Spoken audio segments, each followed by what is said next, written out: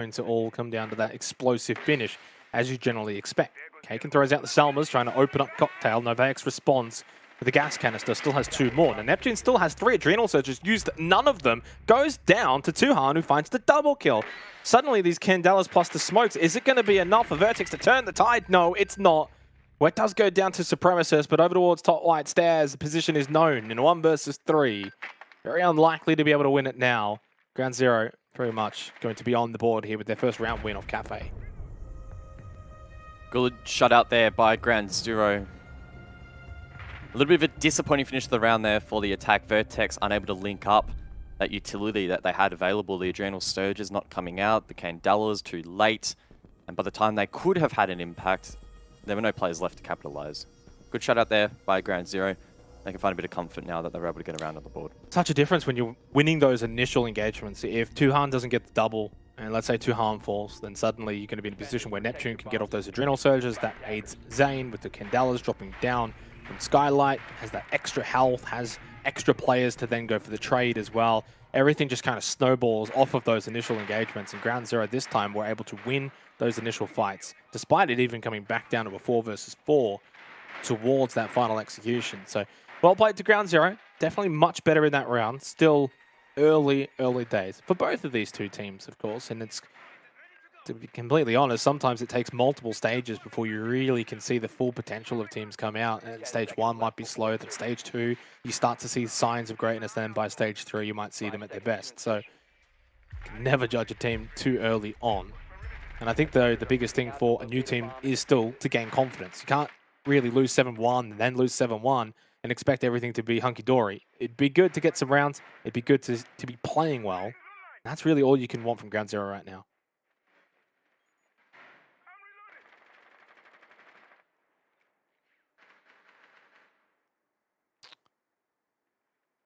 Go back downstairs. Reading a library. Yet to see this objective played as of yet. So no real expectations or precedents heading into this round. Don't mind this from Vertex though, a little bit sneaky over towards Pillar. Neptune thinking about maybe There's a rush, by the way. It could well work. 1 player on site. Ground Zero is still completing their setup. They overwhelm it effectively. It could work. Do have the Warden in play, though, to counter out Zane. But you're right. This could work simply because with Bar Cocktail being defended above, not that many down below. But of course, that does mean there is going to be some pressure from above as well. Novax gets the entry shot. Goodbye. No Candelas here. Ooh. No Adrenal Surges either. Well, the rush is over. That's probably the round 2 because you put pretty much all your eggs in that basket.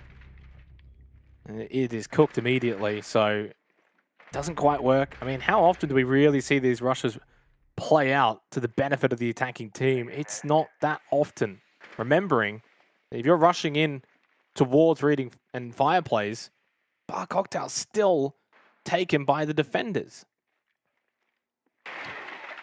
Oh, the Nitro from below. Prez not quite able to capture that sledge. No, I think that was just an EDD. Maybe it was. Actually, it wasn't a Nitro. He still has one in the pocket, so apologies. The explosion radius was huge. I was like, a nuke went off upstairs, but no, yeah, E1D. Half HP to Jay Kenner. Round all but over, you would have to imagine. But Ground Zero are a little bit separated here. Just need to be mindful that they don't feed any ones. Still full control, top white. I think they've still got someone over towards Cocktail as well. Wet, though. This is a big fight. You lose to the player over at Pixel. And then suddenly, White Hallway's available. Oh, he's got coming one. Wow, he's completely pinched. He's got to fall off this. I think you just got to give up this position. 35 seconds left. Keep that man advantage. Oh, he's so brave. He gets the kill onto Kaken, who did probably expect him to fall off. And Wet does not completely fall off. Now it's only Jay Canner. Well played, Wettables. Drops down to Pillar. Isolates one and gets the kill. Low on HP now. Single he breath doesn't of have that diffuser. smoke babe will kill him, and no diffuser in hand. Spotted at 90 hallway as well. So both players from Ground Zero know where he is. And it's Wet to round out the round. Yeah, really well played from Wet. I think you can commend the effort. It is one of those moments where if he makes that play, but he doesn't get the elimination and he dies there, you're like, why did you not just fall off? Why did you not just fall back? Play time. You've got the numbers advantage. You do not need to make the hero play. Obviously, when you hit the shot, and it all works out, then it's like, job done, you know, you're amazing. Ultimately, the damage was done and inflicted at the very beginning of the round. The rush attempt with the Ying, the Finka, falling short immediately. But full credit to Ground Zero. They bring it back to 2-2. Nice little game here on Cafe. Yeah, and showing some good signs there of not playing shy and passive, which Vast was mentioning on the desk could be their downfall. That last round, the first 3 picks were all super sharp shoulder picks and quick picks to deny the rush. It was really nice to watch, and it flowed on to the rest of the round where Wet got that fadeaway, and then even the final kill, the aggressive double peak and the 2v1. So just all around, well played by Ground Zero. Definitely some concerns after the first few rounds, but it seems that those have now subsided and they're finding some confidence. Taka repick, Sledge and Jackal come in instead of the Ying. Didn't quite remember which Akena was originally going to play, but this does suggest it will be more of a top-down clear and then vert control above over towards Dining and Train from Vertex, which would also mean they're slowing it down a little bit and less of that rush game that we saw in the last round. He could definitely plays more into their play style. Supremacist again with the shot. Oh, big miss. Couldn't quite get rid of the default camera. Then loses that shock drone, fortunately. There's one more. Oh, hello, Brento. Get through to Kaken. He's having a tough time of things here on Cafe. That's an early Nitrocell outside of Bakery. That is not ideal for Vertex. Neptune should be able to retrieve that diffuser, no problems, but you lose your hard breach, your only hard breach. Yeah, getting back in this round now, super tough for Vertex. Don't even know what the play is here in terms of what rotation would serve them best. Probably need to try and find picks, and there's one from Supremacist once more over towards this bus window. Great opening kill onto Tuhan, playing behind that whiskey bar. And that's the sort of flow-on effect now that Vertex need to capitalize on. Try and keep isolating ones and find picks so that when you need to enter sight, your lack of hard breach doesn't cost you. You almost need to hunt them down at this point and yeah, force those ones and really clear out, get a strong man advantage so you can then funnel on. To be fair, what? Neptune's inside. So this is a little bit surprising. We both got caught off guard here, and he actually finds an easy kill onto President as well. This is a little bit of a capitulation from Ground Zero, despite getting that opening kill and that being on the hard breacher. They've just let them walk in onto site. Claymore down, but Wedables gets one back onto Jay Kenner. Gas Babes go out from Novax, but it is Zane who's going to get this diffuser down. Supremacist really needing to stay alive because he is the form player at the moment for Vertex. Diffuser down in the 3 versus 3. Retake needed now from Ground Zero. Inside a freezer, headshot, easy one for Neptune. Another one on site, gets pinged down. Oh, that was clean from Neptune. Did have the ping, did have the call out, but still a nutty little shot. Nicely done from Vertex. Did not panic despite losing the hard breacher, but Ground Zero, some questionable defending. Yeah, it's Neptune's world, and Ground Zero were living in it in that previous round. Great start by Supremacist to get that trade back. That was a really opportunistic play there to get that kill. And I think that then opened up the round quite a bit. He was able to push down that red hallway. Meanwhile, Neptune was inside doing damage. And once they got that diffuser down, pretty simple post play. Some sharp shots, of course, again from Neptune. But Ground Zero, it's obviously a little bit hard for us to say from what we're seeing.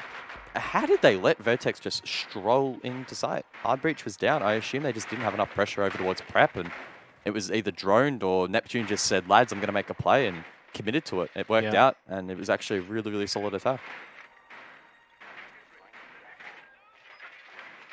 Well, now an opportunity for Vertex to get a 4-2 attacking half on Cafe, which would actually replicate what they achieved back on Playday 1 against Onami.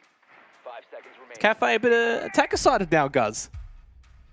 Wasn't it trending towards attacker side anyway? If it was trending that way, it has completed that trend, and it is now attacker-sided. Because you think back to Playday 1, and as I mentioned in the pre-match discussion, 4-2 in favor of the attacker, and then in the second half, 3-3. So attacker Cafe on the cards here.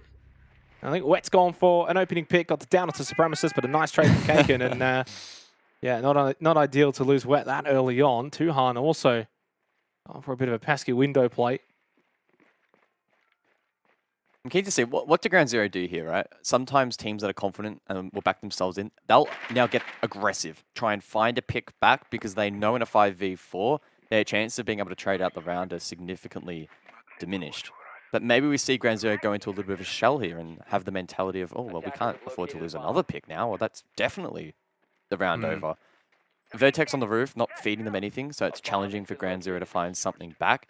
And that's well played by the attack. They're going to take that little advantage that they gained early in this round, and they'll pry it open later when it actually matters. I don't mind them going for the opening pick, though, because on Bar Cocktail, when you're defending, you are very much sat back, holding angles. You're not really going to be in a position where you can go for much flank opportunities most of the time. The attackers are going to be on the roof. Then when they do get top red control, then they're not really in a position where they're going to get swung on. Somehow Jay Kenner finds a kill onto Noveix. That was through White Stairs' window. I think he was on the AC boost and he found the angle, maybe? Not quite sure. This round's falling apart, though. That's the smoke gone, and suddenly two-player advantage now for Vertex. As I said before, at this point, 5v3 round unofficially over unless Ground Zero can find something in return. Tuhan at Pixel. It's one but not the second. Neptune 7-2, so sharp in this match thus far. Now President needs to lean into these mirror windows alongside Bruno to try and hold back another 60 seconds of this attack. There's still 3 smokes to be thrown out and the Candelas, so not a lot of vision going to be available for Ground Zero. Neptune now free range to just walk straight up White Corridor, get the easy swing on the President in the back. It's a 4-2 attacking half to Vertex, looking very good here on Cafe. A solid first half. If it does end up trending towards the attack, however, then 4-2 is par of the course. I will say I think Vertex probably had their opponents numbered in that first half. A little bit cleaner across the board, and Ground Zero, particularly in the early phase of a couple of those rounds, struggling. But we could see that flip now. Dynamic, when we head into the second half of any game, can significantly shift. And it's already going to be a change up from what we saw in the first half. Upstairs, we played first here by the defense, and we'll have to see what... Oh, sorry, Reading's going to be played first here by the defense, and we'll have to see how Vertex can set up and play this out. They're bringing the castle, so we're going to see a bit more castle in play now. Thunderbird as well being leaned into. So I'm expecting Vertex to try and continue to play quite aggressive and confident here.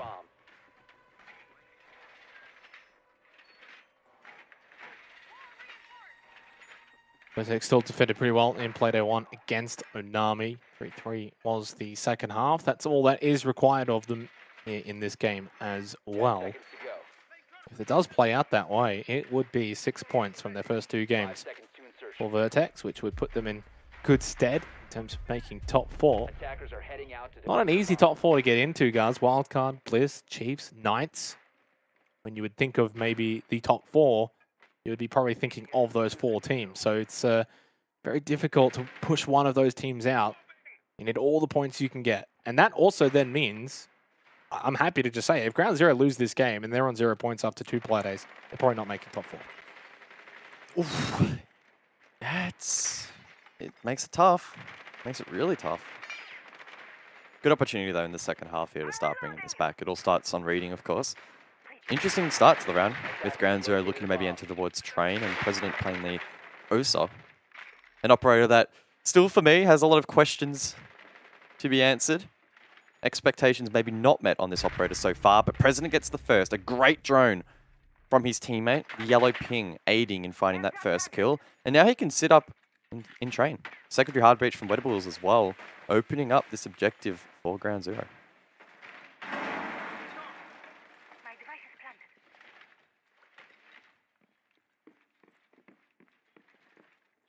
To be fair, we did see inside of that first half, Ground Zero get opening kills a couple of times and just weren't able to fully capitalize. Oh, Tuhan's got multiple players in his sight lines. Got one, could have honestly got 2. Kaken got one back as well, so keeps it at just the 1 player advantage for Ground Zero. Knows there's a player top White Stairs who's gone back over to Cocktail. Tuhan, of course, has bot White secured.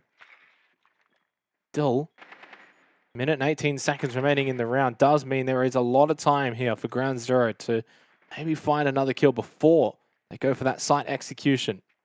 Well, they tried to get it down over towards Dining behind the Vulcan shield, but President got blown up by a C4 as we were watching Tuhan, and Wedables unable to recollect that and really do much damage. Now it's a 3 versus 3. Tuhan progresses to taken down, unfortunately for him, by Neptune. Wedables pushes deep and finds that kill back. It's a trade. Now Supremacist, isolated over towards White, needs to try and win out the 1 versus 2. Wedables will commit to the plant. Noveix low on HP. Supreme through the wall might be able to find the kill. He does. That's the plant denied, the diffuser on the ground, and Novaic, so low on HP, has 40 seconds to try and bring it back. I mean, even just getting it into this 1 versus 1 position. Massive for Vertex, because this round looked like it was going to be a round that Ground Zero should be able to win. Supremacist 7-3-2. Oh! But it's Novaic who puts him into the grave. That got Cuz excited. Jeez. Not a whole lot to it in the end. A simple peek through the door, but a shot nonetheless. Ground Zero get the opening round of the second half. Just keep themselves in good stead. This was the moment I thought Tuhan was going to get a double. Only got the 1. Could have come back to bite them in the round, but didn't, fortunately, for Ground Zero. They make it 4-3. I thought Supreme had it here at the end, but Novaic holding that tight swing, able to get the pick, even though he was one shot. Bit of a clutch up there for them. Didn't look great for Ground Zero, particularly after the first plant denial, but I think with Tuhan having a bit of pressure over towards White, he was able to keep his team in it for a little bit longer. And even though the trades through the mid-portion of the round were a little bit scrappy, and it was a 1v2, ultimately in the end, they were still able to get it across the line relatively cleanly. We head back above, upstairs now. Vertex looking for a response. They've looked good so far in this game so far, but maybe looking back, a 4-2 lead after the attacking half could not be enough. It's obviously very tricky to get any more than that on most maps, but Ground Zero looking pretty solid here, at least after that first round.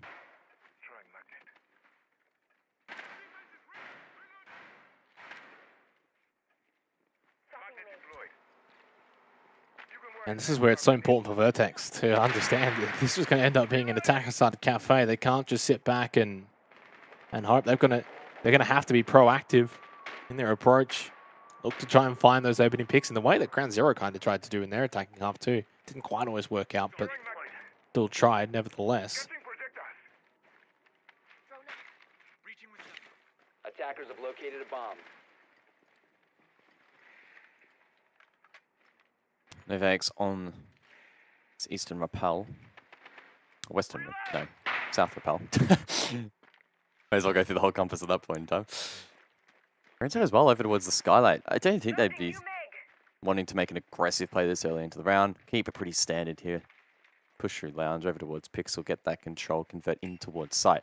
Interestingly enough, Vertex are not leaning into the mirror. It was banned out in their Playday 1 duel, and maybe they've continued that across here into Playdate number 2.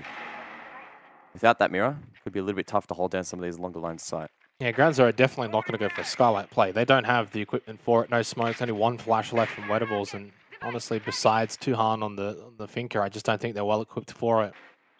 Definitely more of a sweep clear kind of approach, open up sight lines, and then get the job done on site. Yeah, they drop down top red now, and they'll probably get a bit of a presence just on that second floor as well. Neptune 10-3-3. Having a fantastic game here for Vertex. And Wet's just been taken down. Zane's found an angle. Now, immediately brought back up. The Adrenal Surge from Tuhan does get used to bring Wet back up. All is well. Still low on health and gets rid of President.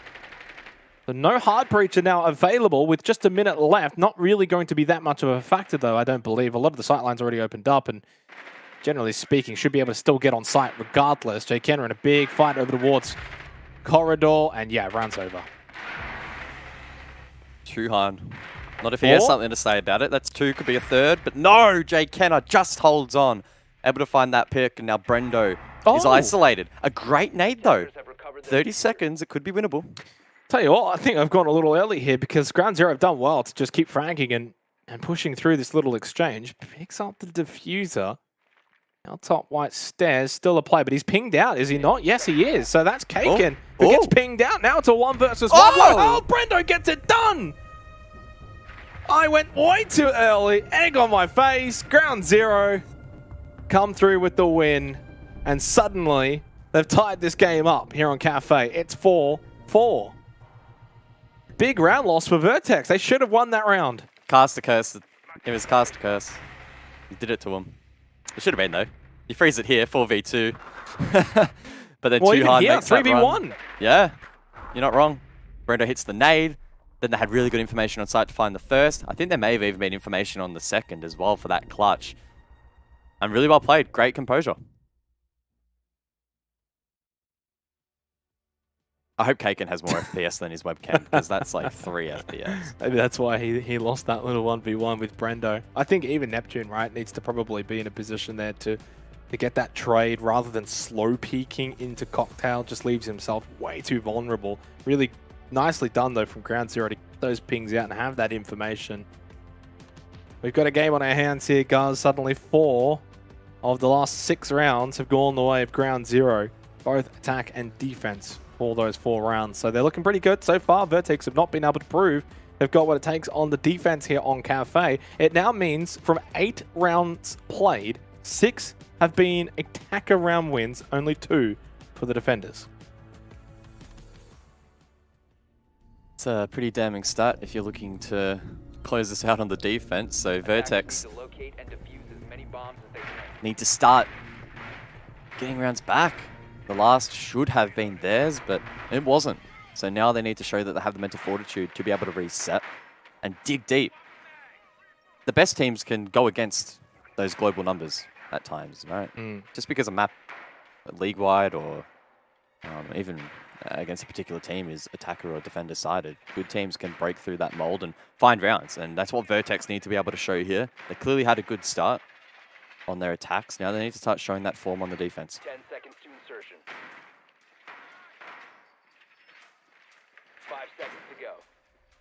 Well, it was at this point in the first half that we saw Ground Zero down 2-0, and then they won 2 defensive rounds. We're going to need to see something similar from Vertex. We've been singing their praises, especially at the close of that first half, and admittedly, of course, we didn't discredit the fact that this may end up being attacker-sided, and it has played out that way. They should have still probably won that 8th round. We'd be looking at 5-3. They'd be heading to Reading Fireplace again, and you'd be thinking, okay, they should be able to get the job done, but Ground Zero are not going to go down without a fight.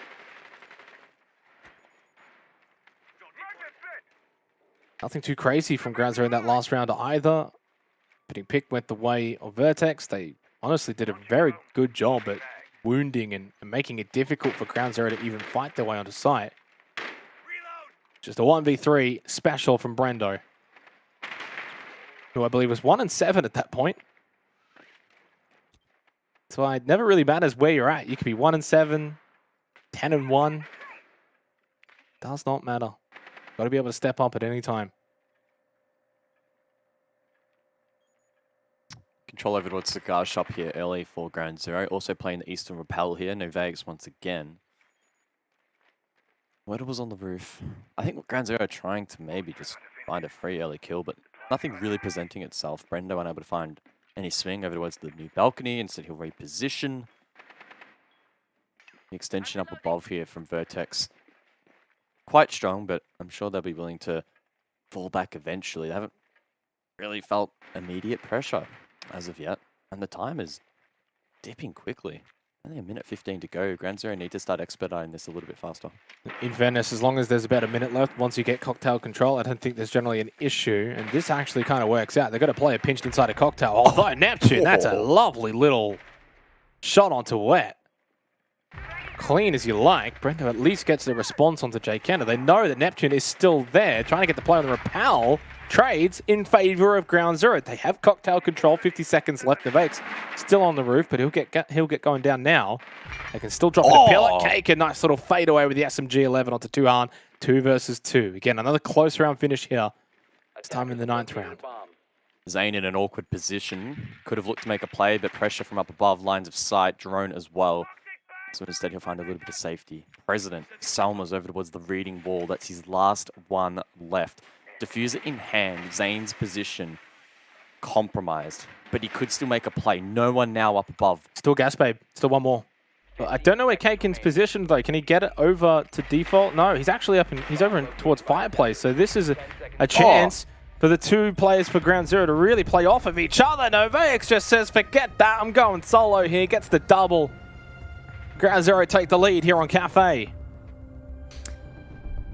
Yeah, the smoke canister placement there may be costing the defense the round. It's always hard to say. Sometimes the visibility both ways can be a little bit strange. But I don't think that was ever a realistic entry or plant point there for the attack. It was always going to be default, right? Maybe there was a world in which they could have tried to pull something off, but either way, Zane's position was key, and that smoke making it quite difficult for him, I think, to see that player over towards pillar, and he lost that engagement from that point of view. From that point onwards, Kaken, long way away, SMG in hand, one shot. He wasn't going to win that. So once again, well done by Ground Zero. Concerning at the moment for Vertex, they've still not elected to even attempt kitchen cooking, which was, although, in fairness, won by the attackers entirely in that first half. They're not even trying yet. So far, have not been able to find success on raiding Fireplace or Bar Cocktail. Almost found success on Bar Cocktail in the 8th round, and technically almost found success in the 9th round. I mean, technically, the last 2 rounds have come down to a 3v1 win for Ground Zero, where they were the 1, and then a 2v2 close round. I mean, you're looking at a game that, quite honestly, the last 2 rounds could have gone the way of Vertex completely, and you wouldn't have been saying, oh, that should have gone the way of Ground Zero. If anything, 8th definitely should have gone the way of Vertex, and the 9th one was a 50-50. So Ground Zero just winning those mini battles at the moment more than Vertex are. Yeah, just edging out, especially in the late round. I think the early to mid, for the most part, it's actually been quite even. I mean, so then in the last round, a lot of heavy trades over towards that cocktail position. Ground Zero ultimately did just edge out. Maybe that was what helped them in getting a little bit more heading into that late round. Either way, though, Vertex need to find something. Penultimate match point for Ground Zero. If they win this next round, it will be at least their first points of the stage thus far. Bomb has been located.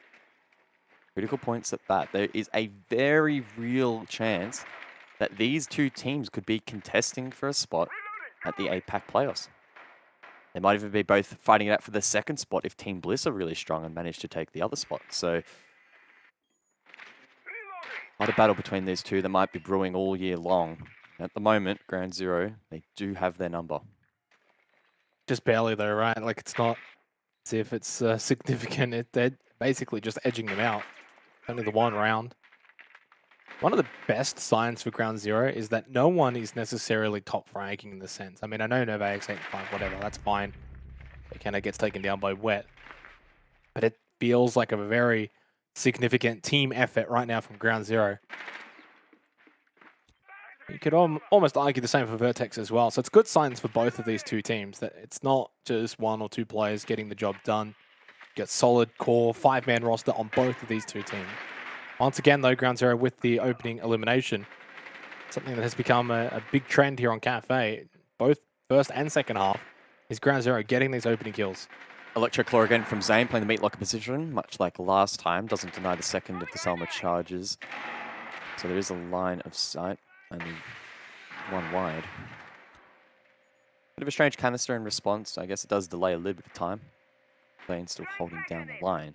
45 seconds on the board. Ground Zero with the man advantage. Stacked in towards shop. Trying to maybe get control of lounge. Probably need to see a player or two send it down that white corridor and apply a bit of pressure on the backline. 30 seconds remaining in the round, though, and suddenly this might be a chance for Vertex to get back into it because there's just not that much time. They don't have the numbers, though, but Ground Zero, President, if you can get that diffuse down, that's probably the round over. Does get it. Not only that, but they're getting the kills, too. Neptune just stuck over towards Bar. Couldn't find anything from that little angle. K can go on, and so did Neptune before he fell, but it is Ground Zero in the kill feed everywhere. Suddenly, they are looking like the team that's hard to beat here on Cafe, and question marks are going to be asked of Vertex. It's match point for Ground Zero.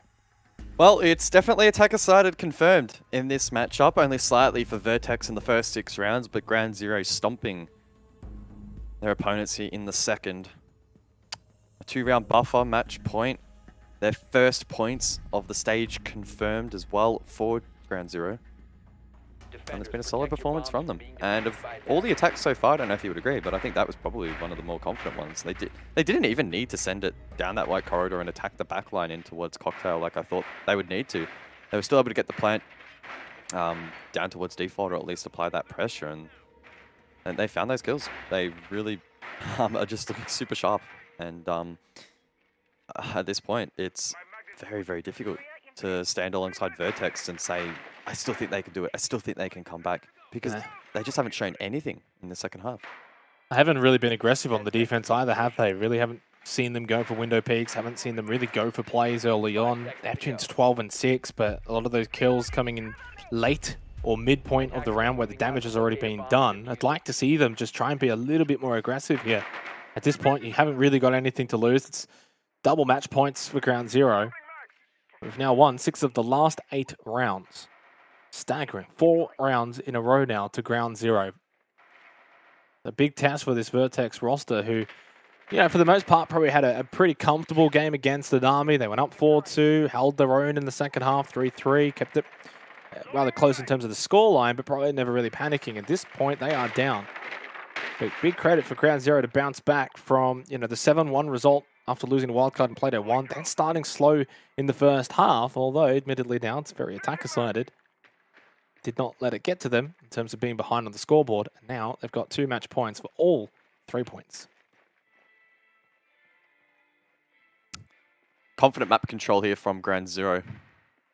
Vertex haven't really been leaking too many picks in the early round, so we could give them credit for that. But maybe we need to see a little bit more aggression to try and force more gunfights and try to have an advantage themselves. Because entering most of these late rounds, it has been Ground Zero with a man advantage, utility advantage as well. And so trading out picks is significantly easier, and that is translating to round wins and that current margin we are seeing now. And as I say, that second floor now secured by Ground Zero. Air jabs will be used to lock down these rotations. So Vertex are really backing themselves in to be able to play on the site itself. But once Wettables gets in up above on that buck, going to be really, really tough. Yeah, very defensive setup.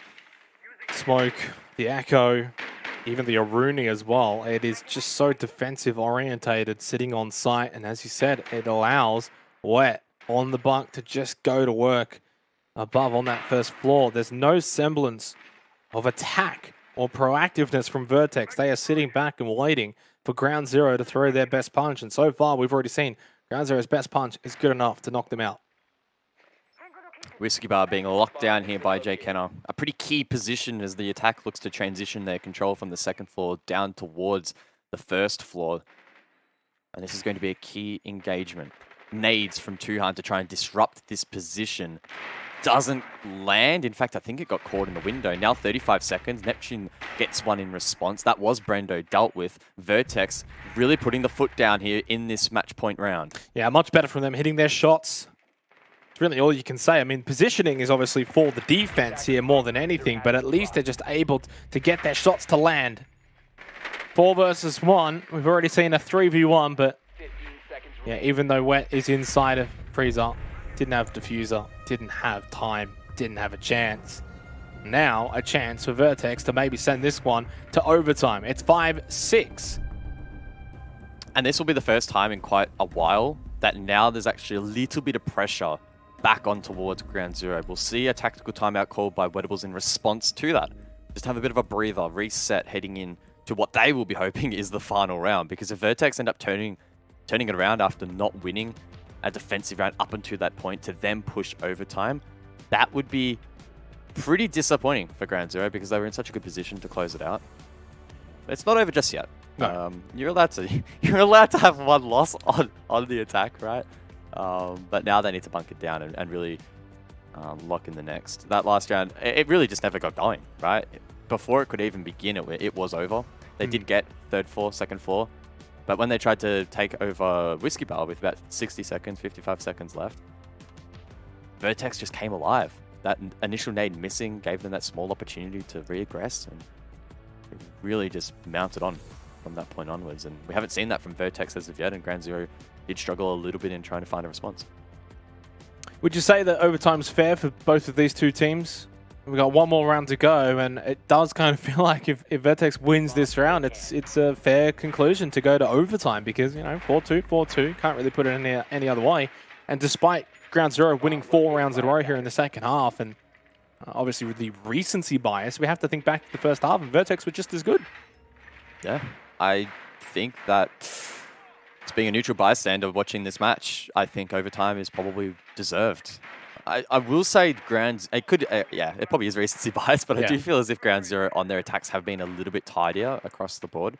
But you can contradict that and you could argue against that by saying that there were quite a few 50-50 rounds, and in fact a couple of rounds where Vertex actually had the advantage and threw it away. So I think ultimately overtime would be fair. Attackers are heading out. And like I said earlier, maybe this is a serious rivalry that's going to brew throughout the year as both of these teams try and duke it out for an Apex South spot. It does kind of feel like there's starting to become a bit of an emphasis on Neptune to find some kills. 13-7, a big factor in terms of winning some of these rounds for Vertex, not just in the second half, but also to start with in the first half. Back on the attack. As for ground zero, oh, this is just poorly timed. Just a fraction too late from Supreme. The Nitro, if he had have deployed it a little bit faster, could have found the opening pick, but not meant to be, and that's one less Nitro for the late round. Bit of a loss there in the util department for sure. They still have one more Nitro cell through Zane. Grenades as well for Jay Kenner on the Wamai. They are playing into the mirror as well. You mentioned before that Vertex, of course, it was banned out last week and had the opportunity in the second half to use it. Haven't really been using it as much, but now, and on the light, do bring the mirror out.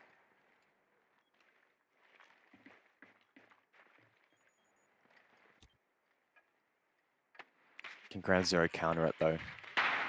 They themselves to the 3 nades available. Only a single hard breach, so President under a little bit of pressure here to ensure that a couple of lines of sight at least can be created from Look how lounge far back they're playing though, guys. Located. No pressure over towards washrooms and Pixel. That said, last time Ground Zero didn't abuse that, right? They just pushed straight in towards side. I don't think there was much pressure over towards White Corridor at all. So maybe Vertex not wanting really to expend a player over there, instead have Jay Kenner down below probing, maybe threaten a flank or even have play a bit of vert. Still has an impact in hand. I guess Jay Kenner can push back up White Stairs and play that corridor position, which essentially in turn also kind of plays that Pixel position too. 60 seconds remaining in the round. Sightlines beginning to be opened up now with the Selmas. Still 3 Adrenal Surges available for 2 arm for that initial plant rush in. No smokes for Ground Zero, but they do have 3 flashes through wet. Throws 1 out. And a second one, and the third one. So That's a kill. Well, Yep. it is. It's a double kill, in fact. Goodbye to Zane and Supremacist, and Vertex's defense has just been sliced open. 3 points up for grabs now for Ground Zero with a 2-player advantage. Neptune is down as well, so it's only Jay Kenner and Kaken. 20 seconds. Kaken needs to desperately find something. Jay Kenner's still down below, manages to find one, but he'll be called out, and that retake will be tough. Plant going down though from President, and Tuhan now secures White Corridor as well. Getting rid of Kaken. Neptune's still down on the ground, and it's only Jay Kenner back on second floor. Nice nade, but the diffuser's down. Only 40 seconds left in the 1 versus 4. Ground Zero had put in the work.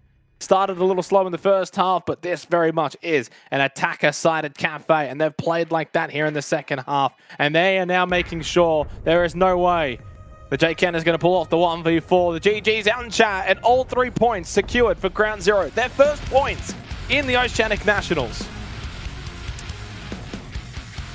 Ground Zero would have been very disappointed after the first play day, but they show up big here in the second. They had to fight it out, especially in the first half, to stay within arm's reach, but they really did close it out nicely in the second, only dropping 1 round on the attack.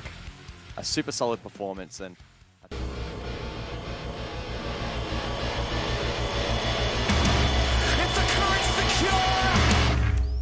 Light me up.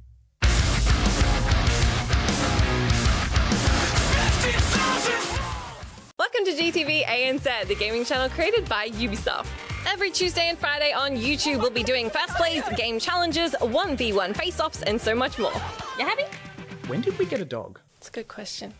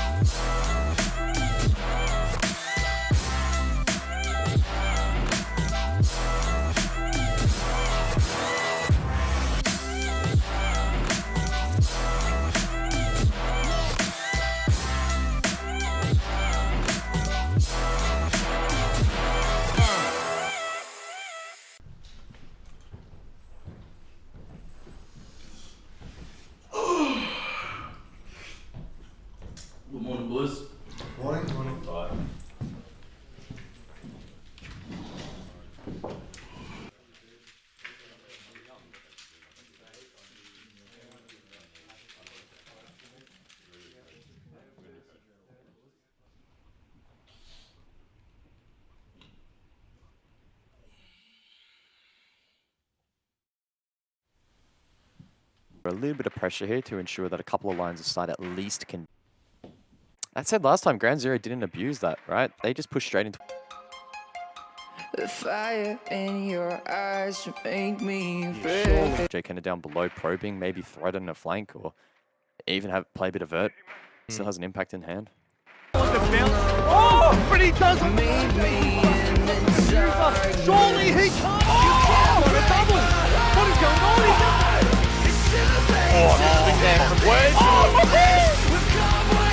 The bank zone. 1 versus 3. Now 1 versus 2. Can you make it a 1 versus 1? The 51. Look at those. Champions. He never counts them out. Both players are going to swing it right now. What have they done? They just didn't work.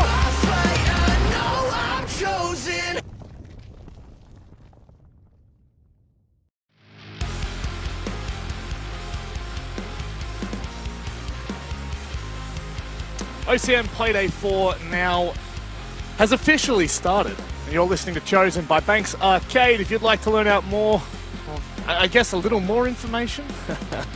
Oh, jeez, I'm rusty on this. Exclamation mark Chosen in the Twitch chat. Of course, they're streaming across all services now. By the way, Dev every single time sings that song. And of course, speaking of Dev, wonderful to see you, mate. How you doing? Good, yeah, it's my fight. I know I'm chosen.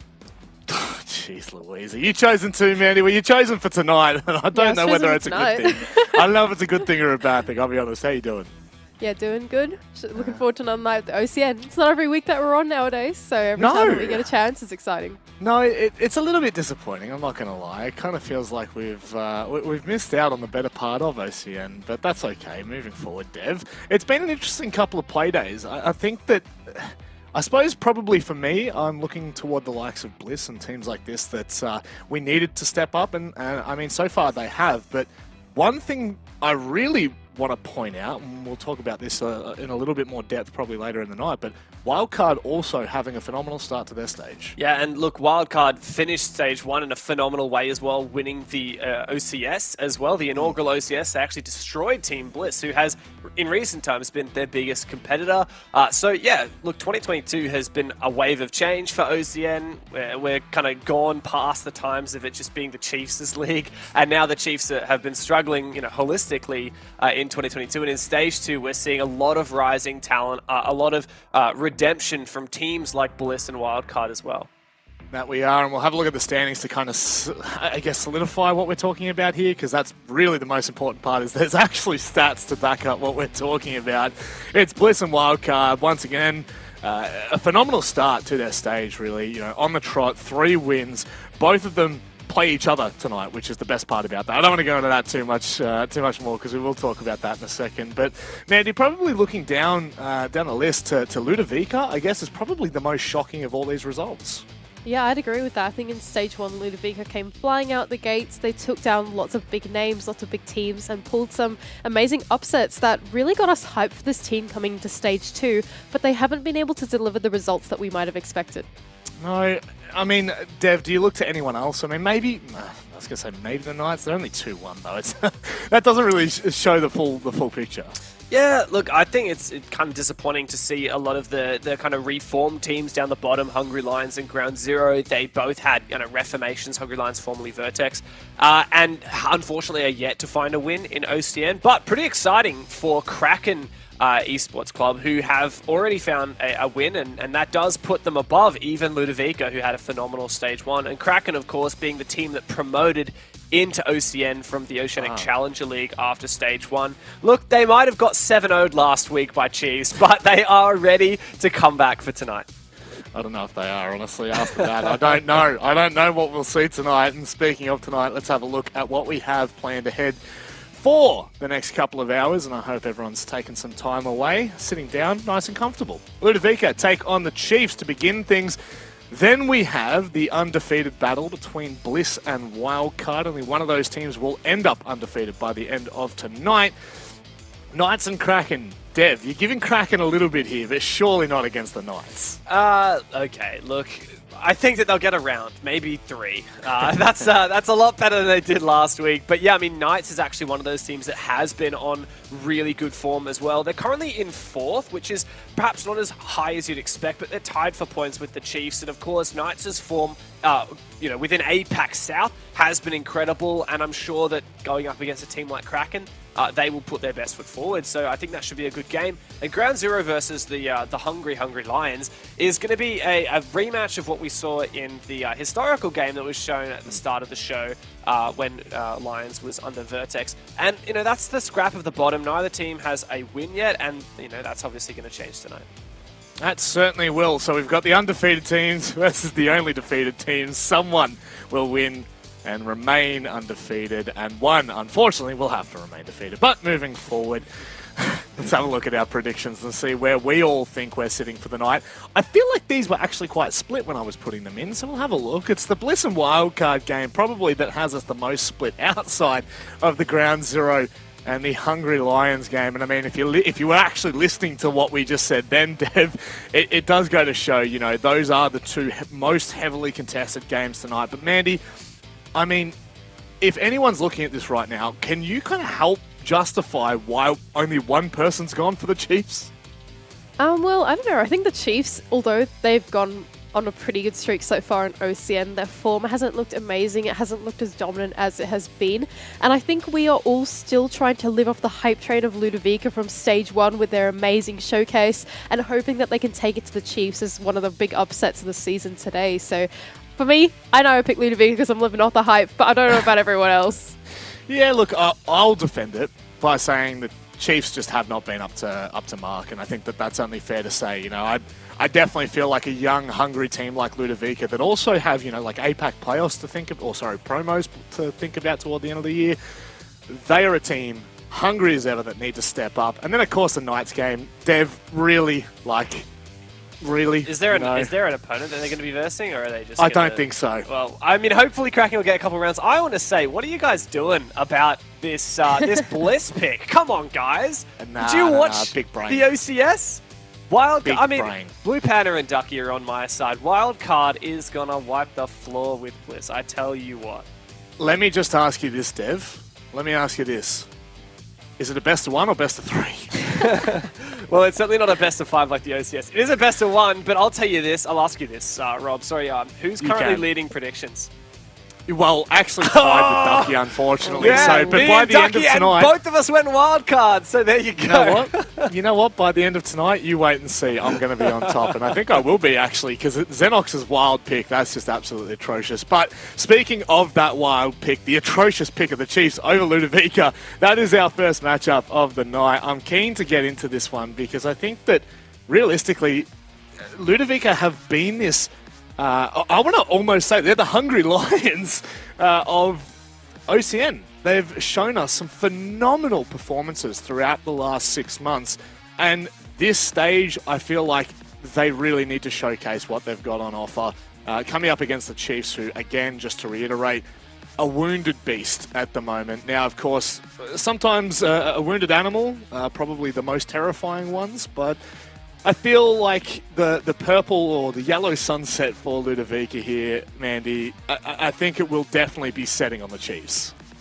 Yeah, I'd agree with that. I think Ludovica, they have a lot to play for here, right? Bliss have already taken up one of the APAC South relegation spots, but Ludovica are that other team that might be contending for an opportunity to try and promote into the next league above, right? And so taking down the Chiefs in their weakened state like this is going to add to that progression so much. And so there's a lot of eyes turned to them today to try and pull that performance out of the bag and see if they can take down the Chiefs.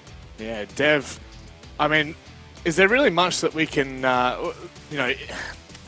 is there much behind this game that you wouldn't back Ludovica in for? You know what I mean? Like, is there any kind of doubt for you? Oh, I mean, this team has made a name for themselves. In fact, Ludovica is a girl's name? Of Italian origin, meaning famous in war, and they have carved their name into the annals of OCN in Stage 1. They had an unreal performance, even in Stage 3 last year, back when they were overt.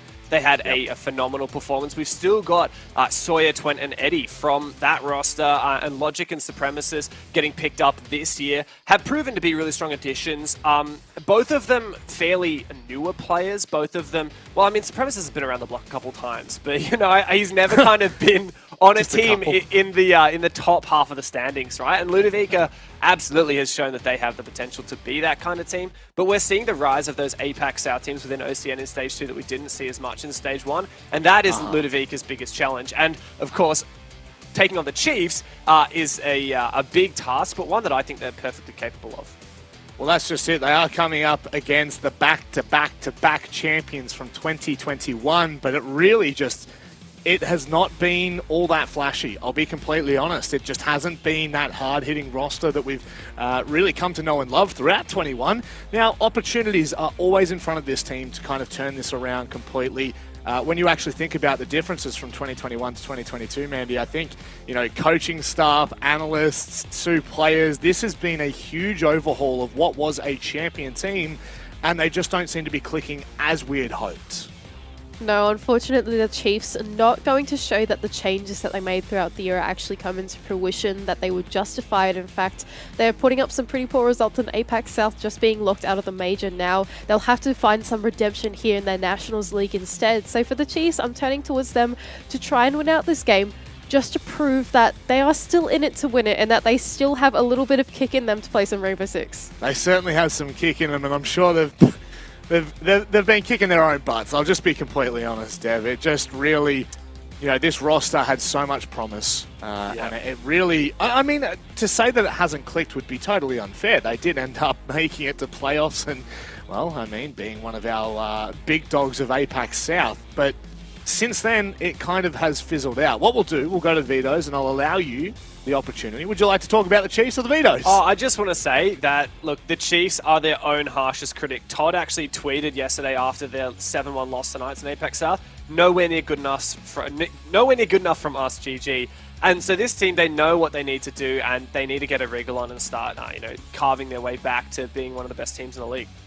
Certainly do, and maybe Clubhouse is where they do it. As mentioned last night, Mandy, well, I guess Thursday night I got to make sure that we classify that. It was Dubhouse for the Chiefs for March of 21, and then things started to not look all that great. How are you feeling with this roster coming back to Clubhouse? I don't mind this from Ludovica, actually, because Ludovica will have just watched the Chiefs play Clubhouse yesterday. They would have seen the form that the Chiefs are on it, and I assume from Ludovica's perspective, they go, okay, we can take on that. That is something that's manageable currently for our team. So rather than going to something unknown like Skyscraper, which is the last map that was left in, which is also a strong map for the Chiefs, by the way, they've decided to go to Clubhouse instead because at least it's a known territory for them. So for me, although the last two maps are both strong for the Chiefs, I don't mind this choice from Ludovica. I think this is the most calculated one. I would actually agree with that, Dev, as we head to Clubhouse. Overall thoughts here, where are we leaning to? I mean, if you're Ludovica, you're pretty happy with the fact that you're playing the map like you guys have been saying constantly. The Chiefs got destroyed by Knights on just on Thursday in APAC South. Looking back at that game, Chiefs won a single attack round out of 6 attempts, and then they just lost 2 defense rounds in a row. They were well and truly shut out. And it's funny because, Chiefs were also getting a lot of opening picks like they usually do. Historically, that's been one of their best things. I love the stat that at the Charlotte Major, right, the best teams in the world, Chiefs had 2 players in the top for opening KD, and here they are with a chance to go hard and redeem themselves. Well, Mandy, thank you very much for joining us on the analyst desk, but we will see you in a hot minute. It's time to get underway with Clubhouse. It's Chiefs taking on Ludovica. And I really do feel like this is Ludovica's chance to come out of the gates swinging. To the ban phase we go. Ludovica starting on the defense. Ludovica also get the first ban. Wonder if they'll take a leaf out of the Knights' book, who, on Thursday banned Finka and Echo against the Chiefs. In fact, they're going to ban up the Hibana.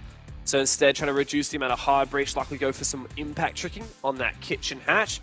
And is the Chiefs going to ban out Thatcher or Maverick? It's actually the Maverick. So that's what they did against Knights. probably going to be a Valkyrie as well. It seems like the Chiefs are kind of just going for a similar game plan, just, change their mentality. Actually, the Azami, right, I don't know if you remember, Rob, but the Knights used Azami amazingly against the Chiefs, and I think Chiefs have really learned that maybe it's actually worth letting the Valk through and just banning the Azami and said, pan it, pan!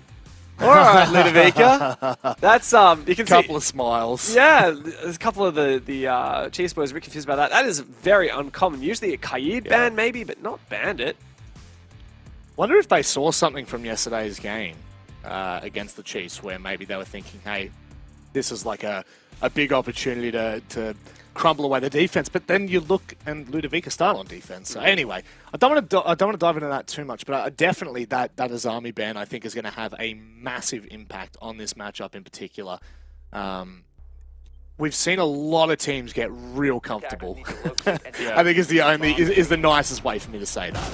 Yeah. Oh, it's true. Look, the Azami has made a bit of a wave coming into the comp pool, and if you play it really well and your opponent doesn't counter it very well, it is one of the most feared operators to go up against. And so good job for Chiefs for banning it. But of course, Azami and Bandit being banned, like neither of those are common bans. It's Valkyrie and Mira who are the most banned operators in this game at this level. And both of them left in means that, Eddie's going to play the Valkyrie, and that's going to enable flanks, for example, from Twent, who's on the Oryx.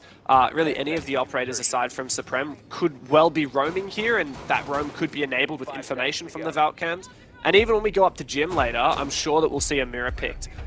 Because Mira is very powerful on that side. But I just will touch on once again, the fact that the Kaid is in and the fact that the Bandit is out, it just puts even more emphasis on Thatcher play. You have to be really, really frugal with your EMPs, making sure that you nail them down and you can get your hard breach sorted. It's so funny thinking about the fact that we're actually seeing Thatcher have any play at all. It's nice, isn't it? We see it banned so often. I have no doubt that... Very quickly before I go on that, I never see it played. Yeah. Even when it's in, I feel like Thatcher is never played. And I think it's purely to the fact that no team is prepared to play with it. So I like that Chiefs have picked it straight off the bat. And I mean, this is probably the best map for Thatcher to be available on. It cuts down all of your workload as an attacker. That's it. And there you go, an EMP goes out, which enables the hard breach on this Jacuzzi wall. The thing, though, that Chiefs need to be cautious of is, as this is a basement defense and they're doing a full map clear, they need to make sure they have enough hard breach utility post-roam to also execute onto the site. But they found themselves a pick in Twent, and that suddenly alleviates a hell of a lot of pressure, as you can see the entire of Ludovica almost falling back to site. It's important that they do so, regardless of whether you lose someone there or not. I really think the basement is such an important site for you to be able to play on a roam. Even if it's just for 30 seconds, even a minute, waste the time of the Chiefs. Ensure that when they get into the actual building itself, they're spending the bulk of it dealing with whatever may have been in front of them, whether it be utility or the roam. So happy to see that for Ludovica now. They have fallen back. Obviously, man down with Logic quite low. It's not the greatest win for them, but with 1:10 left, Chiefs still have a fair bit that they need to get done. And it looks like that they will be starting straight across on the Church Hatch. Interesting. Supreme wasn't in position to trick the electric wall on this hatch, but it doesn't matter because Chiefs played it really well, timed their MP with the exothermic, so there was no way that was going to be denied. Next, they are going to have to deal with the electric wall on the kitchen hatch. And, I actually don't reckon they'll even go for it. Now, a nade has managed to go out. That was in blue from the stock hatch, and you can see Chiefs here are definitely going to be going down for a Church to execute. They've also taken out a Valkyrie camera in Moto, so Ludovica is under the pump. There goes the last EMP, holding on to 3 of them for when they were needed. And now they can use them to the fullest extent. I think maybe the electric claw was able to be placed just at the right time, but 20 seconds left here. Things slowed down a little bit. Ethan looking to really kickstart. Oh, Eddie! That is what we love to see from Ed. Unfortunately, he's now out of position. Sawyer gets caught trying to swing through the drone. Oh! It's only through the breach itself. Boyd is just too clean. Too clean from the Chiefs. That's a fantastic round to start with, Dev. That was really good from the Chiefs, and you can see the difference when that Azami is banned out. Once they've got their hard breach onto that church wall, there's nowhere for the defenders to sit. That was the big difference. Yesterday, the Knights, when that hard breach went down on the church wall, they still had a lot of positions they could play in blue and in church because of the presence of the Azami and because they managed to hold on to blue. And so Chiefs have learnt a lot from their game on Thursday. You could see really early on, Ethan was nading out the positions in blue. They cleared out those spots. And on top of that, when they got the breach on the church wall, they could easily clear church and go for the execute. Nice attempt there on the flank from Eddie, but it just wasn't quite in. No, it's probably too little too late by that time. So much had been done. And we move forward into this round. I love to see the adaptations from different teams on gym and bedroom. I feel like there are a couple of different ways you can play it, but whether the main one for me is probably the extension into cash. Some teams we see play quite heavy across this side of the map. Some teams we see dabbling a little bit, just buying a little bit of time for themselves and then falling back to construction further than into bedroom. But outside of that, we'll wait and see for Ludovica. Are they going to hold this extension? Are they just playing around with it for a little bit here? Definitely a fair bit of reinforcements have been used across there, but not a lot of utility, so it's probably indicating just a little cheeky, hey, how you going, and back away. Yeah, I'm a little disappointed to see the lack of mirror from Ludovica. Look, I'm not saying that mirror is the best here, but mirror is very powerful. There are a lot of ways to counter it from the Chiefs, vertical nades. He's just barricading the stuff off, man. Leave him alone. But I think that, you could probably use the mirrors pretty effectively, like just delay time, have that last line of defense. What's the time? Does he get it? Wow, I'm almost That was certain. so close. I don't know how that didn't happen, dude. I was 100% sure he'd thrown that at the right point. Wow. Yeah, so the thing with... That's unlucky. The thing is here, like, when you're using Thermite and Thatcher against the Kaid, like, the Thermite and Thatcher, if they time it right, there's nothing the Kaid can do. Because the Thermite detonates faster than Hibana, for example, which you can trick with Kaid. And that is why Ludovica banned Bandit. Because Bandit is... You can deploy that so fast that you can just trick Thermite charges and there's nothing the attack can do unless if they have another way to counter it. Which is funny because they're starting out on defense. So clearly they think that Chiefs have... Yeah, they're future-proofing the game. And as we said, there was a little bit of utility across toward cash, but nothing dramatic that the Chiefs can't deal with as they make their way in. And the fact that there's no presence at all from Ludovica extending across toward CCTV just makes their job a hell of a lot easier. See what they're looking for here. Nade goes in. Ethan finds the first pick. Once again, Chiefs finding the first opening picks and making a lot of work with these nades. The nade game may well just set the Chiefs up round and round again. That was really, really good from Ethan, making full use of both of his grenades, now bouncing. Oh, God. And, I mean, it's all over, really. Sawyer doesn't even secure his kill, and that gives the Chiefs a flawless attack round. Rob, if you compare to how the Chiefs played against the Knights, they only won a single attack out of 6 tries. Now they are 2 for 2. I always find it super interesting, especially with APAC South teams, about the approach that they bring into OCN. We've had some teams in the past go, all about... Hang on. Oh my God, that's like 0.2 of a second, I reckon. That's harsh. Yeah, like when I look at stuff like this, I really look to the Chiefs and their attitude around OCN. Obviously, 2021, there was a big emphasis there. They won 3 back-to-back titles. And I was a little bit worried for today because Ludovica are a hungry young roster, and this is an excellent opportunity to be able to take 3 points away from the top dog of OCN. However, they've very clearly gone away and worked on whatever their flaws were last night, and I'm not going to try and analyze them from their match, but I do think that there were many occasions where we saw the Chiefs falter. Clearly, they've taken a very serious approach into this game, and Ludovica are not being given an inch so far. This is where it needs to change. Well, Ludovica also aren't sticking to their guns. They've changed the bomb site every single time, which is many people regard as the right thing to do. I think I'm probably in the less popular camp, where I actually often think repeating bomb sites can be really strong if you can identify what you need to change. But maybe that's just really hard to do on the fly, because to be fair to Chiefs, like, they're playing really, really well now. Compare this to how they played against Knights, and it's made easier by the fact that there's no Azami, but everything else, like their roam clears are perfect, like they're grenading out these positions, that they're not leaving any room for error in their hard breach game. And it means that Ludovica really has to start doing something to throw a spanner in the works. They have to start getting aggressive. And the thing is, for any young roster, this is probably one of the biggest opportunities to do so. You started off first 2 rounds, they're not great. There's no way of putting it. They're just not fantastic whatsoever. This is your chance to change your own kind of storyline and ensure that moving forward, there's no question. But it has to come with this first pick. Ideally, Ludovica will be able to find the opening kill and send Chiefs packing, at the very least for the first initial contact. It looks like Ed's going to be the first one as well. Boydie, nice nade again. My God, these are phenomenal. If only it was cooked for a second longer. Oh, no. Ed swings Oh, for Ed! a double. Ethan denied entry into server. What a Oh, perfect hang on. start for Ludovica, but like you say, hang on a second, the Chiefs are ready to respond. Worthy's found one.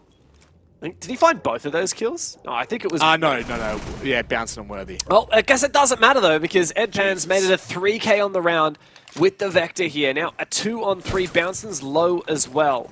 Now, the struggle is here, like, yeah, the Chiefs left, they have their EMP operator, the Thatcher, and they have some hard breach.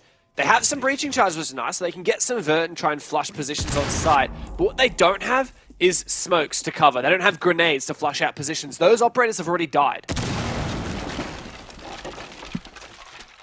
And I just want to say, like, initially from Ludovica, fantastic work. Obviously, it rides on the shoulder of Ed there, being able to find a quick double, but that's the kind of aggression that we're talking about. You don't have to be spawn peeking to be aggressive. You can definitely be looking to play on those advantageous positions. The second that nade comes over from Boydie, Boydie thinks he's all clear, and this is not good. This is not good. This is great positioning from Ludovica. They've set up a really nice crossfire. You can see that. Eddie actually gets 4 kills, and now his position is revealed. Logic has a great position. The pre-fire is enough. Ludovica played that so well. Look at this crossfire between Logic and Edpan. There's no way the Chiefs are getting through that. Not even slightly. That's the round that we're looking for from Ludovica, and it's a really important one of that. There's just... Started here. This. That. Man. I think maybe Ethan's a little bit unfortunate. It's 1-4 that you see quite often, which is like, you know, a delayed buddy system. So Yeah. there's the false hope, the false narrative that you have someone behind you ready to trade. And for Ethan, he's just maybe a second or 2 off there. And I mean, you look at any FPS game in the world and you look at esports in general, when there's a delay of about a second, 2, 3 seconds in between kills, it's generally just because of the spacing between players. And that just allowed Ed to completely reposition there. So, top notch. Yeah, there's a big difference between like playing for refrag and playing just that awkward space where like the person who's just killed your teammate now has enough space to just take a 1v1 against you, and the advantage that you would have by trying to refrag is completely dissipated. Like, you know, they've had time to reposition their crosshair and get back in the spot, and you're just going to lose that. I mean, Edpan is currently the kill leader in the game, actually. He's the 6 kills now, more than anyone else in the server. He's also, in my opinion, one of the best up-and-coming talents that OCN has seen for a very long time. Really underrated, Edpan is. He's a very smart player, and he's just got some insane mechanical skill as well. Speaking of, you know, like one of the best players, how about one of the best bands that you've ever heard of, Kev? Banks Arcade. We love them. Their new album, Future Lovers, will now be out on the 29th of July. So only a couple of weeks away now, and it features our title song for OCN, Chosen. Make sure you chuck in the command into Twitch chat. Pre-save the album on streaming services.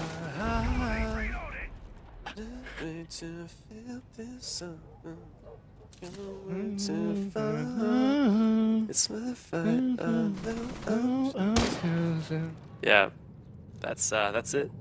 Yeah, we love it. We do love it here. We do love it.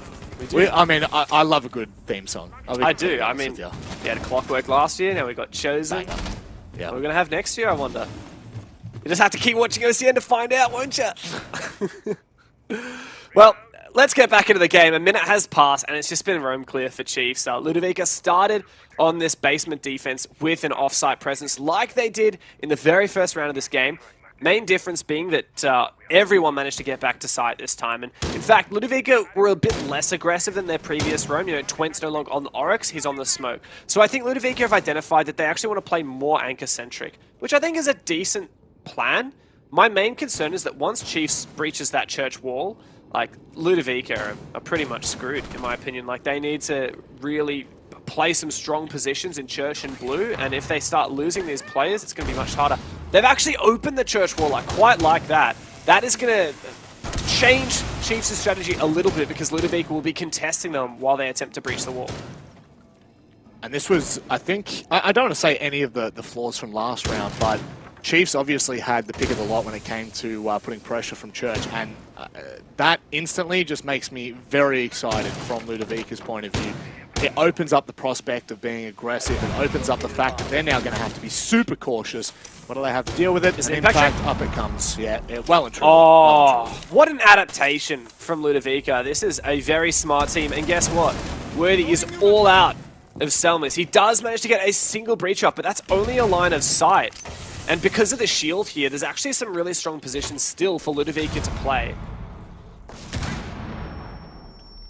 This adaptation from Ludovica has been phenomenal. Wow. Bouncin and Digital both come together for a quick pick. Digital doubles down. Logic now holding from the back of Rax, but it's not going to make a difference. The Chiefs have swarmed the site. Digital leading the charge and now planting. This retake near impossible.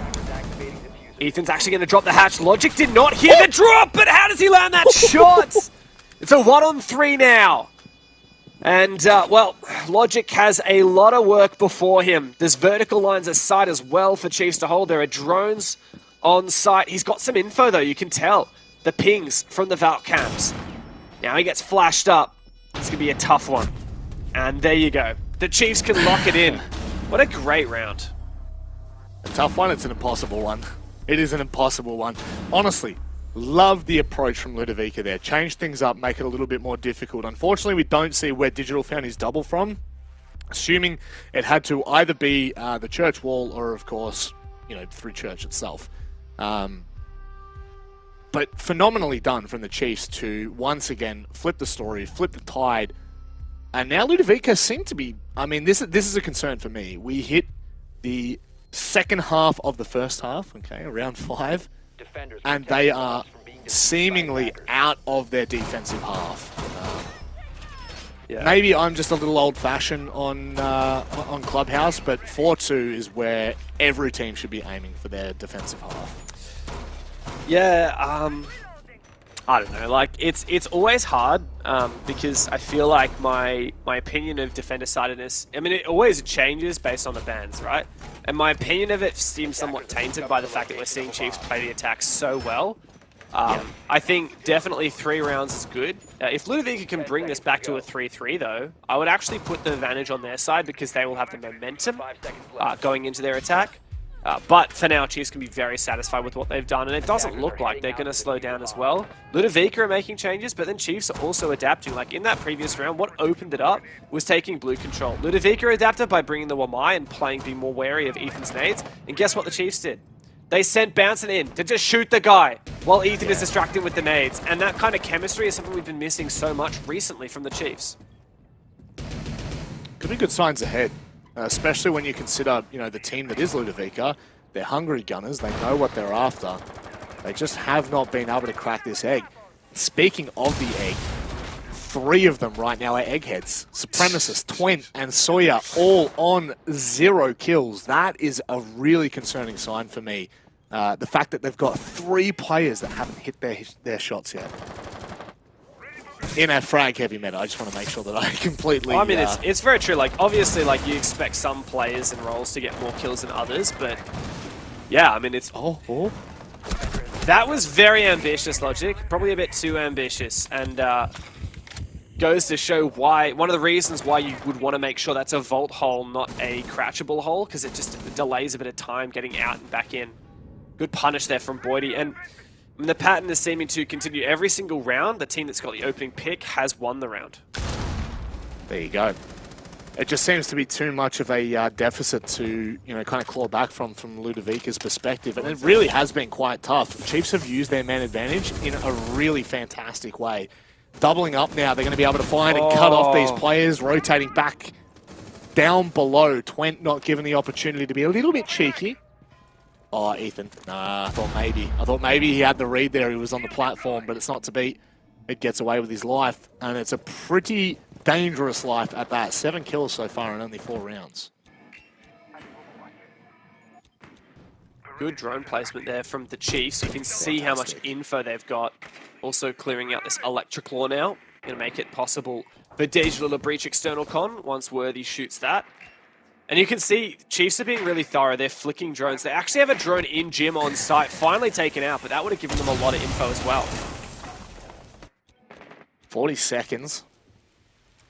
Chiefs are posing themselves perfectly. Look at everything they've got open right now. This is incredibly dangerous from Ludovica. They have no clue where this attack's going to be coming from because it's not one place. But Sawyer stands tall, shuts down Boydie if he can swing and find the second here. Digital nearly goes down, but in fact it's Ethan on the other side of the map. This is now turned on its head. Ludovica have the advantage. Bouncer, though, does find Edpan, a very dangerous man to eliminate. But there's only 2 players left for the Chiefs.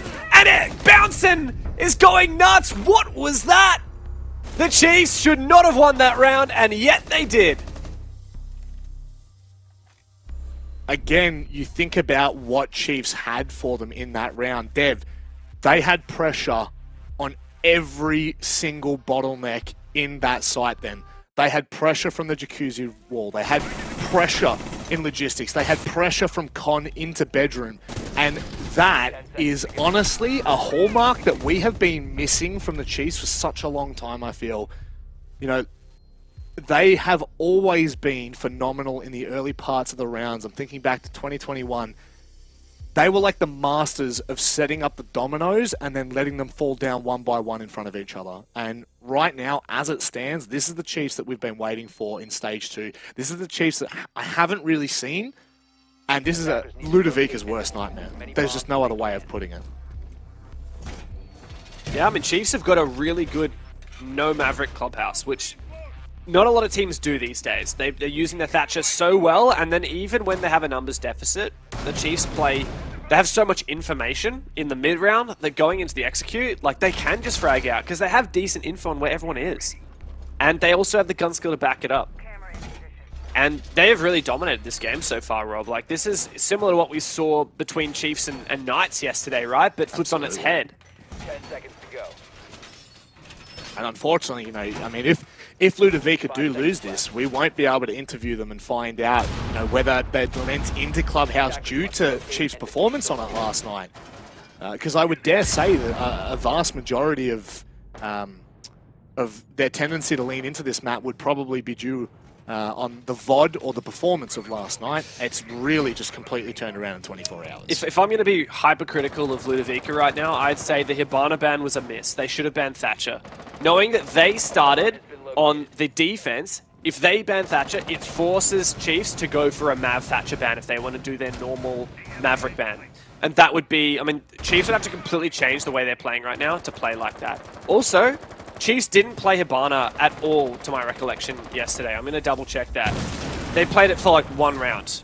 And they like playing Ace and Thermite.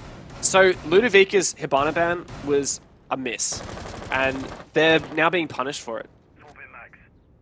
I wonder whether Ludovica just don't play with Bandit and, that potentially could lead to some kind of, throwing a spanner toward the Chiefs, but I do feel like a Bandit ban just wasn't it on the defense either. Yeah, okay, here's Eddie. Oh, I love that, That's Ed. a big I love one. that. It's a really big pick as well because Digital's one of the main droners on this team.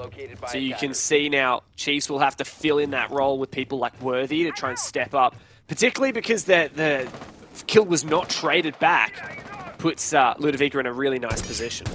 There we go. Nice Never trade mind. for Bouncing. He's been phenomenal, honestly, so far in Clubhouse. He has really led the charge. I mean, obviously in kills, but being able to trade, he's been so efficient and so effective with it.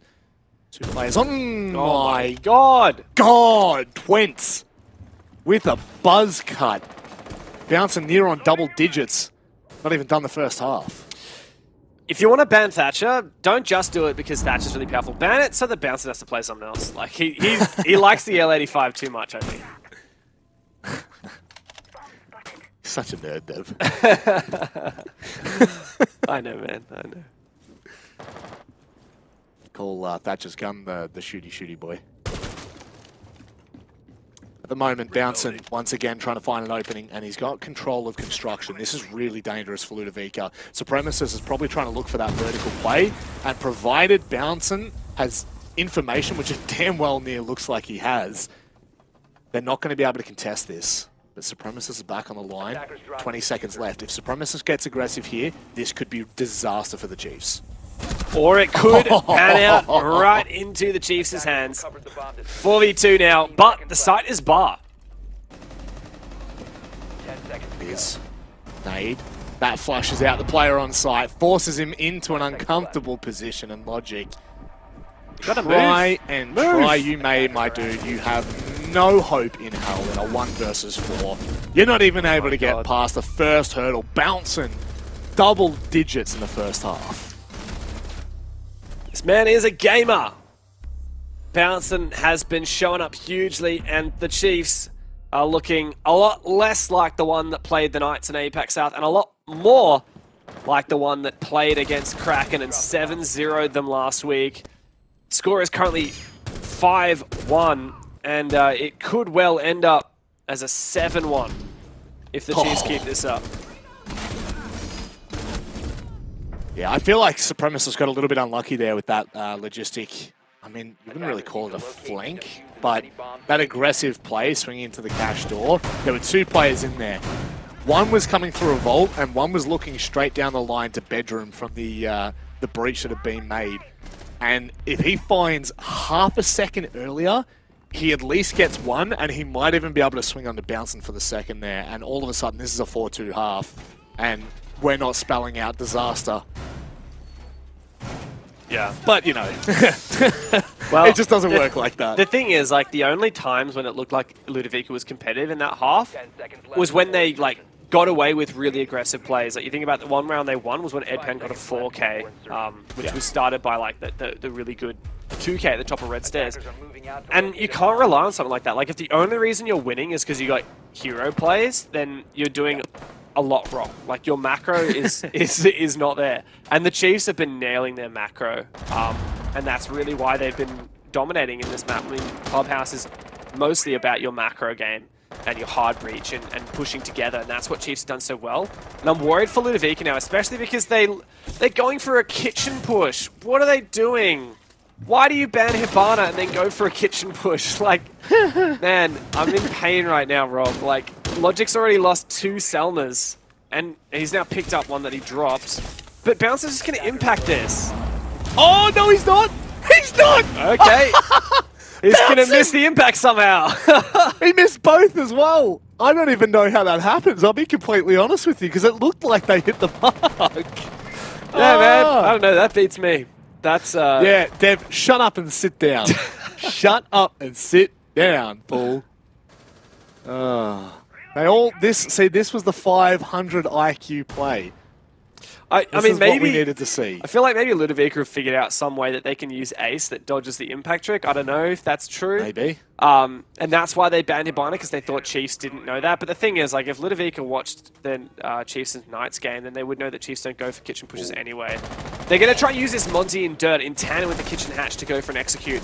It's a daring idea. I kind of hope it works for them. I love it. Chiefs have a lot of different people pretty much droned in on this area. There is a Banshee right outside, but Supremacist has dealt with it. Now Twent can force these players back. Dummies now being held by 2 players, so they've got to be really careful here. Bouncing here in the unload. It's Sawyer who's actually sitting on top of the kit right now, but it's denied by Digital. Oh, phenomenally held by the Chiefs. This is disaster. It truly has been spelt out from round 1, Dev. There is nothing left for them in this game. Looks to be that way. On for the flank, though. Oh, Worthy lands his shot, and now it is going to be a bad time for poor Twent.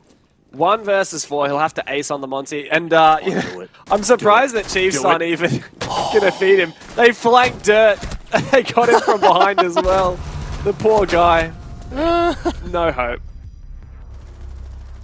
Yeah, this is see, yeah, it's over. It's over. 5 rounds straight on your attack just to go to OT. And look, if we talk about the implications of that, this is a disastrous start for Ludovica. This is like, hang on, here we go.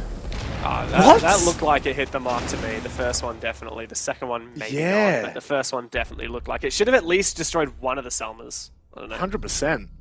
Definitely the second one could have maybe been a bit too far away, but the first looked 100% on the money. Unless they hadn't pre-prepped, even then I still think it would hit. But regardless, when I talk about this very quickly, this will be a 1-3 start for Ludovica, who really, when their focus is on OCN and finding these results against these kind of teams, this is really not a good position for them to be in. Yeah, I unfortunately would agree. I'm also a bit confused. Is Twent going to pick off of Kali here? Please don't play Kali. Thank you. Okay. It's like, Why not? What? Thatcher is in! You wouldn't? Thatcher is in! Don't pick Kali! You wouldn't do it, Twent. The old you would have done it. Maybe. Okay. Alright, now, it looks like everyone is re-picking to an operator lineup, which is very similar to what the Chiefs brought. The only, unusual one is the Flores, but Flores has his place as well, and it's replacing Sledge. I personally reckon just bring more nades. We saw how good Chiefs were with the nades, but we'll see. This is going to be another tough round for Ludovica, and it's really the end of the line for them. If they can't get this, it's over, and another embarrassing result. And for Chiefs, I mean, another fantastic result 2 weeks in a row in OCN. Now, look, I don't proclaim to be an expert on Siege, and I will forever bow down to those like yourself and Mandy, Dev. But when I look at this, and I see 5 kills across 4 players for Ludovica, that, again, if I'm thinking about, a 1-3 start for them in the stage, by the way, that win was actually an OT win, so they'll only be on 2 points. But when I see 5 kills across 4 players on a team that, really, I look at those names and I'm like, man, these players have shown us some unreal performances in the past. This is a huge concern for me, and I think that if we don't see this turn around, Ludovica could be in for a really harsh stage. It's grim to consider, but I think you may be right. Ethan opening up a line of sight to contest the balcony. Ooh, nice bit of hard breach there from Ludovica. That Selma from Twent is going to make it impossible to play inside bathroom safely. He's actually going to do another one. Kind of unusual. Why is it so high? He also tries to move on in, and he gets down to an impact grenade. The Finker boost gets him back on his feet, but not before Worthy can take him out. So, look, that was curious play. That was also a bit strange. yeah, just a little bit. Probably could have pre-prepped that window. Did he miss? Oh my word! I don't think it could get much worse. I feel really bad for Ludovica right now. Like, you can tell, just like comms, like decision making, everything is kind of in the bin right now. I do wonder what the plan was with the Flores. Like, did they think that maybe there was going to be a castle pick and they didn't want to play Sledge? All right, they finally got a pick. Worthy getting a little bit overzealous, peeking through the open lines of sight. Digital's also doing the same, in fact.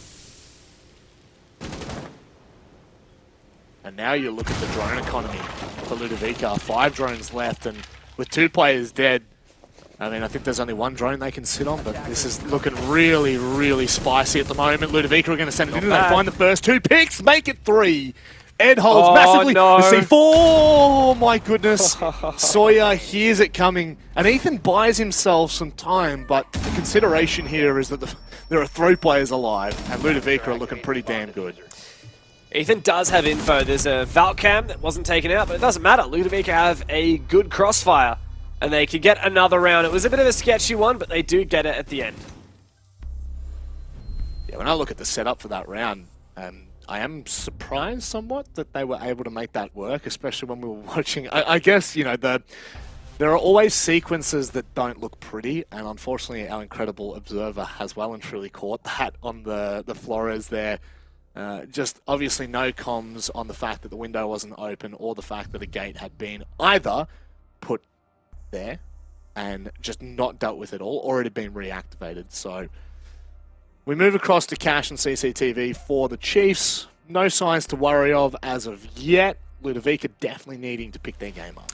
Yeah, interesting to see Chiefs go CCTV cash as well, because Ludovica didn't touch this bomb site once. They went to bar stage twice instead of going to this site. And my theory for that is the fact that the bandit ban makes it really impossible to deny this CCTV wall. The Thatcher Thermite combo will just trump Kaid or Mute, trying to deny that wall, and you can't impact Trick realistically against that either. So that CC wall is going to get breached. It's just a question of what happens after, and that's why we've got things like Ethan on the mirror, which is a very unusual pick on this side. You do not see this very often, but I'm glad that we do see her get played here, because she's really powerful and she's been left in. Oh no, I know what he's going to do. Is he going to try and juggle the wall with his mirror windows? Holy crap. Ethan has some balls. Oh, he's actually not going to juggle it. He's just going to put it strong. So there you go. You know how I said you can't beat the Thatcher Thermite combo when Bandit's banned? This is how you do it. You put a mirror on the wall, and then if they try and Thermite it, you open the mirror, and then they're like, oh, crap. Come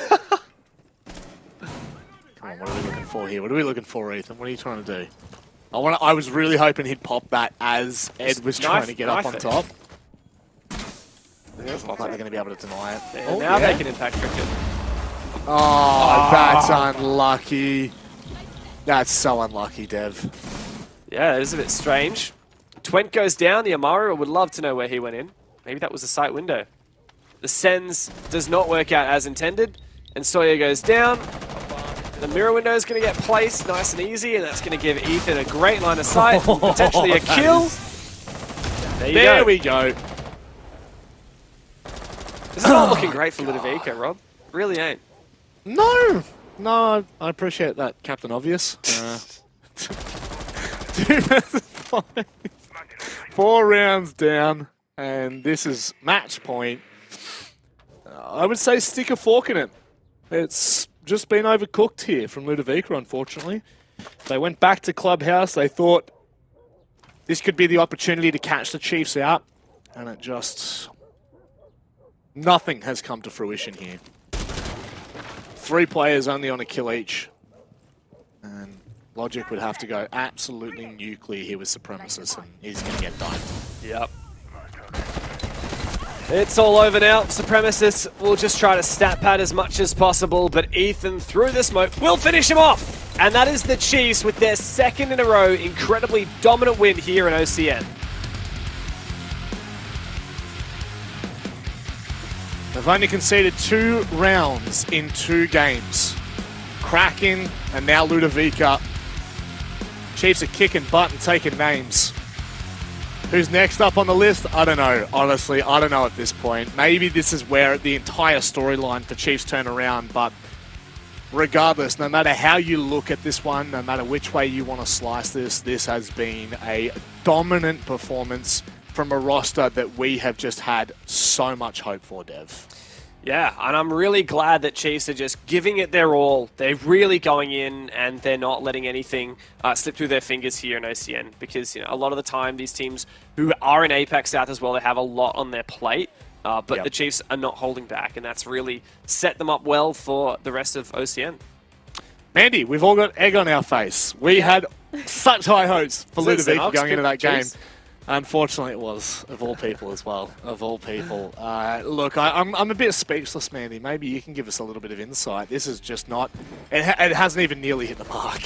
Well, I think we all got a little bit too excited for Ludovica. The Chiefs, after all, they still know how to play Clubhouse, and I think that in the end, this was a bit of a risk for Ludovica. I think the way that they played the veto ended up being 2 or 3 of the Chiefs' best maps in the end, and so I think it was just choosing evil against evil really for Ludovica. They thought they had the VOD on them, the counterplay, something like that, but it didn't really work out in their favor, and the Chiefs showed us why Clubhouse is the dub house. It's kind of looking to me like the evil you do know versus the evil you don't know. Yep. And apparently it doesn't matter which way you go, you're going to have your hand chopped off in the end. Ludovica overreaching Dev. I just, I would even hazard to say that I don't think Ludovica quite know how Chiefs played Clubhouse well enough to pick this map against them. Like, just having watched Chiefs play Knights in APAC South and now watching Chiefs play it here, they basically did the same thing. And yet, against Knights, they got 7-2'd or whatever, and now here they're 7-2 Ludovica. Just goes to show the Chiefs are really confident playing a No Maverick Clubhouse. They're really good with playing Thatcher. Yeah, it was actually something we talked about a little bit there, Mandy, with the ban choices coming in from Ludovica. Again, the Bandit, I think you can kind of take one, leave one. But definitely, it didn't feel like it was the counterplay that maybe we'd all hoped for. And really, for Ludovica, this is really bad signs. 1 and 3 to start out with only 2 points on the board. Yeah, I don't know. I think for Ludovica, they must be feeling a little bit in shambles at the moment. They probably had a game plan going into it that didn't quite work, so they need to recollect, see what the plan is going forwards in OCN, because I think taking it, trying to counterplay directly into what you think the Chiefs' weaknesses are is going to be more difficult. I'm wondering if maybe they'll go back and try and say, okay, let's just play our own game, try and build off our strengths. Whatever it is, it's time for a rebuild, especially around the macro department, which is exactly what Deb was talking about in the game. I think is something that they really need to go back and talk about. Well, a team that's definitely had their rebuild, and it looks like they might be coming out the backside of it. It's the Chiefs. And Digital comes in to chat with us here. Digital, it's great to see you again, mate. I feel like it's been a hot minute. You don't have that cracking smile that we always see on your face. There we go. I had to try and get it out of you. Mate, first off, congratulations on the 3 points, but I do have to ask you, the stark contrast from last night to tonight, have you kicked your own butts in a sense, or, what's happening here? Yeah, another unfortunate result last night. Sucks because we're trying to implement some changes and fix some of the issues we're having, and then the 7-1 loss doesn't help in the slightest. A lot of the rounds were close last night, and yeah, I don't know, but there were definitely rounds where they were all over us, and we were too slow. We made some mistakes, but it's just all about sort of heading into next week and just forgetting about it, and then just keep addressing the issues that we have. Is the mindset that we sort of have right now, yeah. So what changed tonight? Obviously, you're playing a different opponent, but you played the same map and mostly the same bans. Maybe you could talk about kind of your game plan coming in, what you changed, and why it worked out so much better, because you ended up dominating in this game tonight. Last night, I think the issues on our end were obvious. So playing Clubhouse the day after, it was just sort of fix the issues, and then we'll have a bit of Clubhouse, and that's what it sort of was. I think we'll, playing a map back to back after you just lost it, you just address the issues. You're straightforward, and if you fix them, then hopefully the result goes your way. And I feel like that was sort of tonight. We just sort of fixed them and made sure we addressed it, and we did, and the result showed. Hey Tish, congrats on the win. I just wanted to say that that was a really good Clubhouse as well. It really showed that you corrected a lot of those mistakes. And I think right now that you guys are going through a period of adversity, I wanted to ask, what's the team dynamic like? How are you guys going to get through this period, and what's the goal going forward? Goal going forward is, it's just sort of fixing the issues. That's our goal. But in terms of what our attitudes, it's hard. It's no doubt it's hard. It's I don't want to say we've been winning a lot, but from sort of being around the top 4 and then sort of losing these games and losing them in a fashion where it's not pretty, it's tough. So hopefully we come out the other side a stronger team. So that's just how we're going to look at it right now. So yeah. Look, to be honest, I hope you do, because, the Chiefs, we've been riding that train for such a long time now. Obviously, whatever happens in APAC South happens, but you guys are currently doing quite well in OCN. 3-1 is where it sits. We'll give you the opportunity. Would you like to say anything to anyone out there? Mama, Papa, maybe? Yeah, thanks, Mama, Papa. Cheers for supporting me. I don't know. Good on the lads tonight. Energy was good, so... and yeah, thank you to all the fans supporting us. It's probably a bit hard to support us right now, but I appreciate the real one sticking through. So yeah, and thank you guys for the cast as well. Cheers. You're one of the real ones, Digital. We love you, mate. And Thanks, guys. best of luck next week. I'm sure we'll see you soon. But for all of you at home, stick around. We've got Bliss, we've got Wildcard. They're undefeated, and they're up next.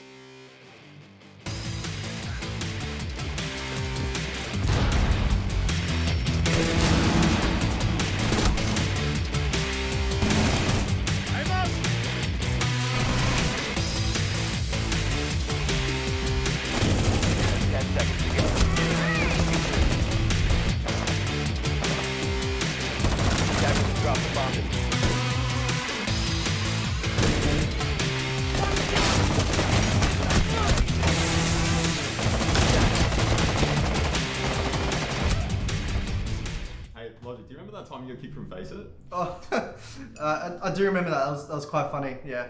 How about when you guys picked up 2 new players and still came 6th and South? Well, yeah. I mean, we had to bring them in and you know work on them. But do you remember that you guys picked up Supremacist? Well, he was our only option. You know. Yeah, but when you guys went through your rebuild, I mean, your best player, he left you, and then you just all turned into just bad, just horseshit, terrible team, and you know all you best gunners and rookies, you just turned into washed up pros. You guys were nothing, and you lost for an entire year straight. It's kind of embarrassing. And then you brought in 2 new players, and you're still losing. So, how about that?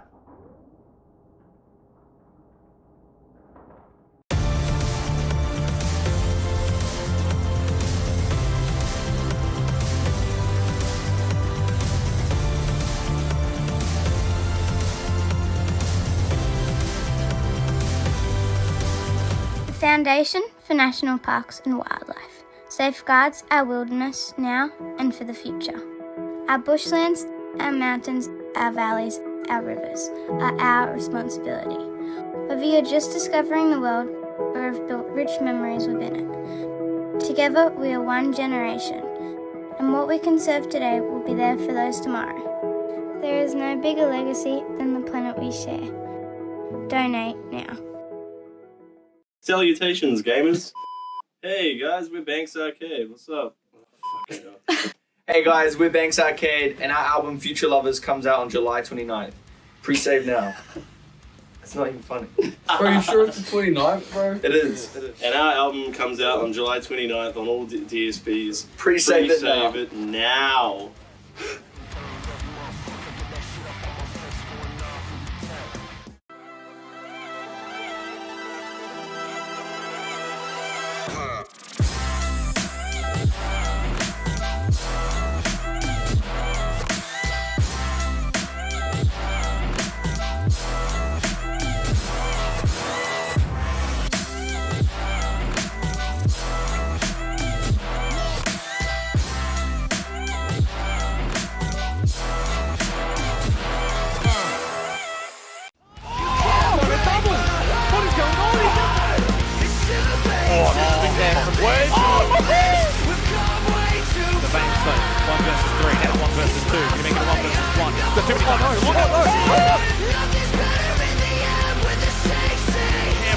You never count them out. Both players are going to swing it right now. What have they done? They just didn't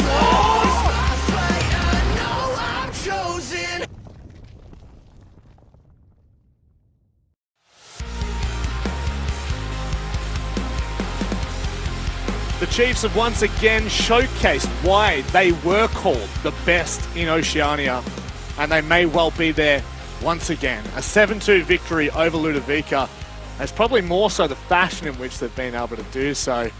Now we move on to a game that has split the analyst desk completely. Some leaning to the dominant form that Wildcard have shown, but some leading to the fact that Bliss, if they can show us a flawless season, well, I'm telling you right now, APAC South once again is beckoning for them. They will be waiting for them at the end of this year. Vandy, these two teams coming into this one, I feel like the undefeated nature, if you were to put that aside, this kind of rivalry that they've had between each other, this makes up for a beautiful game. Yeah, I'd agree with you for that one. I think that as well, the best of one story that we keep going on about, that's probably why the analyst desk is so divided. I was like, Wildcard, they look so good, but Bliss, it's a best of one. It's their time. It's their calling. And it feels like Wildcard never seemed to be able to get the up against Bliss in these best of one series. And so fate has it that the boys in pink will take it. Oh, wow, Dev, Bliss. Let's talk about them first, because if we're being completely honest, cards out on the table here, really, with only OCN for them to focus on, this is probably their biggest challenge yet, taking on Wildcard, who clearly are on a bit of a streak. Yeah, look, this is going to be a tough game for Bliss, but since their rework, they have been looking on the up. They hit rock bottom at the end of stage 1. Well, actually, I don't know. They've hit rock bottom twice, to be honest.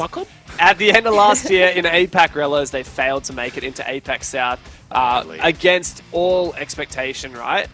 But then they picked up 2 former Chiefs players in Fisher and God Legion. Then God Legion end up dropping from the team, and Brendo's come in, and he's a young up-and-coming talent. And this team is looking a lot better for it as well. I think they needed a little bit of an ingest of kind of that young drive and a strong gunner to join the team as well. And, you know, now they've got what I think is a really strong roster. You know, Fisher is a bit of a brains of the operation. You've got tons of experience on players like Shade, and yet you've got gunners like Brendo and Repix, who's come back into form something fierce. And yeah, they have beat Wildcard reliably in best of ones, but they need to exact revenge, because when these teams played each other in the OCS, Wildcard won the best of 5 with plus 16 round differential. Plus 16 rounds. I don't know what to say to that, honestly, because that was a bit of a shellacking as well. There's no other way to put that. And I suppose let's talk about the team that really handed them their butt on a platter. Wildcard coming into this game, the form that they have been in recently, really, I think, has showcased where this roster has come from, where they're going to, and the evolution in between. I think that tonight, Mandy, is a really good test for them. Yeah, I'd agree with that. I think that tonight for Wildcard, first of all, they want to get their revenge here onto Bliss. This is a bit of a grudge match, I think, between these two teams. So for Wildcard, coming into this matchup, I think it's important that they keep it together. They try and show that they can still beat teams like Bliss, especially in the Nationals League, where they want to be showing that they want to be in that APAC South League. They want to be above the rest here in ANZ, right? And so beating teams like Bliss is so important, I suppose, for not just their reputation, but how they approach the game, and just to show that they really do deserve to be at the top of the Nationals. Dev, when we kind of look at this one, and Oregon is actually where we're going. This is going to be a barn burner. There's no doubt about it. The big tower will be on fire. I'm guaranteeing it. Well, I don't know if you remember from about 5 minutes ago, we were talking to Digital in the interview, and he said when you verse a team and in APAC South, in this case, and you lose on a specific map, then you go and play that same map the following day in OCN. You just are in the best position to win that map, because you've got fresh in your mind all the things that you learned, all the things that you did wrong in the previous Playday. Well, Wildcard just yesterday played against IG on Oregon, and now they're playing Oregon against Bliss. So I think by Digital's logic, Wildcard have an even better chance of taking this map against Bliss. So you think history will repeat itself here, Dev? We'll give you the final thoughts as we lead into this game, because this one, really, I know it's split, but I think a lot of viewers at home would have the same sentiment. This is anyone's game, and I think the first couple of rounds are really going to decide and dictate the pace. All I'm going to say is strap in, because this should be the game of the night and one of the best games of the whole stage. Holy moly, you've called that nice and early, Dev, and you know what? I don't mind it. I've got nothing wrong with that. Wildcard and Bliss here, Mandy.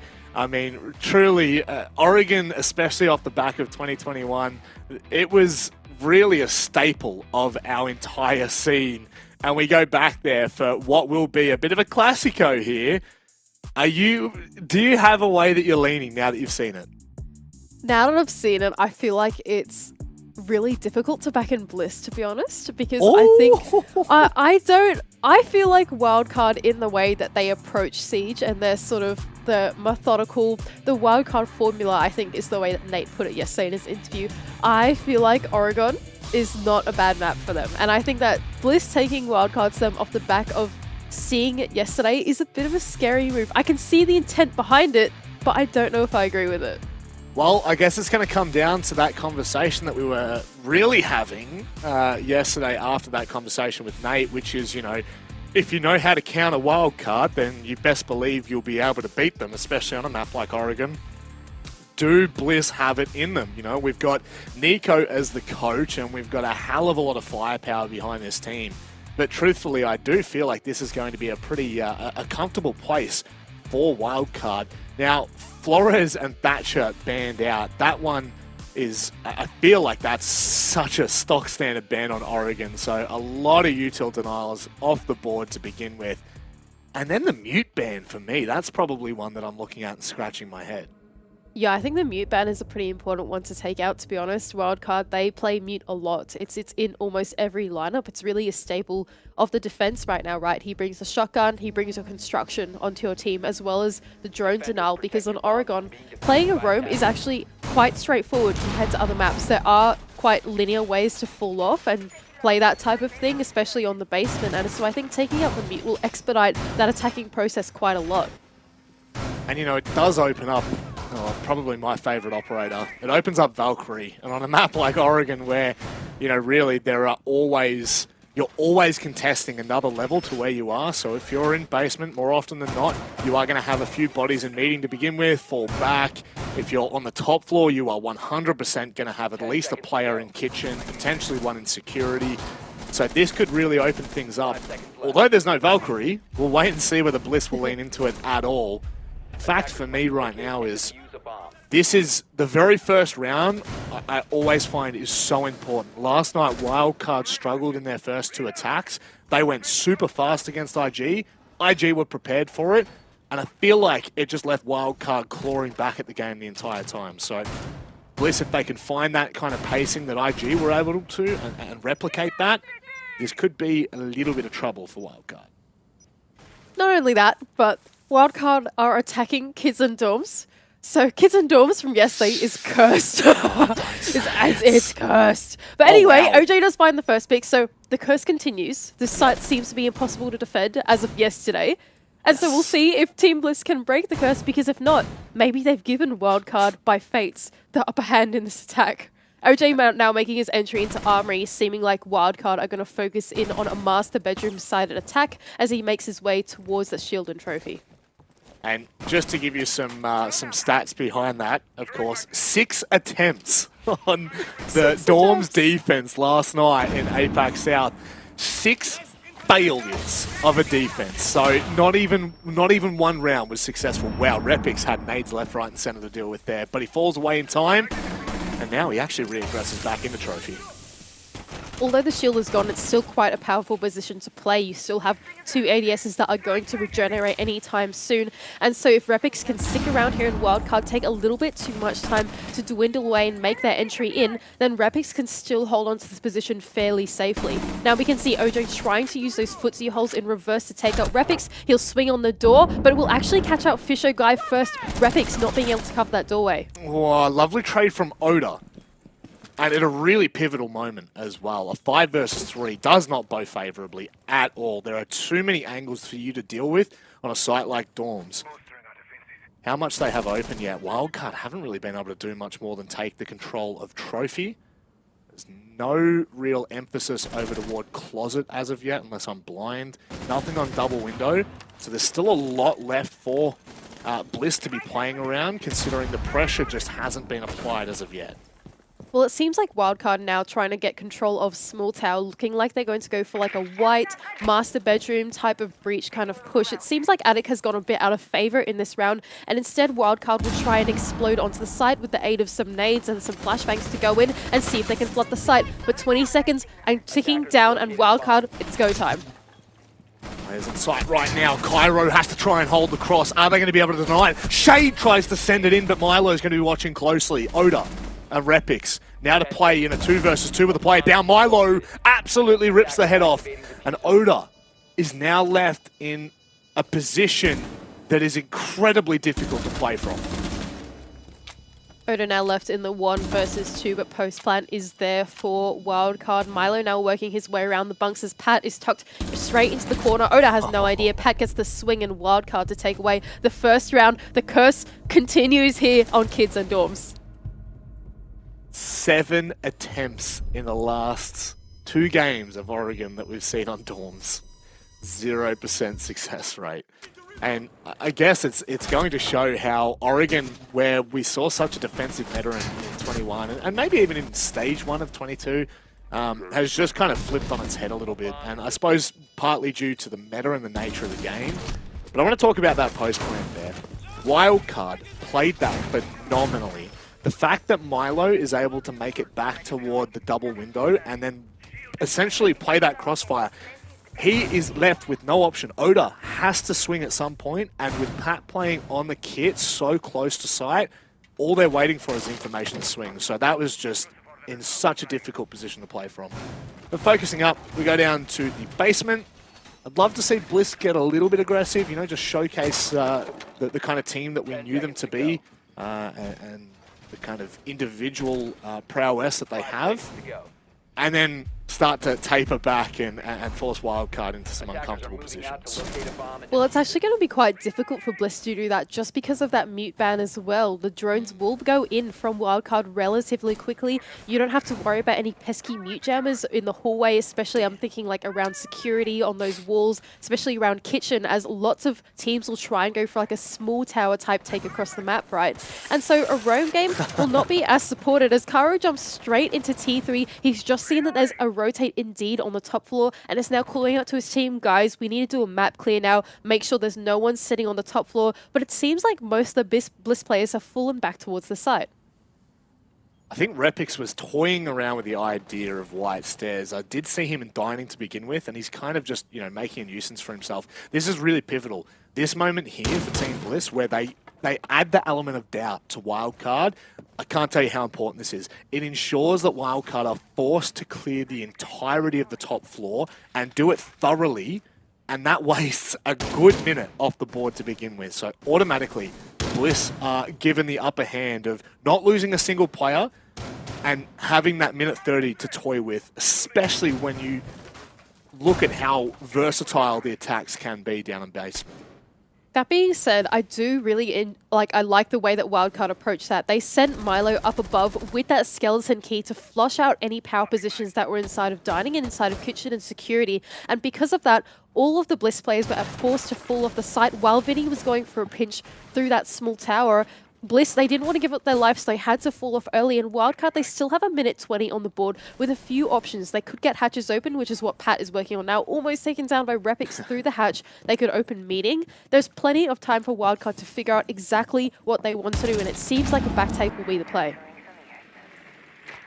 3 hatches to toy with, and I'm sure they'll want them all open. Obviously, it exposes you a little bit if your flank watch is not phenomenal, but I feel like for Wildcard and how methodical they are, that's not an issue that they have to worry about. It's more so actually finding these opportunities and opening up the site. They still are yet to take the elbow control, and I feel like, yep, they have just been up. Fisho's been able to waste enough time. 40 seconds left. They've reinforced that elbow wall. And that Go canister is going to continue to burn for at least another few seconds, preventing Wildcard from making their entry into the site. This is going to be a do or die execute for Wildcard. Only one chance to get in. And look at all those Goyo shields on the floor. This is really, really dangerous. What's Vinny done there? How has he found the kill? But it doesn't matter. Bliss have been slaughtered here. Repix to try and hold from Freezer and Fisho. If he can find one, he might be good to the name. The smoke comes over and buys a little bit of time for Repix to swing, but it's not going to be enough. Fisho gets absolutely annihilated. What a round from Wildcard. I mean, as if it was ever a question.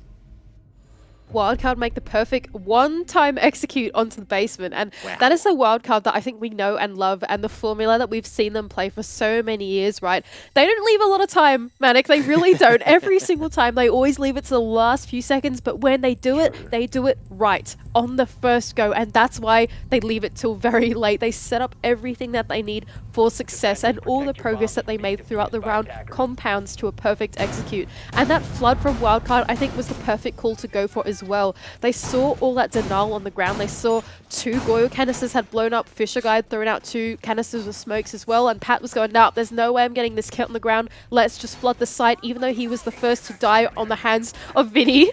Eventually, he was traded out, essentially, and they were able to flood the site and win the rounds. And I think that's the cohesion from Wildcard that we know and love. Honestly, it is. It's their hallmark, right? It is literally the trademark of Wildcard for like 3 years now, I want to say. They've just been phenomenal in those late round situations. And, I mean, you hear the flashes going off, and you're probably getting Narm flashbacks for damn sake. Like, you are going to be panicking as you're running around that site. What I really find interesting is where those canisters were popping off inside of the site. It essentially made, like, an entire area in basement unplayable for the defense, and I don't know whether they had to have been popped by the defense, I would say. I don't really know where else they could have been taken out from. Maybe a nade? It just felt like it was causing far too much chaos and misery for Bliss. We'll focus up on this round though, because of course we are going across toward meeting, and really like the varied success you find on this site as the tertiary bomb site. It's going to be difficult, but I feel like Bliss, if they double down, if they're able to find an opening pick, Wildcard will have a bit of trouble. I'd agree with you on that. I think that playing this early rounds for Bliss is going to be extremely important because Wildcard for 2 rounds in a row have proved that they are the better team in the late round, and especially in the mid round as well. Trying to compound their progress is just been a lot better for them. So I think for Bliss to try and make this early round work and find that first pick will really stunt the progress of Wildcard, and that's what we saw in Wildcard's game yesterday, right? Because a lot of Wildcard's entries were struggling on the entry, and that's really what the downfall of this team was. So for Bliss, this is the part of the round that I would be putting my focus on, and that's why I'm looking towards Repix and Oda on the top floor to make that happen. Repix is watching on the tight line. That means Games Wall is now open. Pat with an early drone as well is going to enable Cairo to come up and try and cut this roam upstairs down. Brendo already caught in. And this is very, very good from Repix. The timing just down to an absolute T. Finds the double, maybe even a triple here. This is spelling disaster for Wildcard. Repix has run amok, and Wildcard are a stick in mud. And it's exactly what we alluded to, right? We know that Wildcard struggled to get their boots in the building. They struggle on that entry, and that was proven exactly in that round. Repix and Oda doubling down now for 4 kills between them, leaving Milo in the 1 versus 4. 4-0 for Milo, so he hasn't died yet, but I think this will be the first.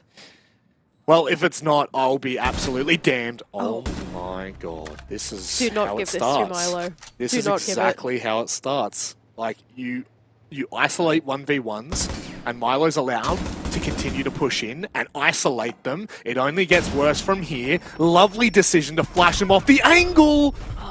He got, I think, a little bit baited there, but it doesn't make a difference. I mean, that's the start of the round that we needed, Mandy. Bliss do a much better job in the first minute to minute and a half. Yeah, I'd agree with that one. I think that Bliss, they really took it to Wildcard, playing these aggressive angles here, straight into Trophy, supported by Oda. Repix was good for 3 here as well, and Oda doubling down for the 4th, eventually taking out Milo, and I think it's exactly what we needed from Bliss. They're not going to win in these late rounds. They're not going to win just playing these anchors and chilling and waiting for Wildcard to do their thing, because if you wait for Wildcard to do their thing, they will definitely do their thing too, right? And so it's time to take the fight to them early, and that's exactly the success of Bliss. Now they'll go back to Kids and Dorms, and we'll see if they can repeat the success of the last round. Maybe playing that aggression is what Repix has figured out works for him. It didn't work out in the last attempt that he did on Trophy, but maybe this time the rest of the team will be on board and be trying to support him in those early engagements. This is a really important, kind of midway point of the first half, because we saw this happen with IG and Wildcard yesterday, but it was kind of the flips. It was IG started out well, Wildcard kind of got their foot in, and then it felt like IG just slammed the door shut, and in such a convincing way as well. This, for me, is where you have to be able to take your wins. When you get a little bit of momentum and you find success in the early round being aggressive, you have to stay in Wildcard's face. And it's, honestly, we talk about trademarks of Wildcard the last 30 seconds. One of the biggest downfalls of this team has been, as you've been mentioning, getting in the building, finding those opportunities in the first minute and a half. If you fall back too early and you allow Wildcard to play as they feel like, allow them to kind of, suffocate you freely onto site, danger signs, absolute danger signs. So now for me, Bliss, what have you got in this round? how aggressive are you willing to be without trading too, disfavorably, if you will? Well, speaking of aggression, Repix once again is playing this same aggressive setup with the lines of sight, the footsies, and the holes into lower attic as well. Whereas Brendo was just then, he's just reinforced the wall off. There was a rotate going to T3 here. Now, I can only assume he shot up some drones, came back through, reinforced that rotate, and now he's safely back inside of attic as Pat starts to get to work on the wall. But only a minute and 44 seconds left to go. Wildcard just barely getting their way into the building since they were so contested by Bliss having to shoot out all those drones. And not only that, but Wildcard are much more divided in their attention this time. Now there's only OJ and Video on this side of the map, whereas the rest of Wildcard are on the other side.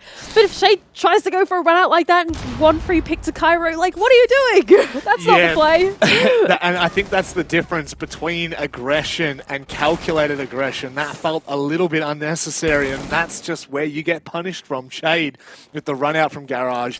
Instantly, Repix gets taken down as well. What Bliss worked so hard for in the first minute of this round has now fallen to pieces because Wildcard have swarmed around them and they are losing oxygen. I'm telling you now, this is where Wildcard thrive.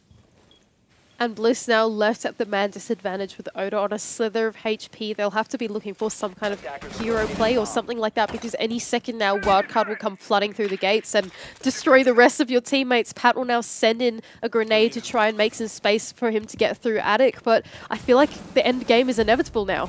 Lovely work from Brendo. That's a huge pick. And now the element of doubt is added to Wildcard. Oh, Brendo, the timing is so unfortunate. Had he had been a second earlier, he might have been able to make something work. A huge shot from Fisho. And look, it's not great on site, but it's given Brendo an opportunity in a 1 versus 2 retake. 15 seconds left to go. The diffuser is cold on the ground, though. Vinny decides to pick it up, not knowing exactly where Brendo is coming from. It seems like they do have a flank drone, actually, as Milo trains his gun onto Trophy. Brendo takes the fight, though, and he will win out on that 1 versus 1. Vinny now getting the bomb down as Brendo makes his way through the rotate. This is a bit of a scary post-plant, Manic. Vinny, he's made the right move, but now this is tricky. You got a brick wall one side, you got the kids bunk to the other side. So unfortunate for Brendo. He played that unbelievably, and Bliss, they narrowly missed out on that round. Wildcard are up 3-1. Bit dicey for Wildcard there in the late rounds as Pat tried to make his way through attic. Oh, that was such an unfortunate attempt at the wallbang. This one here in the replays, so close from Pat. He knew exactly what he had to shoot out, but Fisher Guy's too sharp on the SMG-11. And Brendo, some sharp shots to try and claw back the round, but Wildcard eventually win it out, compounding from those 2 early picks that Cairo was able to get on the jump out on Shade, and then another one to follow as well that we saw off screen. But Cairo really I wouldn't say even the enabler of that round, because I feel like Bliss enabled him even to get those 2 picks. I feel like those were just handed to him on a silver platter. This, again, like if we're looking to Wildcard really, and the storyline of, losing losing a map one night and then coming back and being able to completely change the outcome of the next game, this is a really important match for Wildcard when you consider where their storyline's at, where their team is at.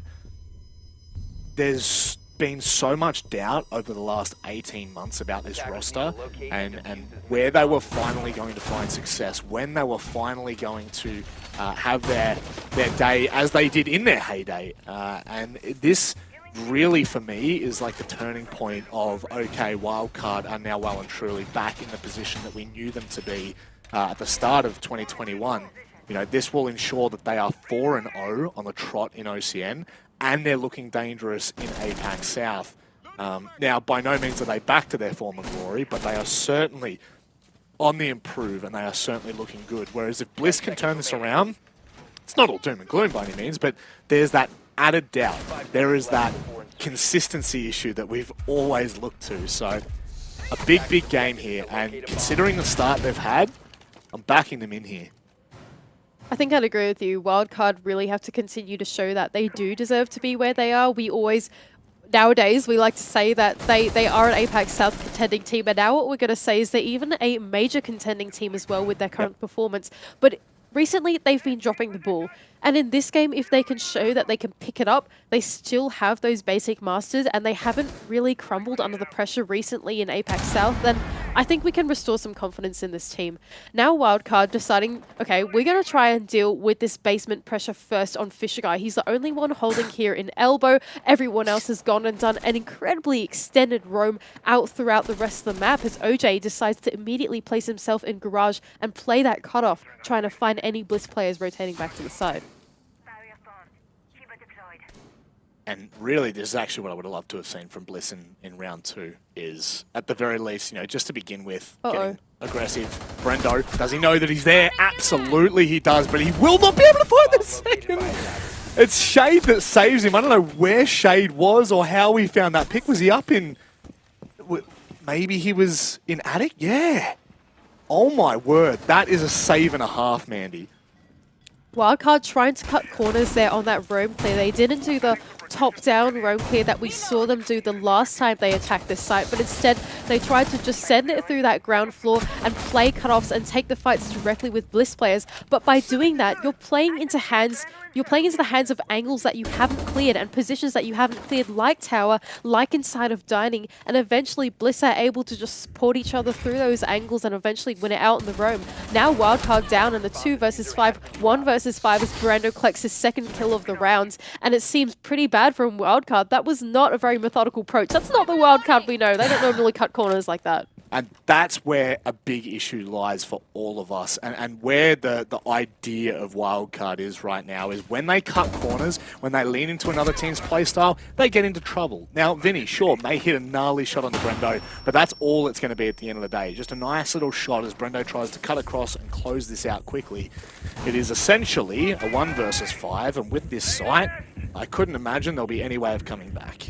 Oh, and what a crazy angle on the other side that I think Shade has got with the keeper barrier. He seems to have placed it just on top of the laundry washing box and is now playing the angle looking to Freezer. Anyway, Odo's going to clean up the kill onto Vinny. It was inevitable, and Bliss are able to take away the round off the back of a very strong extended roam. That Wildcard, I don't think they approached that quite the right way, and eventually Bliss able to win out the round. 3-2 scoreline. Doesn't seem too bad on the side of Bliss, but Wildcard up 3 on the attack and hoping to make it 4.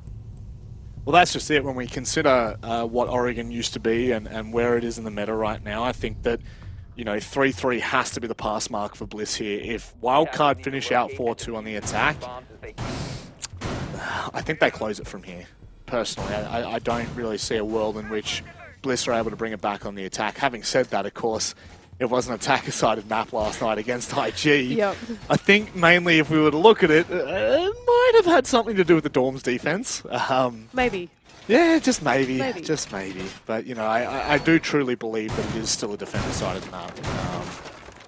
And it's just not playing out like it at the moment. But here we go. Bliss, final round. Pull your socks up. Get this done. Let's go 3-3 into the second half. And once again, Bliss trying out this extended roam. Repix will now put 4 reinforcements actually dedicated to the top. I think that's 6 reinforcements actually dedicated to this top floor here on the roam, because he knows that Wildcard will try and top down clear here into meeting. Unless Wildcard go for a direct take, it's also possible. But Bliss have found a lot of success on these roams and taking these early engagements so far. And so I think they'll want to continue to repeat that formula against Wildcard. Wildcard seemingly wanting to play into that as Cairo has just opened up the double window. Milo starts to take through small tower, and it seems like they are going to try and clear the map 1 versus 1. But finally, Vinny is successful in the entry and takes down Repix. A reprieve for Wildcard. It's been a couple of rounds since we've seen them successful in the opening 30 seconds of the round. Repix hand delivers them the opportunity to do so. And now this is why we needed to see Wildcard, you know, kind of be that methodical team that we know them to be in that that last round, because when they do it, really, really hard to deal with. In a tricky position here for Bliss, the man down, obviously you are taking top floor control, but it also does expose you to exactly what's going to happen right now. Wildcard, they've made the call, they're just going to rush on the site. Bliss, they can't deny it, they can't do anything about it, and now in a 3 versus 5, it's all but done and dusted. Wildcard now in the 5-on-2 retake for Bliss. This is looking pretty dire as Odin collects 1 kill, but immediately traded back by Milo, and Milo is good for 2 as he collects his final kill onto Brendo. What an excellent call in the mid-round by Wildcard. They knew, okay, we found our pick on the roam. All these Bliss players are going to start rotating back to the site. Cairo pushed through security and said, okay guys, I just collected the anchor. I just collected the smoke on the site. Let's go now. It is go time, and Wildcard immediately collapsing onto the site. What a huge pivot and an opportunistic moment from Wildcard. I think, Manik, if there's anything that's changed about the formula of Wildcard between the last 2 or 3 years and now, is that they do actually know when to capitalize on the mid-round. That's something that we didn't see before they brought on Cairo and OJ. By bringing on Cairo and OJ, those 2 players with IGLing experience, with leadership, those that can make calls, they are able to come up with far more ideas like that, and we don't see Wildcard only doing that step 1, 2, 3 to clear out the map anymore. They know how to find opportunities and they know how to cut corners. Sometimes it doesn't always go in their way, but when it does go in their way, you can just see how much value those 2 new players are bringing to the team. And I've got to make comment on it. It's the composure that they give, right? It's that ability to know that you have multiple avenues of players making calls, and I think that's a great point. Especially, you know, Cairo, he had a fantastic stage 3 with Overt last year, but the addition of OJ, truthfully, I think is what has turned the discussion about this team around. He really has just brought a completely different avenue that I'm not going to say that was missing for Wildcard, but it certainly was a diminished value of this roster. Now that they've been able to kind of pull together these players, pull together this team, the composure, the calm that they have is phenomenal. Now, unfortunately, it wasn't showcased in round 5 where they got a bit flustered and went for 1v1s, ended up losing out time and time again. But you can see that every round, Wildcard has stayed composed and has stuck to their game plan. They have won. There is no doubt about it. The 2 rounds where it just didn't look all that convincing, we're thinking about that top floor clear that they had in round 3, and then obviously round 5. Yeah, that's not the Wildcard that we know, and that's where they seem to falter.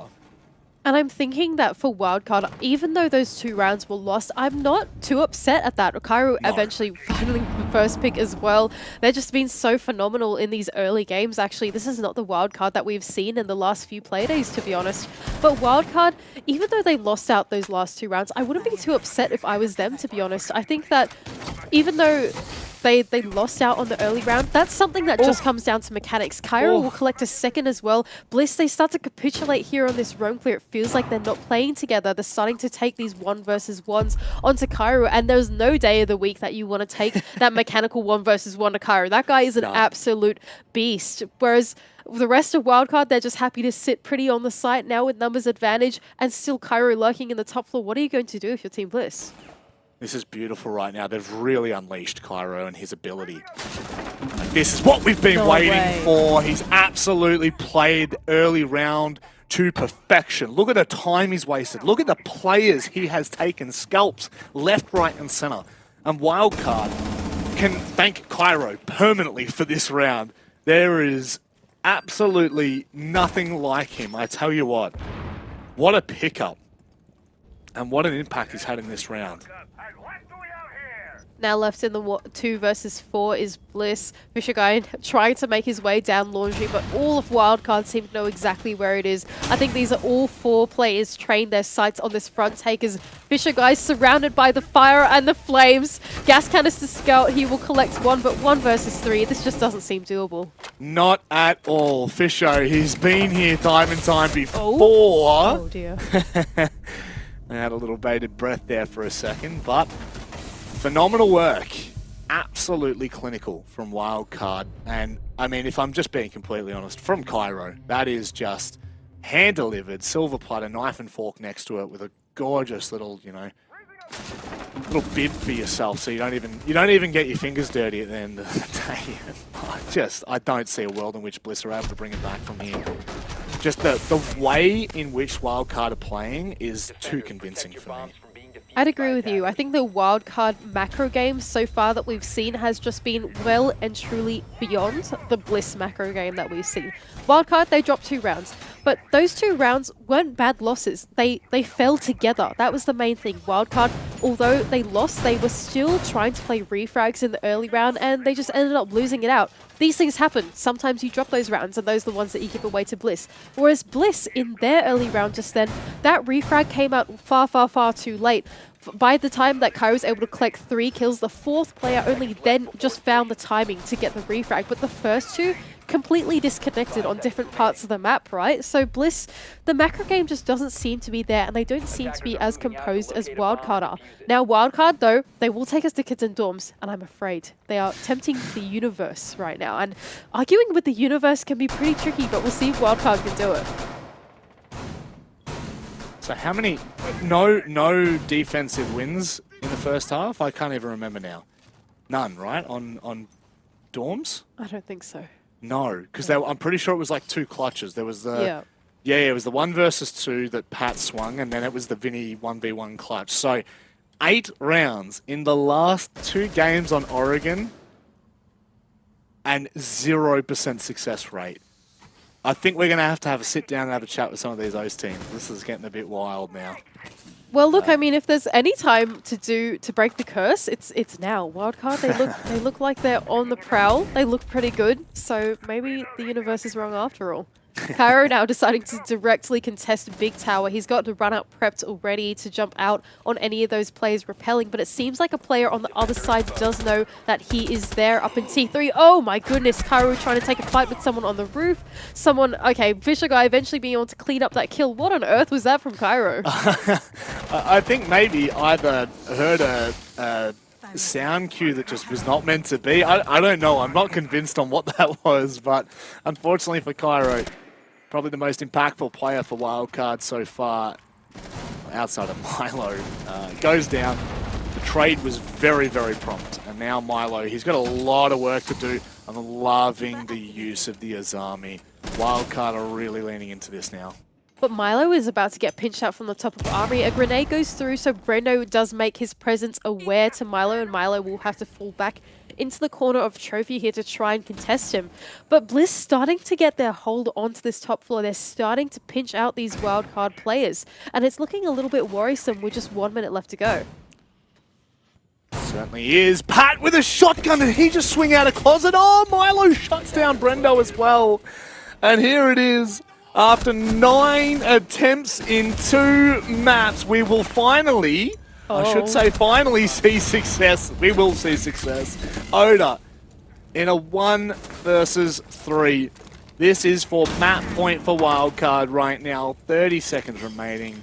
Mandy, it is done and dusted. The curse is over. The curse is broken by Wildcard. Thank goodness. I don't know if I could take it anymore every time that we analyze this particular bomb site. But Wildcard, they knew they were being choked out. They make those hero plays. Now Oda's left in the 1 versus 3. And it doesn't seem like anything good will come of it. OJ will eventually swing from the kid's little footsie holes and he'll collect this kill. Wildcard finally break the curse. And I just think that mid-round decision-making from them was absolutely perfect. They swung out when they needed to. They retook the ground when they needed to and eventually won out the round from there. That play from, I believe it was either Pat or OJ with the shotgun. Swinging out of, swinging out of bedroom onto, it was Pat, wasn't it? Swinging out onto the balcony. Those are the kind of plays that, like, for Wildcard, you just don't expect. Because of their methodical nature, you are always expecting them to take their time and wait for you to push into their lines. But if we can see this roster continue on the trend that they've shown us this stage, honestly, they're up there contesting with Knights for the best in OCE. And it fills me with pride to say that once again. Yeah, and I'm really impressed by Wildcard's mid-round decision-making there. I think that they could have easily done exactly what you said and reverted to back to the old Wildcard ways where they just sit there and they wait for Bliss to make the in. But Wildcard this time knew that Bliss was starting to choke them out. The walls were getting open and it was getting taken. And finding that timing on the picks is exactly what Wildcard needed to do, and probably not something that we would have seen them do maybe a few months ago even, right? And so it just goes to show the progress of this team, and they really show exactly why they deserve to be here and why they deserve, I'm going to call it, to go undefeated in OCN so far, 6-2, and I don't see a way for Bliss to get back into this matchup. No, their foot was almost in the door in the first 3 rounds, and ever since then, I really feel like Wildcard has just kind of kicked them out completely.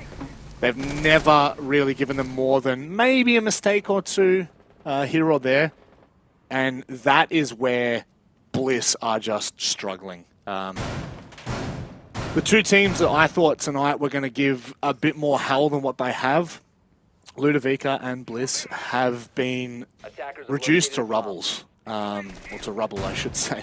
Rubbles. Great English. And this is a really, really concerning sign for me. And if I'm just being completely honest, if I'm going to do a Xenox tough love kind of fact of the day, is the fact that Bliss and Ludovica, their only focus is on this. What is going on? What are you doing there, Sorry, their focus is only and primarily on this league. So both of them to have lost 7-2 to Wildcard and Chiefs on a map that both of those teams had lost last night is just a really concerning sign to me.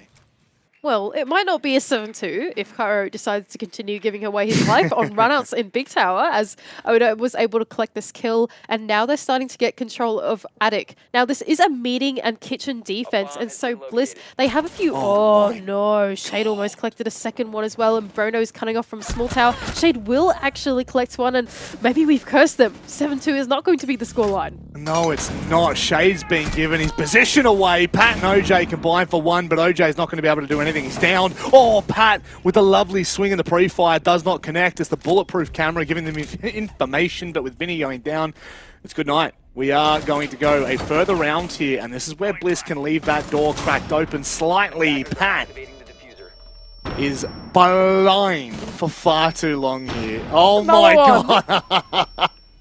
Oh, wow. Yeah, man, it ain't gonna happen.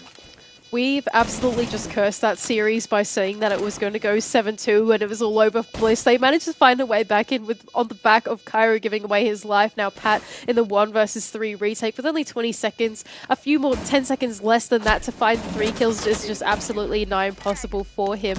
Trying to take some of these gunfights here around stage, but eventually Fisher Guy will be the one to clean up the final kill. Now 6-3 for Bliss. Maybe a way back into this game, but what was that from Cairo? You silly goose. Trying to jump out of Big Tower again. You've already played those tricks. Surely they already know that. Yeah, that was very questionable, to say the very least. Not ideal, but I guess, look, you're on your tertiary site, and you're on match point. You've got 4 rounds to play with. If Cairo finds a pick there and gets away with his life, yeah, that's probably round over. True. You know what I mean? Like, it's one of those things where we could be hypercritical because we're sitting in a position where we're like, well, the game could be done right now. You know, we could be packed up, done and dusted on the desk. We could even be talking to Vinny. But it is the fact that, you know, with four rounds left, they have plenty of time to play with. They've got all the sites unlocked after this round, if they should lose it. So Bliss are still uphill without hiking boots on. So not undoable, but highly improbable. And Wildcard will now go back down to Laundry and Supply as well, reinforcing off this meeting. How so seems like they will not be going for an extended roam, just trying to focus in on the site. OJ on the Wamai with Pat's shields as well as the Aruna Gates to try and hold off on those big power positions and anchor strongholds left on the site. Bliss, we'll have to see how they approach this because they've actually been given quite a lot of the map for free, meeting, I suppose, and maybe security being the only main points of contention. But other than Cairo once again giving away his life, Bliss now find another opening in the early round. See, this is where I'm going to kind of cut ties with the conversation I was having earlier of, yeah, like you can have a bit of fun. The 3 times that Cairo has had no impact, they've been non-essential runouts or peaks. All 3 of the last 3 rounds have just been a huge failure for him to really take part in the round. And with a player so phenomenally, you saw what his impact was in the very first round, found himself a 3K and held off the attack for 2 minutes. This is where you start to go, okay, you have to rein this in because this is where Bliss will be given an opportunity. The momentum in this game is so big of a factor that if you allow Bliss back into this game, they will punish you. So you've had your fun now, Cairo. 3 rounds in a row, you've been done on the first pick. Let's let's revert back to where we were before. Now Kyra will be sitting on cams for his team for the rest of this match as Bliss start to make their approach into the building. A backtake seems to be the way that they want to go to approach this bomb site as they start to get control of the meeting. Therefore, the roam of Wildcard here in security, it's not going to make any impact as the rest of Wildcard fall off that position and come back into the site and start to get ready for this backtake to see what Bliss can offer. Repix now sitting on the back stairs, and soon Bliss will have to pivot their attention towards bunker, try to get that meeting hatch open and expedite these steps a little bit more because there's only 1 minute left to go. That's not a lot of time to plan out this execute. Like we said, Wildcard thrive in the late rounds, and you know generally that's synonymous with being on the attack because of your work and the explosive nature. But their defense is just as worth it in these areas, so you've got to be really, really careful. 50 seconds. They're now being able to open things up, but Vinny finding that pick, that is devastating for Bliss. They now have to play 4v4 and without Repix of all players. Oh, and I love this keeper barrier from Milo as well. By cutting off that E-box position, it means that he can't get flooded from the hatch drop, which is exactly what Bliss are going for. Fisher Guy will go in and collect one. Pat will trade back, and now it's a man advantage for Wildcard. But eventually, it goes back in the favor of Bliss, evened out. OJ to trade one back, and now Shade left in the 1 versus 2. Cleaned up by OJ, and Wildcard will take the round and will take the map in very clean and dominant fashion. Utterly convincing from Wildcard. 7-3 victory, easily could have been 7-2, easily could have been 7-1. They are really on another playing field at the moment, and it does fill me with so much joy to be able to say that again.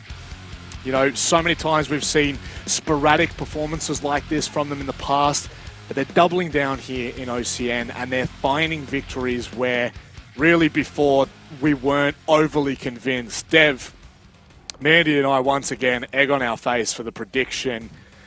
Wildcard show they're flying true colours, that is for damn sure. Yeah, and the pattern continues of teams that lost said map in APAC South now come back and get their revenge back in OCN.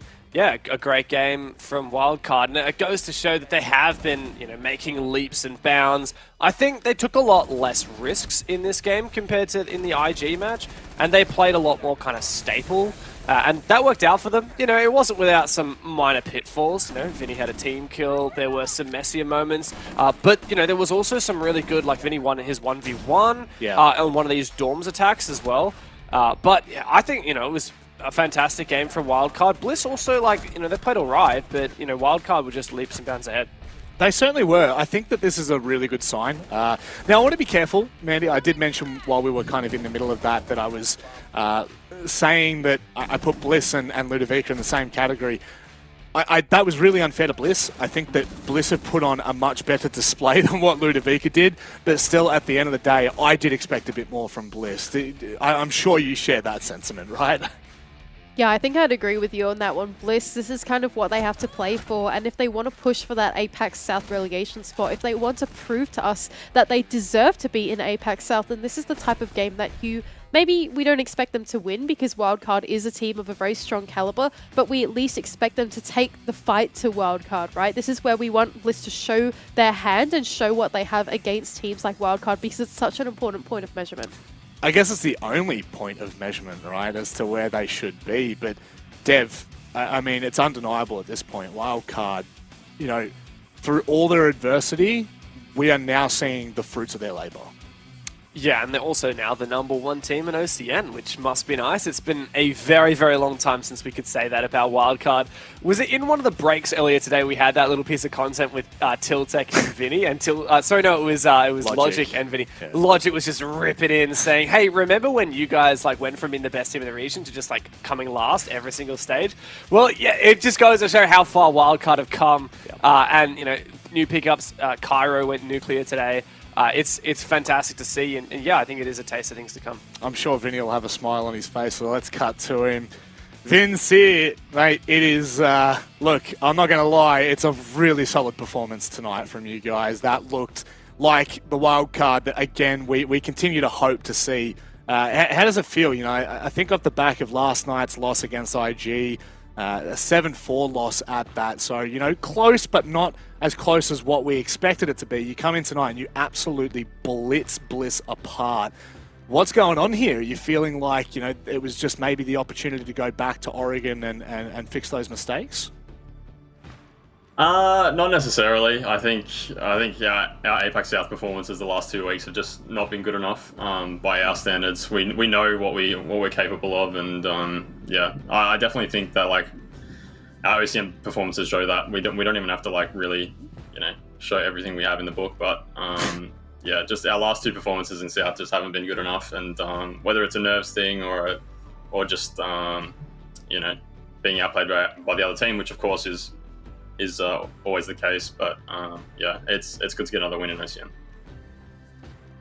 Vinny, how big picture and long term is the team thinking right now? Are you kind of just taking it 1 week at a time, or are you looking forward and being like, look, it is possible for us to make the Berlin major. There's also the other major coming up in November. Like, are you really setting yourself set goals, or are you just taking it one step at a time? We want to be taking it one step at a time, and I think maybe the last 2 weeks in APAC South was kind of testament to us seeing too far into the future and thinking too much about the major that's to come. When especially at the start of the season, we were thinking just about the next game that was ahead, and that was kind of, I think, testament to our success and what we could achieve. And hopefully we need to get back to kind of that mindset. We got a really tough game next week against Elevate, which we're already looking at and you know, prepping as well as we can. So definitely thinking big picture and long term in terms of the roster, and obviously wanting to stay together and keep improving as a team. But yeah, each game as it comes from now on, for sure.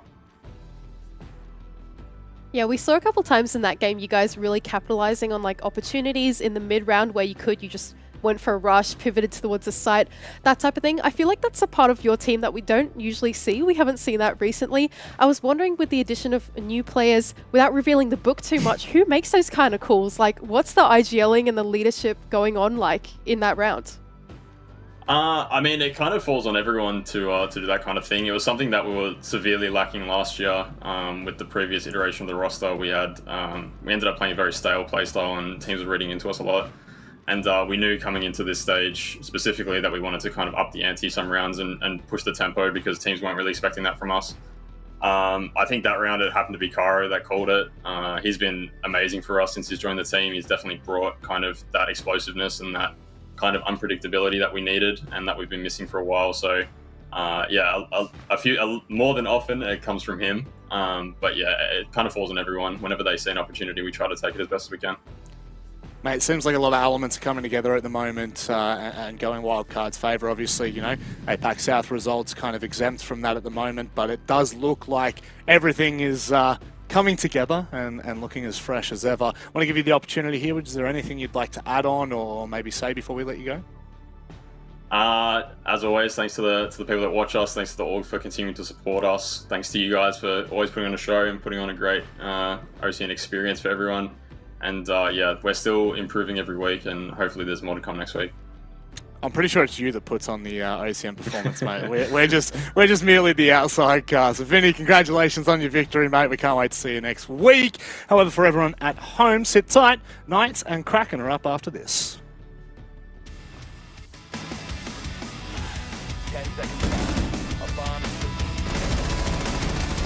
Attackers bomb has been dropped. Attackers are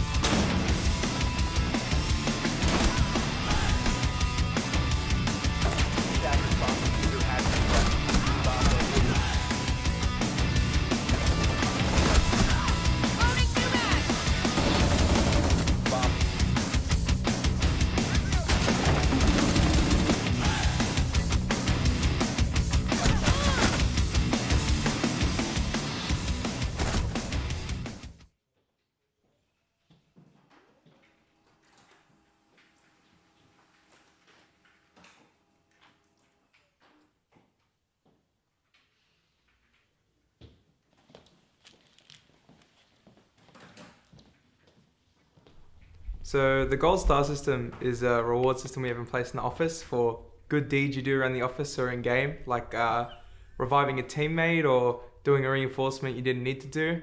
You know, we take it pretty seriously around the office, but OCN, he takes it to another level. You know, I saw him watering plants Actually, last week, he went into the rubbish, picked up a piece of trash, threw it outside, picked it up, and then put it back in. OCN's been Employee of the Month for 12 months now. Welcome to GTV ANZ, the gaming channel created by Ubisoft. Every Tuesday and Friday on YouTube, we'll be doing fast plays, game challenges, 1v1 face-offs, and so much more. You happy? When did we get a dog? It's a good question.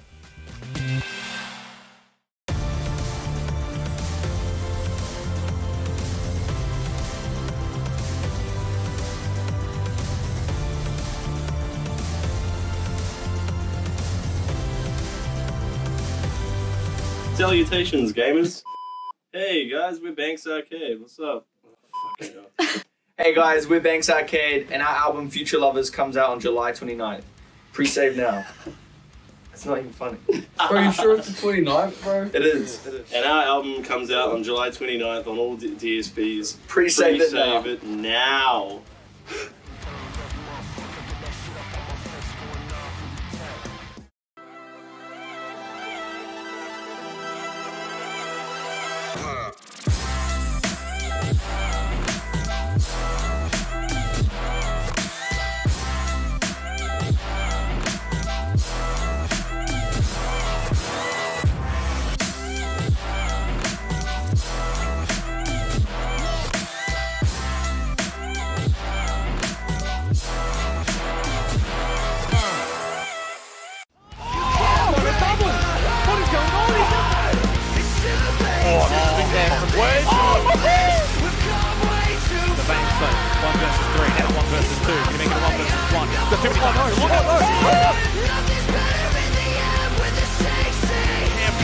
He never counts him out. Both players are going to swing it right now. What have they done? They've just given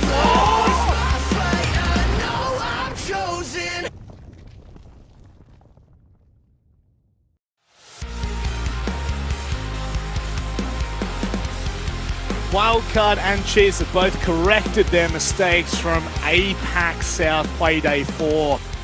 Both returning results on maps that they had taken L's on. And now we move forward to a game. Kraken and the Knights.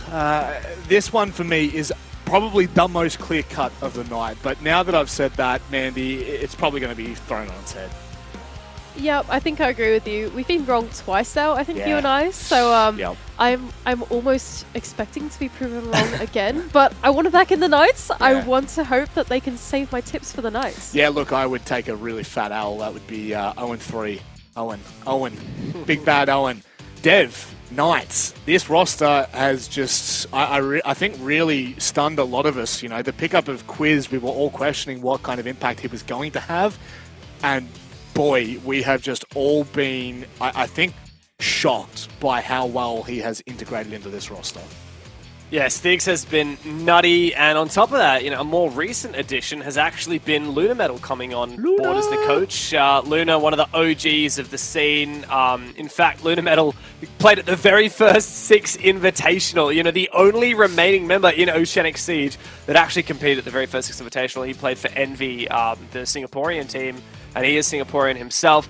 And, you know, it's just great. I've loved seeing this roster do amazing things. Josh also had a phenomenal match in APAC South this week. He had a great ace, which was also a 1 versus 3 clutch. Yep. Quiz, the new blood, has also stepped up really well. It took him a while to find his feet, but you know, now he's firing on all cylinders. I think this is a really well-rounded roster, and you know, it won't be long before we see them back qualifying for major events.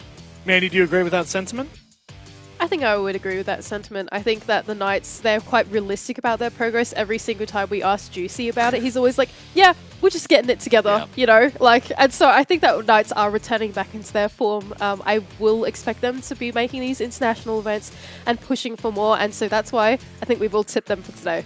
Well, I think that's the big thing, right? We saw them qualify for Mexico last year and then unfortunately miss out due to visa concerns, and now they're looking as good as ever. So coming up against a Kraken roster that is, I would say, wounded after the 0-7 spanking they collected last week from the Chiefs, Are they able to back in here, Mandy? I feel like the big thing for me that's lacking here is kind of the experienced head in the roster in terms of playing at the Tier 1 level of Siege.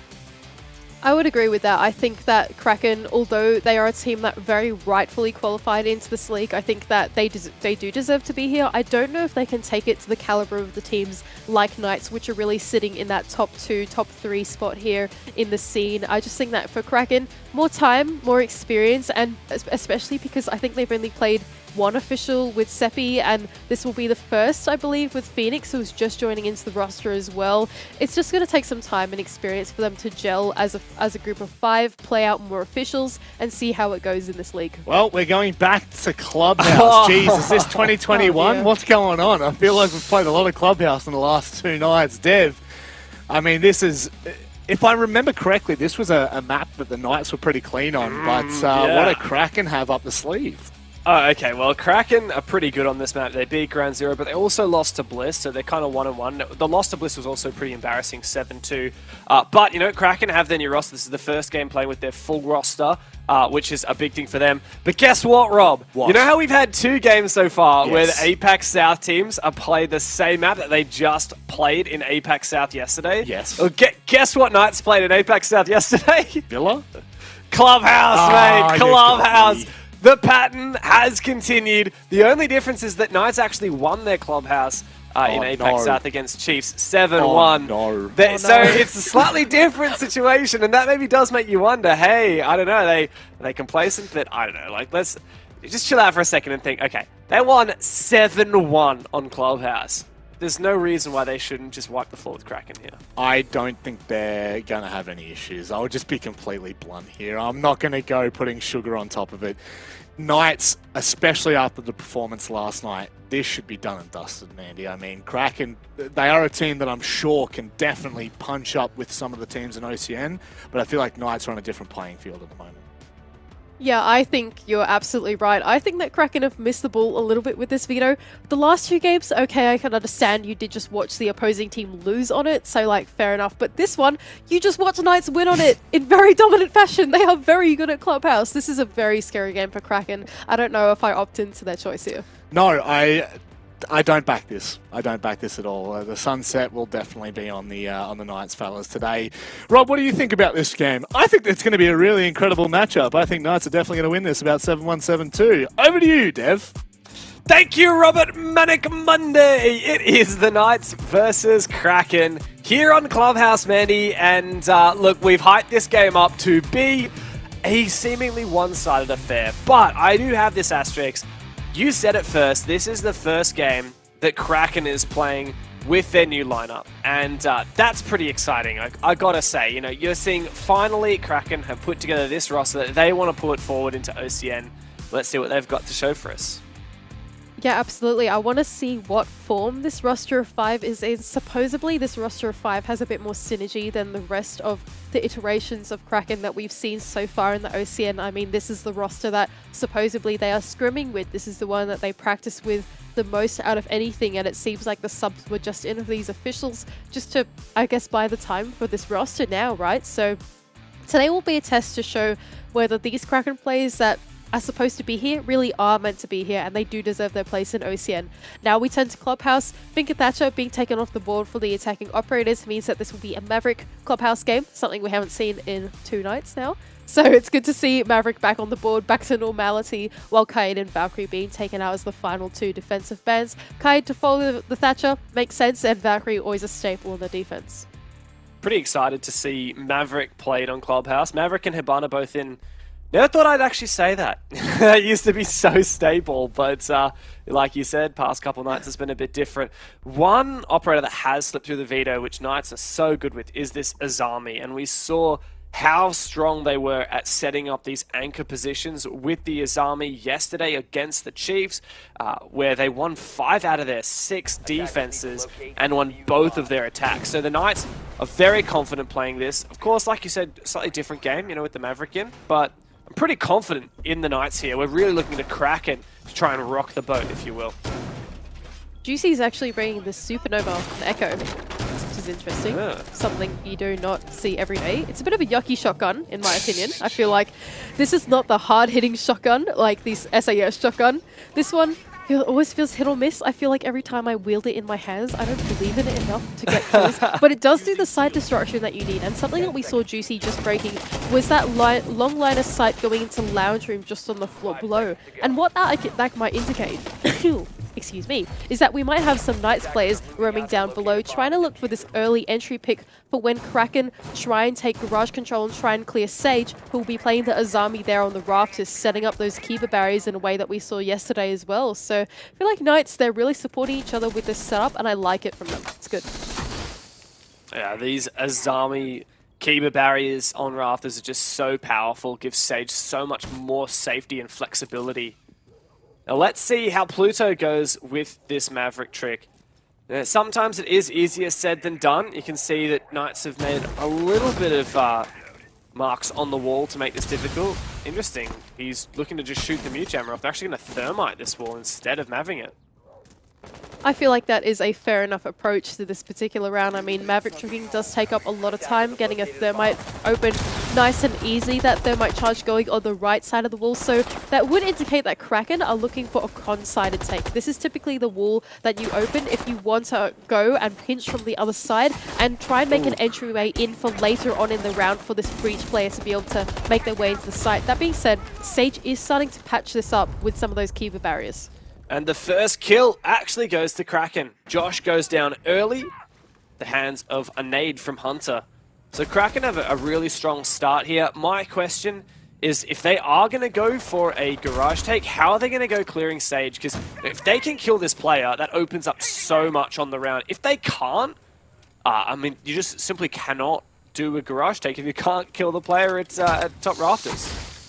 Oh, and Sage is actually going to use another keeper barrier to block off that line of sight that goes back into CC. By doing that, it allows him to play at 90 safely, because otherwise he would be able to be cut off from the breach. And so that's another big use of Azami that we were able to see today. And because he's done that, Kraken didn't expect it, and Pluto tries to make his entry in. He's looking at all the other position of rafters and doesn't know that Sage is playing at 90. He can now collect the second onto Seppi on the garage door, and the kills are starting to compound here for Sage, possibly finding a third, but instead it's Quiz to take down Hunter.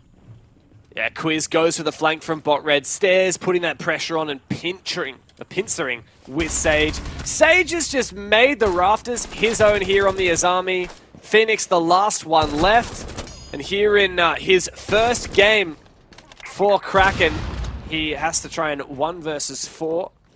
Not an easy task. And, well, I mean, this round was really won by Sage, who's now just pre-firing continually. Nice nade goes over, and that's Quiz taken out. Could he start his OCN career with a 1 versus 4? Takes out a bit more information, needs to find this shot, and he does get it, but gets traded by Juicy. A nice effort there from Phoenix, bit of a KD boost, but the round for Knights. Eventually, Sage, the architect of rafters, bring out the round for the Knights. That keeper barrier that he put on the line of sight that was stopping him from originally playing the 90 position, I feel like is just so genius from him. I love the way that he played that, and eventually using the element of surprise being on a position in that rafters that Kraken weren't expecting really compounded through the rounds, and eventually Kraken, they weren't able to come back from that. And so the Knights, I think, just goes to show the prowess of Sage. When you put him in a position that he scrimmed 100 times, he'll know exactly what he needs to do. And now Kraken will have to attack onto gym and bedroom. Curious from the Knights, typically we see defending teams go down to the basement, but they're choosing to go to gym and bedroom instead. I wonder if the idea is that Kaid ban and the Hibana staying in just makes going basement quite difficult. Even the Valkyrie ban means it's quite hard to roam with information on the basement site. So I respect the Knights. You know, they have actually got a preference of bomb sites that seems to change depending on what the operator veto tells them. And this gym and bedroom site, I mean, let's see what they've got. The mirror is in. They've opted not to go for it. They've gone for an Ella, which is a fairly uncommon choice for a shield operator, like an operator with a deployable shield. A lot of teams would rather go for like an alibi or a smoke, but it's actually Ella FO12 auto shotgun. Where is he going to play this? I have no idea, Deb. I'm just as curious as you are to find out what Juicy's going to do with this. I think Juicy's just having a good time. He's like, okay, we played Clubhouse yesterday. Boys, I already proved that I'm good at this. I'm just going to do my job still, but on some more fun operators. So we see him continuing to pick the shotgun anyway, although it might not be the SAS one. And look, Juicy's having a good time. I reckon if he is, the rest of Knights are as well. The Knights looking to do an extended hold here into CCTV and Cash, playing the rotate on top of Red. I can only imagine that there are some ADSs dedicated to this as well, as Pluto starts to get the wall open, ready for the roam clear. Oh no, that's so unfortunate. The mute jammer at the drone hole actually denies quite a few of those pellets, forcing them to clear that mute jammer. Oh, it doesn't matter. I guess it blows up anyway. Whatever. Quiz does find the opening kill, though, and Hunter goes straight up the red stairs to take down Josh. Quiz low HP. Hunter could take him down with just a single bullet. But Phoenix is taking down Stage. It's just a bloodbath, Mandy. Yeah, absolutely. And Quiz now is in a very precarious position in the corner of Cash. 3 players now trying to clear him out as well. Will Quiz get away with his life? Will he be able to take someone down to the grave with him? Or is he just going to be taken out as easily as his last 2 teammates now jumping up on this Cash table? None of the Kraken players making their attempt into this building yet. Oh, this is getting a little dicey here in the mid-round. How much time can he delay? Juicy! What? Oh my god! With the pistol, no less. Doesn't matter what operator he plays, he has the confidence of an insane person. Look at the way he uses that pistol. Stiggs can get a kill. I think that was on for a jump pad as well.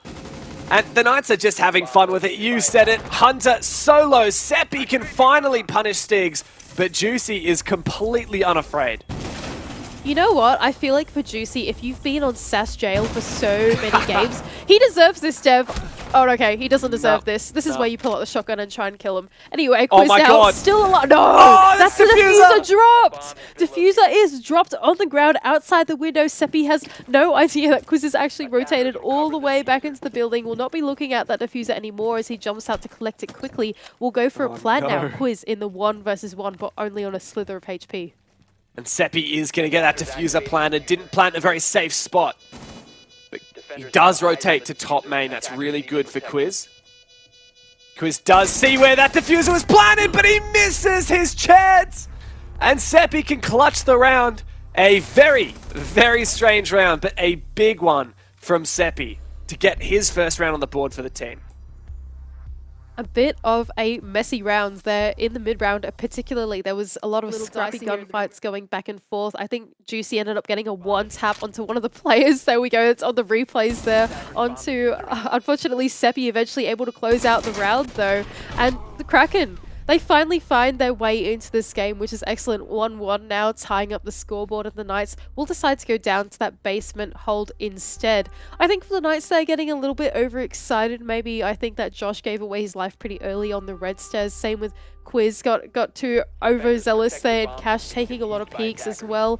And I think in the end, if you take those 1 versus 1s with these Kraken players, they are pretty crazy at the end of the day. They will win out their gunfights, and that's what we expect them to do. That's why they're in this league. And so Kraken eventually able to take out the round, but now we pivot towards Church and Arsenal, and Juicy will be leaning into this mirror with the triple wall only half set up. So it would indicate that something aggressive is going on here in Church. Yeah, really uncommon that you'll see mirror played on this basement site these days. Often she's banned, right? Oh, actually, it is a mirror upstairs. I love this mirror spot. I mean, it's not perfect. You can nade it from bar downstairs, but this is a really nice interpretation of the extended roam. Most teams will try and extend roam with like reinforcing the jacuzzi wall and then trying to play wall denial, but like that's going to get destroyed eventually, right? That mirror window is a nice little spin on it, and it looks like Nice is just trying out some new things here.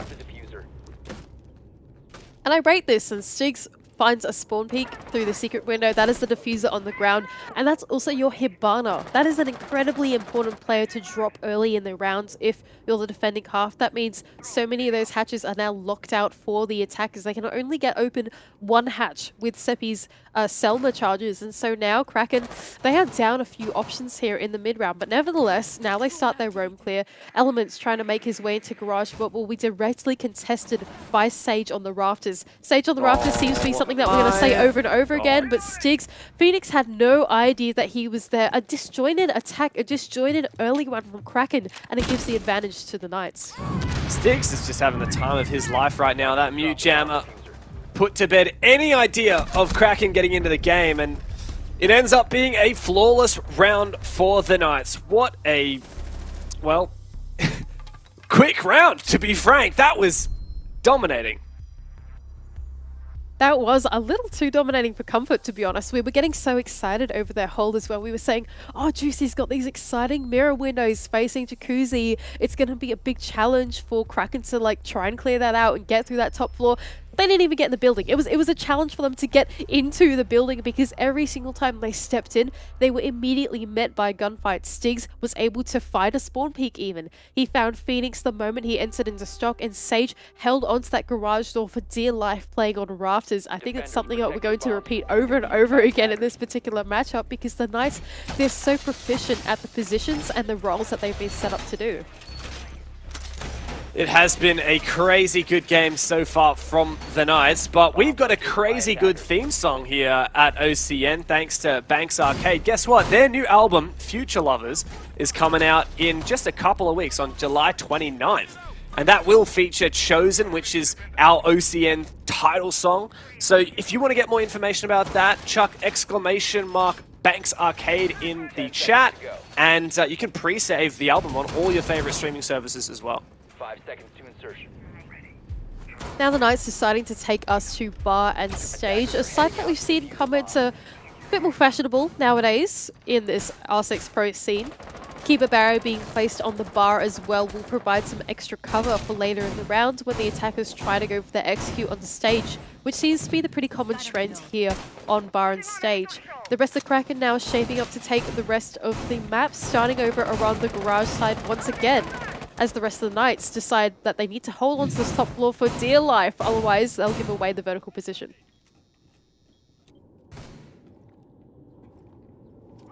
Styx just exudes confidence the way he holds angles on these windows. Going for this extended roam. But Quiz is actually the first to fall. Knights have to be extra careful not to lose too many players here, as this is a bar defense. You need all your players up to try and hold on to map control here. And that's exactly right, because Bar and Stage is one of those particular sites where not only do you need to hold onto the site, but you need to also hold onto the floor above it as well to prevent any of the attackers from playing vertical. Styx is going to look for an aggressive peek onto the Jacuzzi breach. It won't work out in his favor, and Seppi will take him down. Hunter to double down with a grenade as well, and it's all compounding here for Kraken. The Knights, they're falling apart. Oh my god! The revive was not the play there. Sage gets a double kill. And now the round has flipped on its head. This was a 5 versus 2, Mandy. And now Knights, in a way, have the advantage. They've certainly got the health advantage. Sage and Juicy just running amok. Phoenix can finally get that diffuser back, but it may be too late. And this game so far has just been so scrappy as Juicy is able to find the one-on-one with Phoenix there, collecting the kill, leaving Seppi in the 1 versus 2. No way. Stage to collect his 3rd for the round, and that is done and dusted for the Knights on their tertiary bomb site. This entire game has just been so scrappy, so yucky through the mid-round. There's so many trades going back and forth, but honestly, Deb, I feel like it's more the Knights doing than Kraken, to be honest. Like, I think the Knights that when they get excited and confident and they see Kraken going for their entries, the Knights are like, all right, we're going for this swing, we're going for this peak. Like, this is not the Knights that we normally see. Yeah, they are just letting their hair down and going for it. And sometimes it doesn't work out, right? You lose 3 early picks. But then they're like, guys, you know, Sage and Juicy, it's a 2 versus 5. Let's just go look for some picks. And they certainly found them. They found all 5. They didn't lose a single player in that 2 versus 5. A beautiful round from them. Sage is now the kill leader in this game. 8 kills, doubling the next highest player in the server. And that was largely thanks to his insane performance in that round as well. The Knights are going to be feeling a lot of confidence on the back of that. Not that they will want for confidence already in this series, but Kraken, I think, will really be pushed back into their shells after losing such an advantageous round. Now the Knights will take us here to CCTV and Cash instead. Quiz setting up on the other side for an extended roam. Once again, Sage will bring the Azami.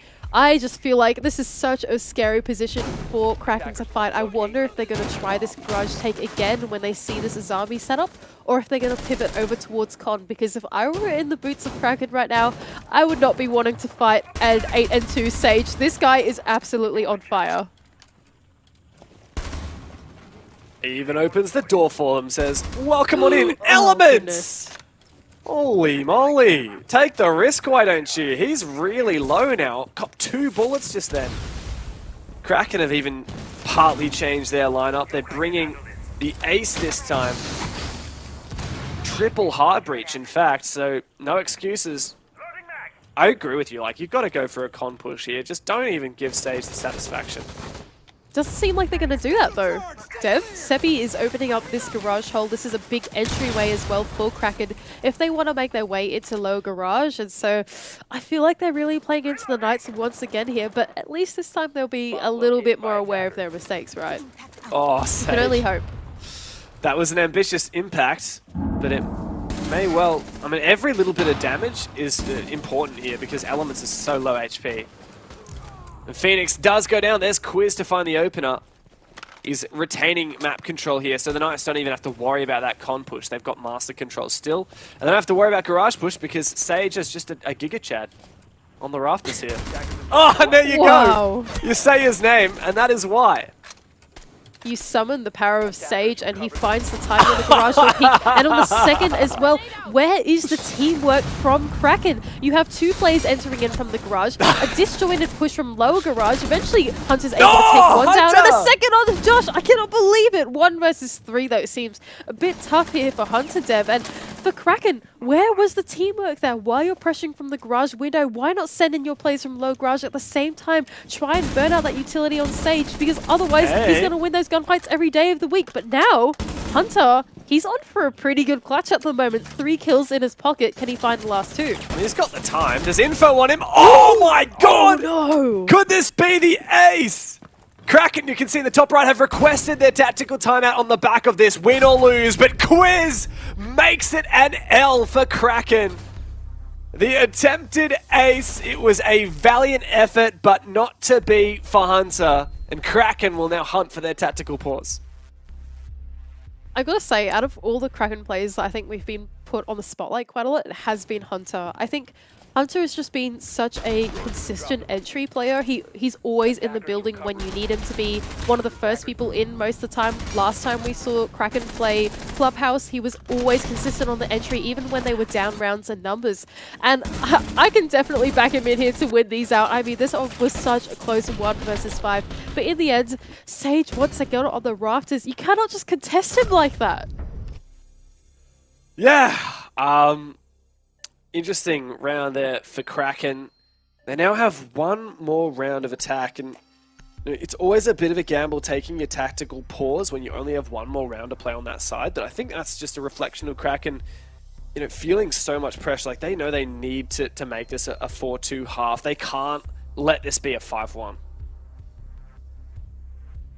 That being said, I do agree with you. I think that taking the tactical timeout on your your final attempt at attacking is a bit risky, because once they pivot over to that defending half, if things start to go right, none of what they've talked about just then will carry forth into the next half, right? But like you said, getting at 2-4 attacking half is the pass mark here on Clubhouse, and if they can do that, I feel like there is still a bit of hope for them in this particular matchup. Now Kraken will have to make their attempt at Church Arsenal once again. Last time they attempted this, they could barely get in the building. Their Hibana player was immediately spawn peeked. The rest of them were killed upon entry. And so this time, Kraken, the mark for improvement is not that much. No. It's just get in the building and find an entry. And that is already such a tall order when you're playing against the Knights. Yeah, I mean, the Knights are leaning into a playstyle we don't often see from them, which is just hyper-aggression, hyper-confidence. They also have good setups, but they also, it's like everyone's just been given a license to kill. Like, everyone is James Bond here, just like driving around in his Aston Martin, just like, you know, SMGs in both hands, just going ham.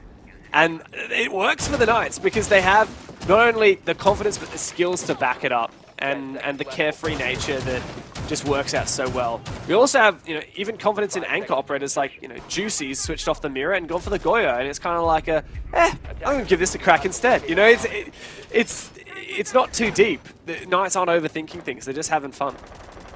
But Juicy is still running the shotgun, albeit a slug shotgun, and so.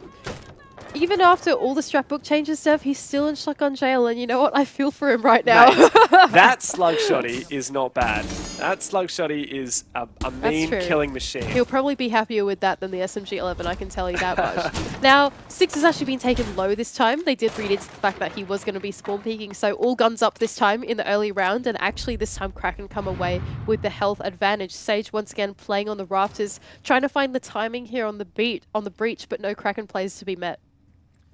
This is a pretty hard position to play if Kraken deal with it well. But for now, he has wasted a lot of drones, a lot of information. There's only 5 drones left for Kraken. Oh my god, Knights have already won this roam game. Even if they start losing players here. They in fact lose 2 players, so... I mean, potentially they could get away with this. They've lost a lot of drones, but they've claimed a lot of kills. Oh, and a third as well for Seppi, now 2 versus 5. This time we'll have to see. Kraken, do not capitulate in the 2 versus 5. Do not try and res one of your teammates when Sage is around the corner. It doesn't seem like they will, as Phoenix will collect another kill onto Juicy, just leaving Quiz in the 1 versus 5. That'll put Kraken at a 2-4 half, which honestly is not bad from them. That is definitely the pass mark here on Clubhouse, unless Quiz has anything to say about it. 1 versus 4, but the bomb is going down. I would love to see a 1v5, Mandy. I really would. But that Vulcan canister is not exactly what Quiz needed right now. He is locked out.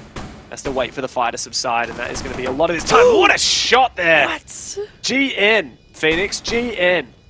And sleep tight. 1v3 now. Pretty tough for him to try and play this position. He loses a hell of a lot of HP running through the end of that fire. And now, in the 1-on-3, he's got to isolate these battles. I mean, at this point, it's just not happening.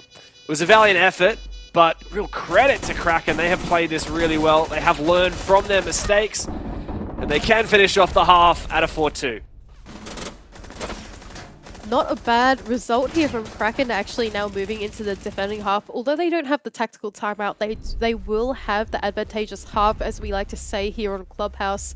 And so I don't mind this from them. They still have their foot in this game by all means. It's not all done and over yet. And we'll have to see if the Knights, will they tighten things up, or will they keep being a little bit silly about this series? Because I think it's time for them to take it a little bit more seriously. I mean, you can't knock a team that's just destroying the competition.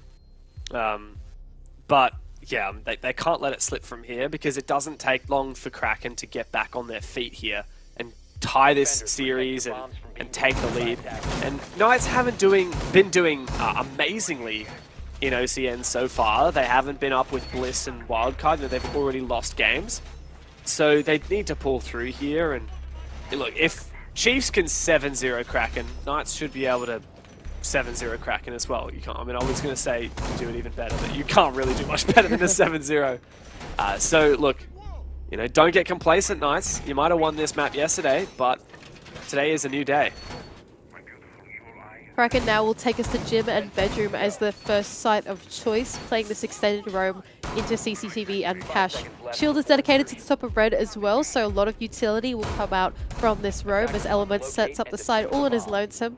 We'll see if the Knights are able to go for this sweep. Phoenix actually spawn peeking out of the breach. Ooh, that was a bit scary, but nothing will come of it as the Knights players start to pre-fire at it instead.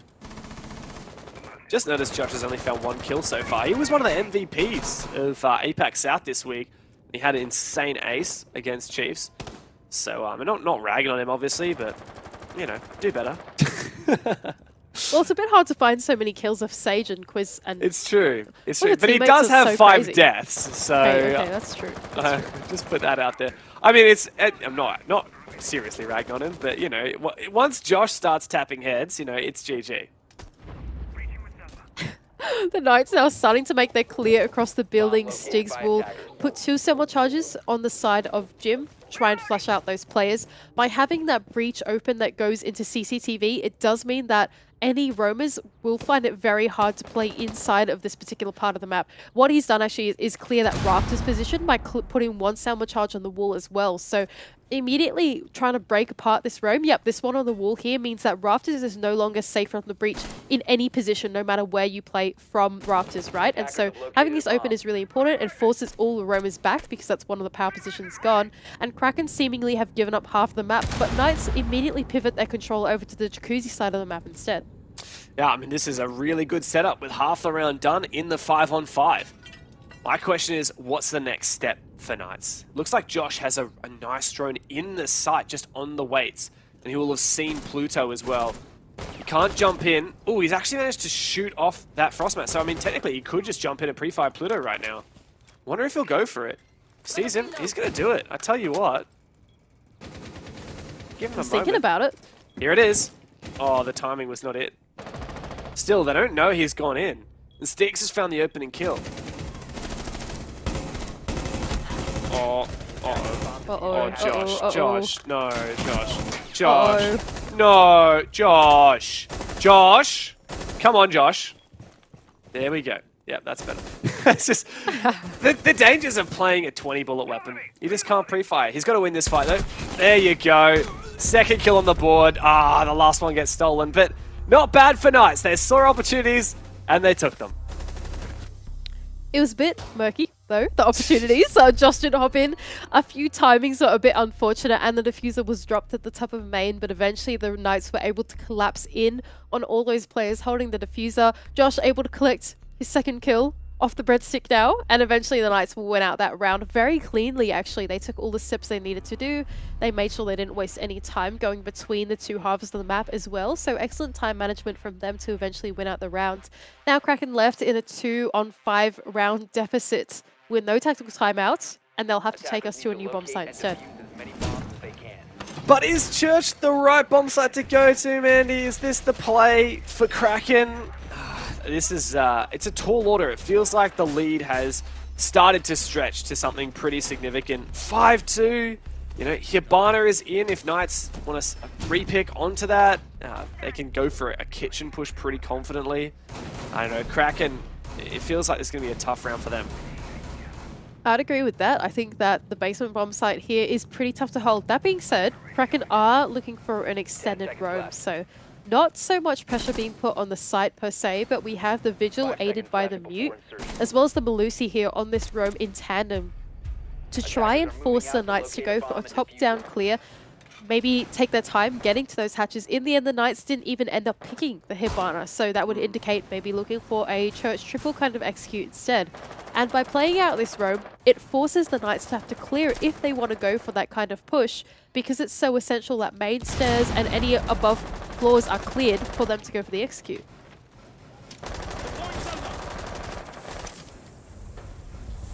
There's the first salvo detonating on the Kennels wall. Phoenix not going to impact Tricket. Instead, he just falls back.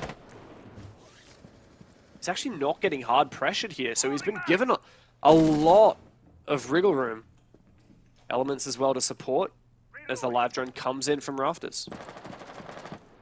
The Knights seemingly taking their time to clear this. I can only imagine that they're trying to decide whether to clear it or not, as Kraken actually start to fall back. Styx has only just missed out on the timing of 2 Kraken players getting back to the site, and that's actually the entire map now given up to the Knights. But Knights have no idea that it's being given up to them, right? Styx only saw 1 player fall off. He thought that there was going to be a player in the corner of Secret, but all the Kraken players are actually back on the site, and now the rest of the Knights have to drone through that ground floor. We can see Sage, Quiz, and Styx were all on a drone just then, checking through the rooms to the ground floor to make sure that none of the Kraken players are still roaming, and they have in fact fallen back. That said, Josh has now used 2 of his scans to check where players are. You'll know that they're back downstairs. The main player you want to check would be Seppi, because he's the one you can't drone on the Vigil. But I mean, at this point, we only have to guess what Knights do or don't know. They're going to try and go for this Moto hatch. Seppi hears it and starts to fall back. seems like a triple push will be the way for the Knights by opening up that Moto hatch that gives them direct access into Moto to cover that doorway as they try and get the triple wall open. That's typically what you would do this for, as Sage starts to work the floor, see if he can find any free picks, but time is dwindling away for the Knights. 45 seconds left to go, and like you said, the drones are getting lower and lower. Only 4 drones left in their pockets, and they'll have to start droning out the site, figuring out where some of these anchors are. Oh, we've got Noir mode. This is, yeah. I don't know, I really want to cast like it's a noir film, but I just don't think I'm capable of that, Do it. especially... Do it. Alright, it was a dark night, and the Knights had to execute in the 5v4. Josh found the first pick, and the Knights going for the church execute. It was a grim time for Kraken, but they decided it was time to fight back, and the Knights collapsed onto the site, but Kraken stood their ground.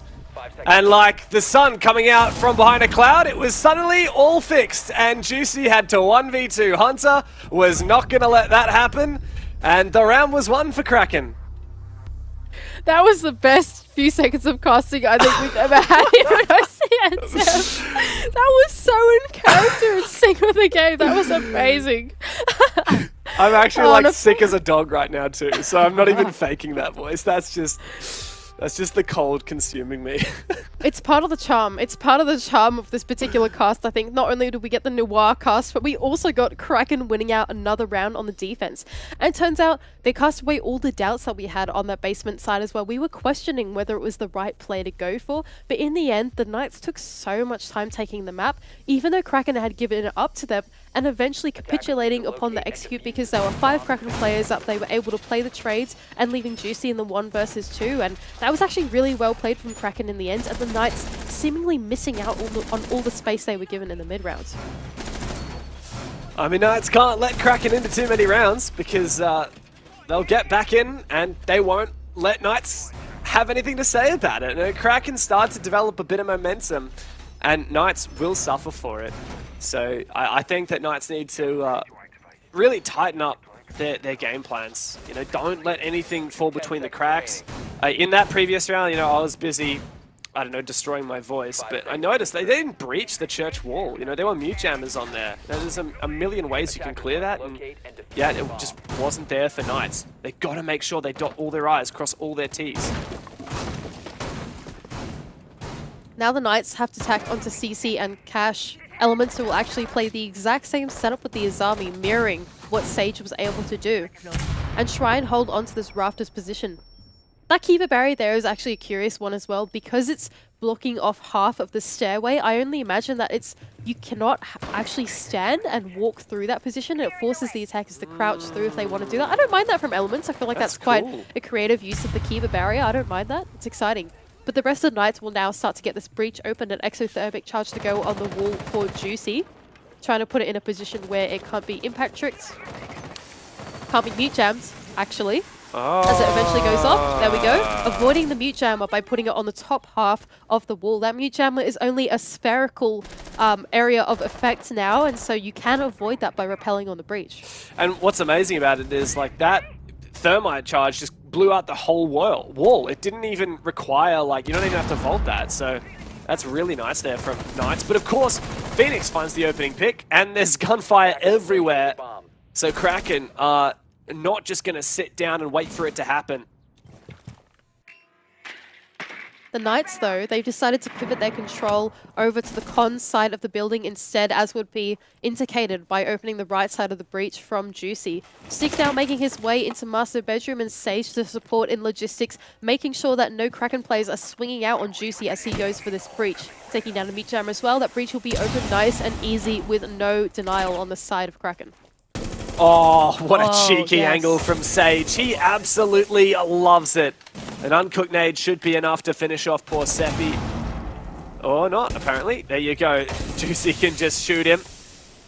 But now, really, Knights' worst enemy is Pluto, using all of his gas babes to delay time. But, I mean, there's plenty of time for Knights to play with here.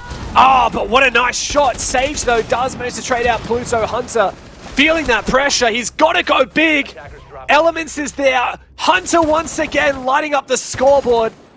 And Stiggs has to do it all himself in the 1 versus 3.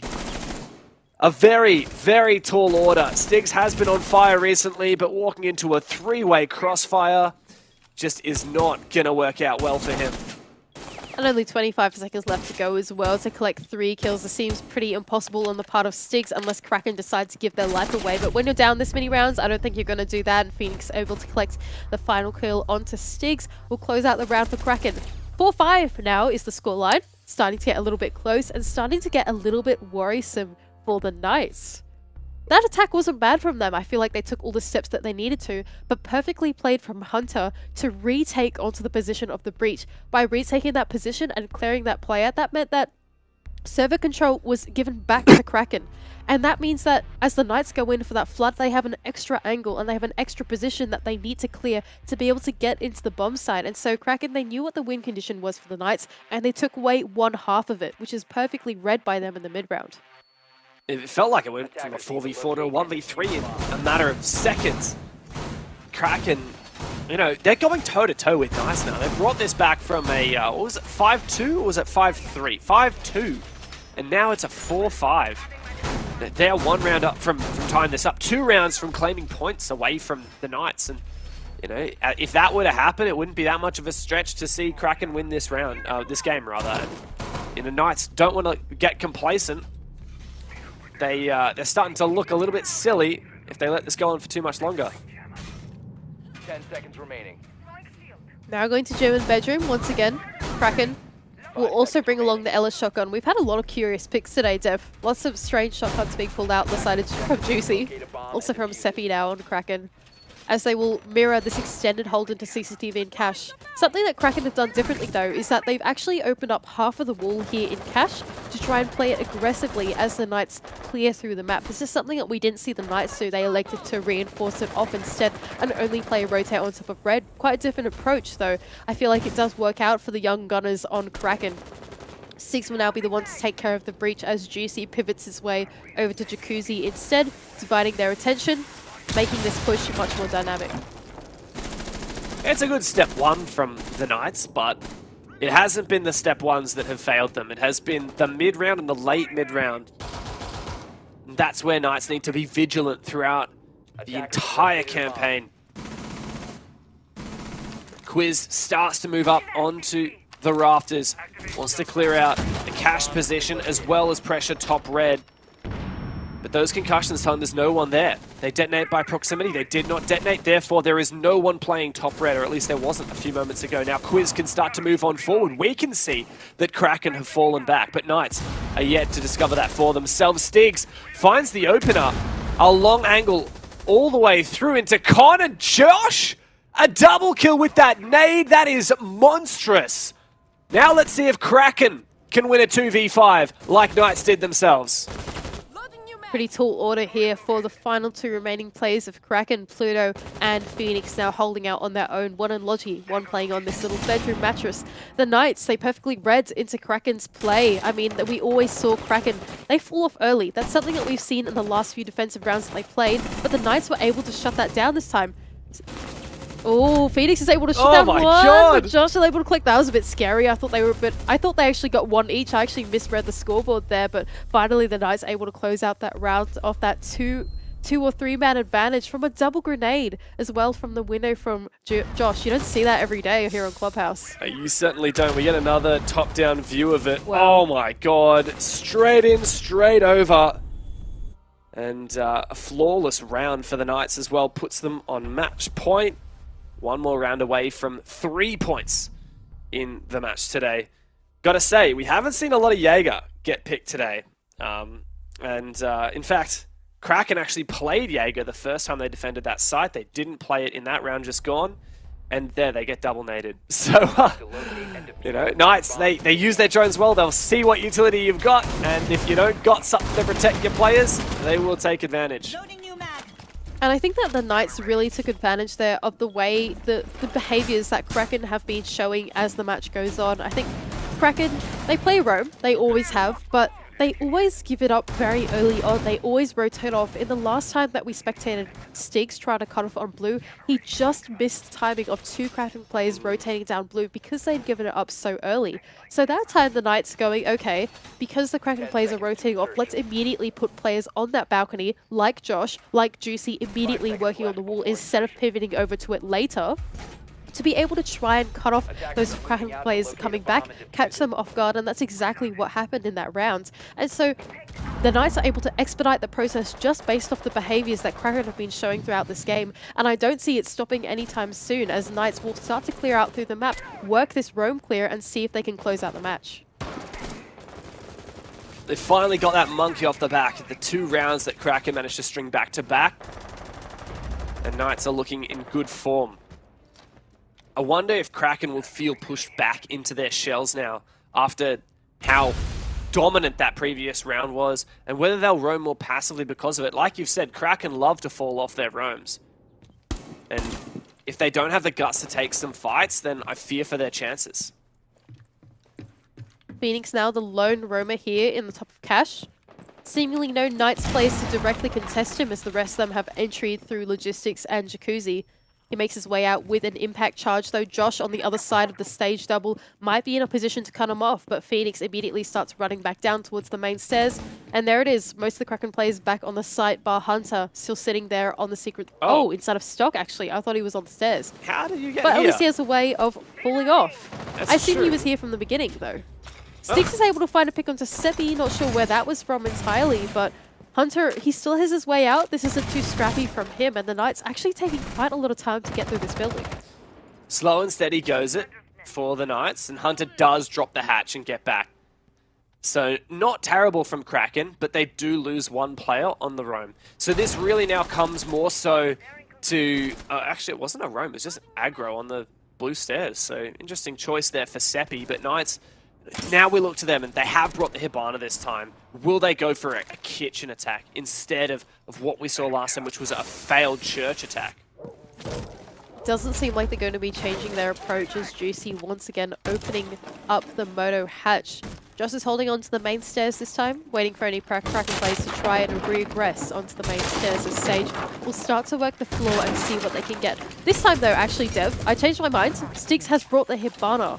So if they want to, they do have an option to go for a kitchen execute this time. Last time we didn't see Knights do that. They only brought along the Selmas and exothermic charges.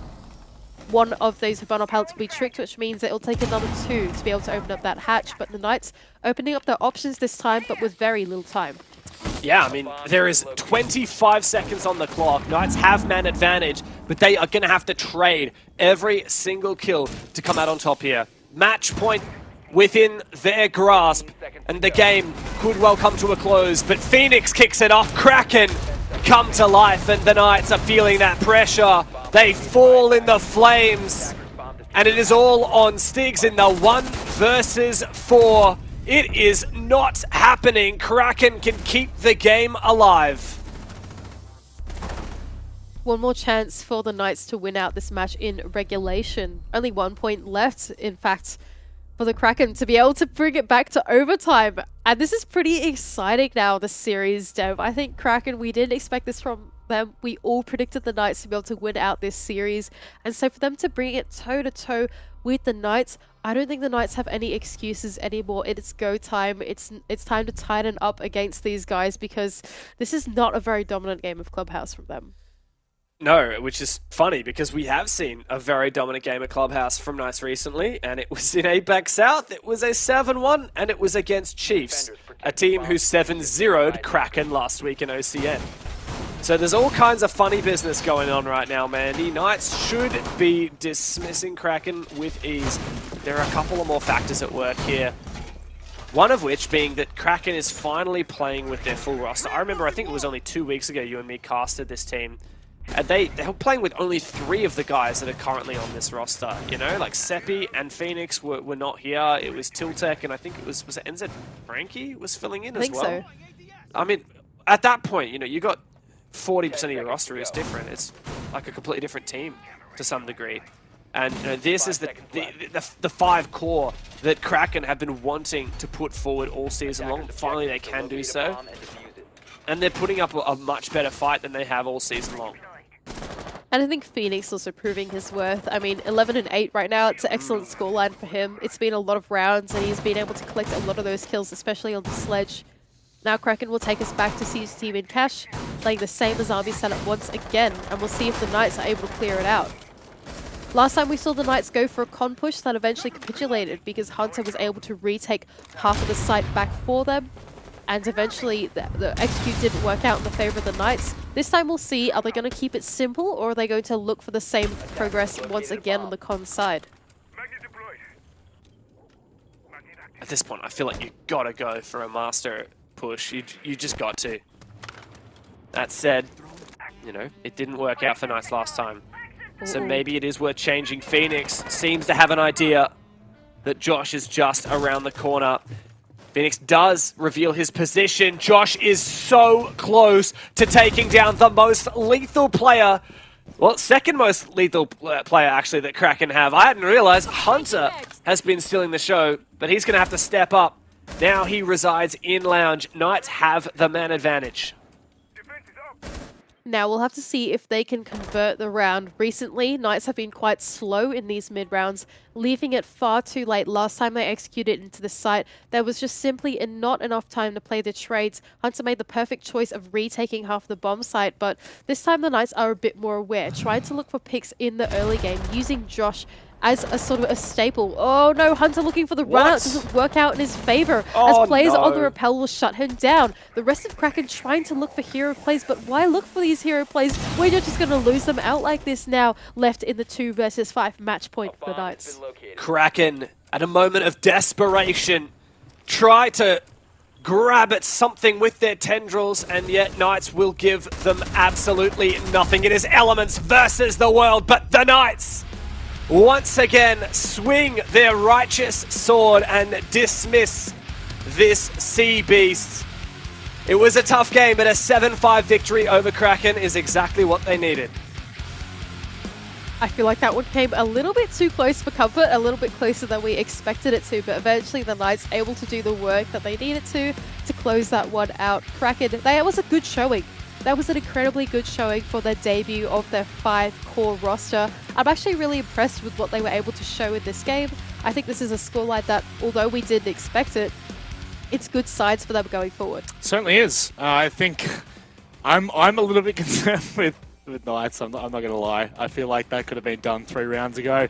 Dev, you would have been able to rest for the final game, but it's not to be. Really impressed by Kraken, and in particular Hunter. Like what a performance that was from him. Dev, I know that you were highlighting other players throughout, and Hunter kind of took you by surprise in the end, but I think 15 or so kills and a couple of massive rounds that he ended up having toward, I think, the second half of the game. This really is just a pretty... It was a clinical display from the Knights for a little bit, and then I feel like it was just a lapse in concentration. Yeah, look, the Knights had some really good defenses, and then, you know, Kraken came back in, made it a 4-2 half on the back of their tactical timeout. So, look, I think Knights had a really, really good set of defenses, and Kraken just didn't quite... We're quite up to scuff on their attack. I think it highlighted more of Kraken's weaknesses. When we switched into the second half, I think that was, yeah, Knights maybe dropping the ball a little bit, and Kraken really showing that they're so much more comfortable on their defensive side. This near on 1v5 from Hunter was disgusting. That was way too close to call. But Mandy, looking at this now, you know, Knights back in the driver's seat. Had they have dropped the point here, or even potentially 2, you know, they did secure OT, I think, for 3 rounds in a row. But, you know, like, if they dropped points here, I would have been a little bit concerned for them. But this is surely just a match that they'll be able to shrug off at the end of the day. I think so as well. I think this is one for Knights that they'll just go, okay, this is what we need to do. We went and did it. For Kraken, though, I want to pivot the story for them because this is a really good matchup for them. That is a really good scoreline to be able to take the Knights to. Like, I don't think that Kraken are going to walk away from that feeling disappointed. I think that they should absolutely feel like, okay, we did an incredible job, you know, taking them to 5 and 7. That's nothing to laugh at. No, not at all. I think it was actually a lot. You know, it probably shouldn't have been as close as what it was, but the thing is, when you let a team shine like that, when the momentum's in their favor, it does start to kind of skew out a little bit further. And Dev, for Kraken, look, I think that they've had a couple of bumpy starts. You know, I believe they're 1-3 now, if I'm not mistaken. I'm just going to double check to make sure I don't scoff that. Yes, it is 1-3 that they're at. I mean, where are you putting them so far for their first stage? Look, it's not been perfect from them.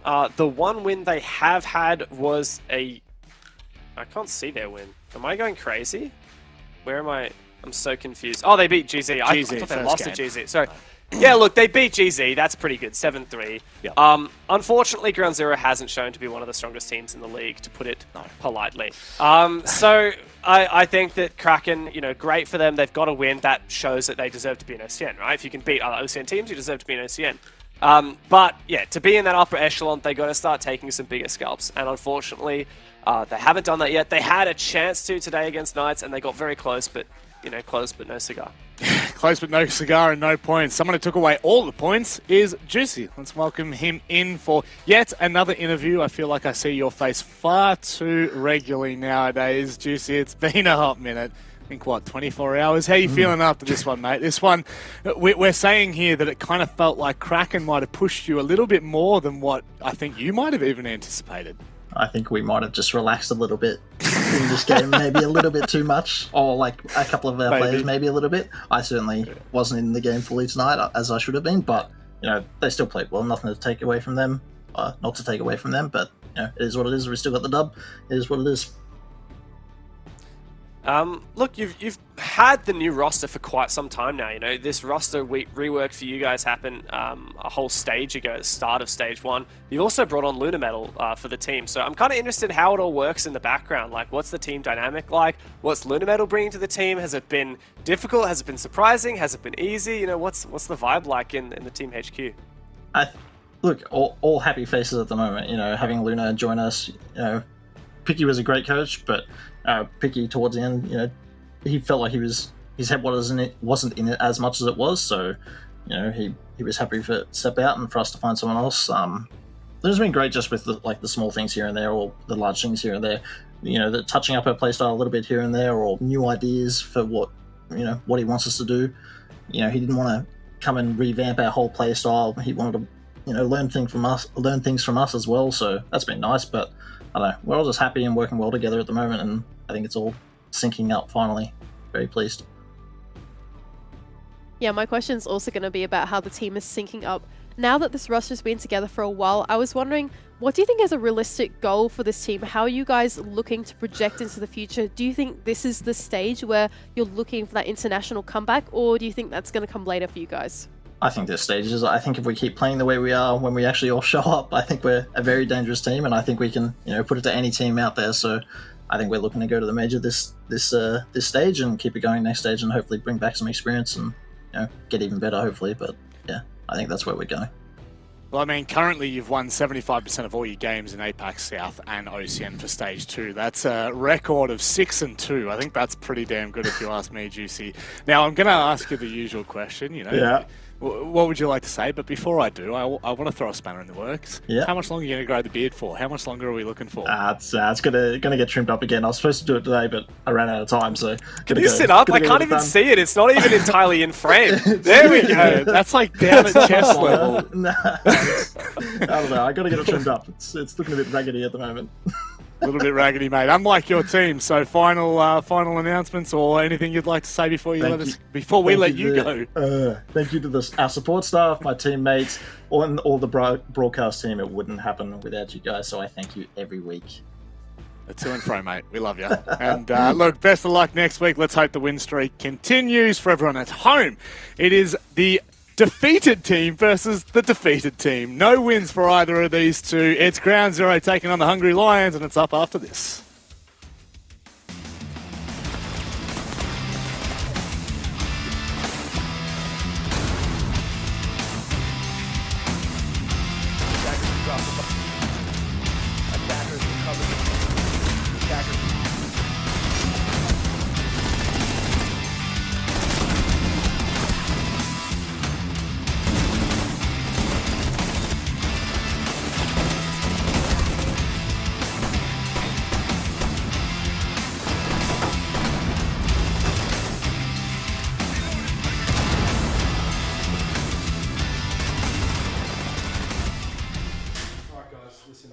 OCN has made me Director, Leading Captain and Manager of Clutching. Now first up, we've got my 16th clutch in the last 3 months up here on the screen. Please pay attention. Without any further ado, let's get started. What you really want to do here is assess what map control you have and then see if the bombs... So right now I've just got a kill on Takanos. Real easy stuff, especially by me. As I'm doing here, sort of just assessing what map control I have. Do you understand? You sort of get what I mean? Wait, hang on. Why are you showing us how to clutch? Well, because I clutch a lot. Didn't you lose the 1v0 against Order to qualify for the major?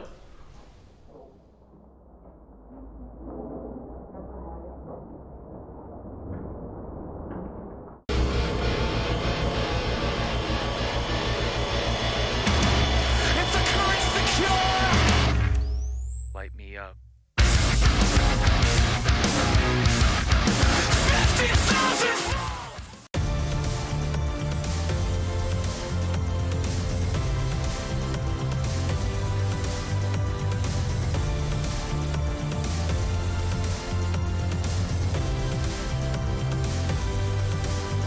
Foundation for National Parks and Wildlife safeguards our wilderness now and for the future. Our bushlands, our mountains, our valleys, our rivers are our responsibility. Whether you're just discovering the world or have built rich memories within it, together we are one generation, and what we conserve today will be there for those tomorrow. There is no bigger legacy than the planet we share. Donate now. Welcome to GTV ANZ, the gaming channel created by Ubisoft. Every Tuesday and Friday on YouTube, we'll be doing fast plays, game challenges, 1v1 face-offs, and so much more. You happy? When did we get a dog? It's a good question. What is going on here? Swing there from Wade. The main spot, 1 versus 3, and 1 versus 2. Can you make it a 1 versus 1? Got too many times. Champions, you never count them out. Both players are going to swing it right now. What have they done? They just didn't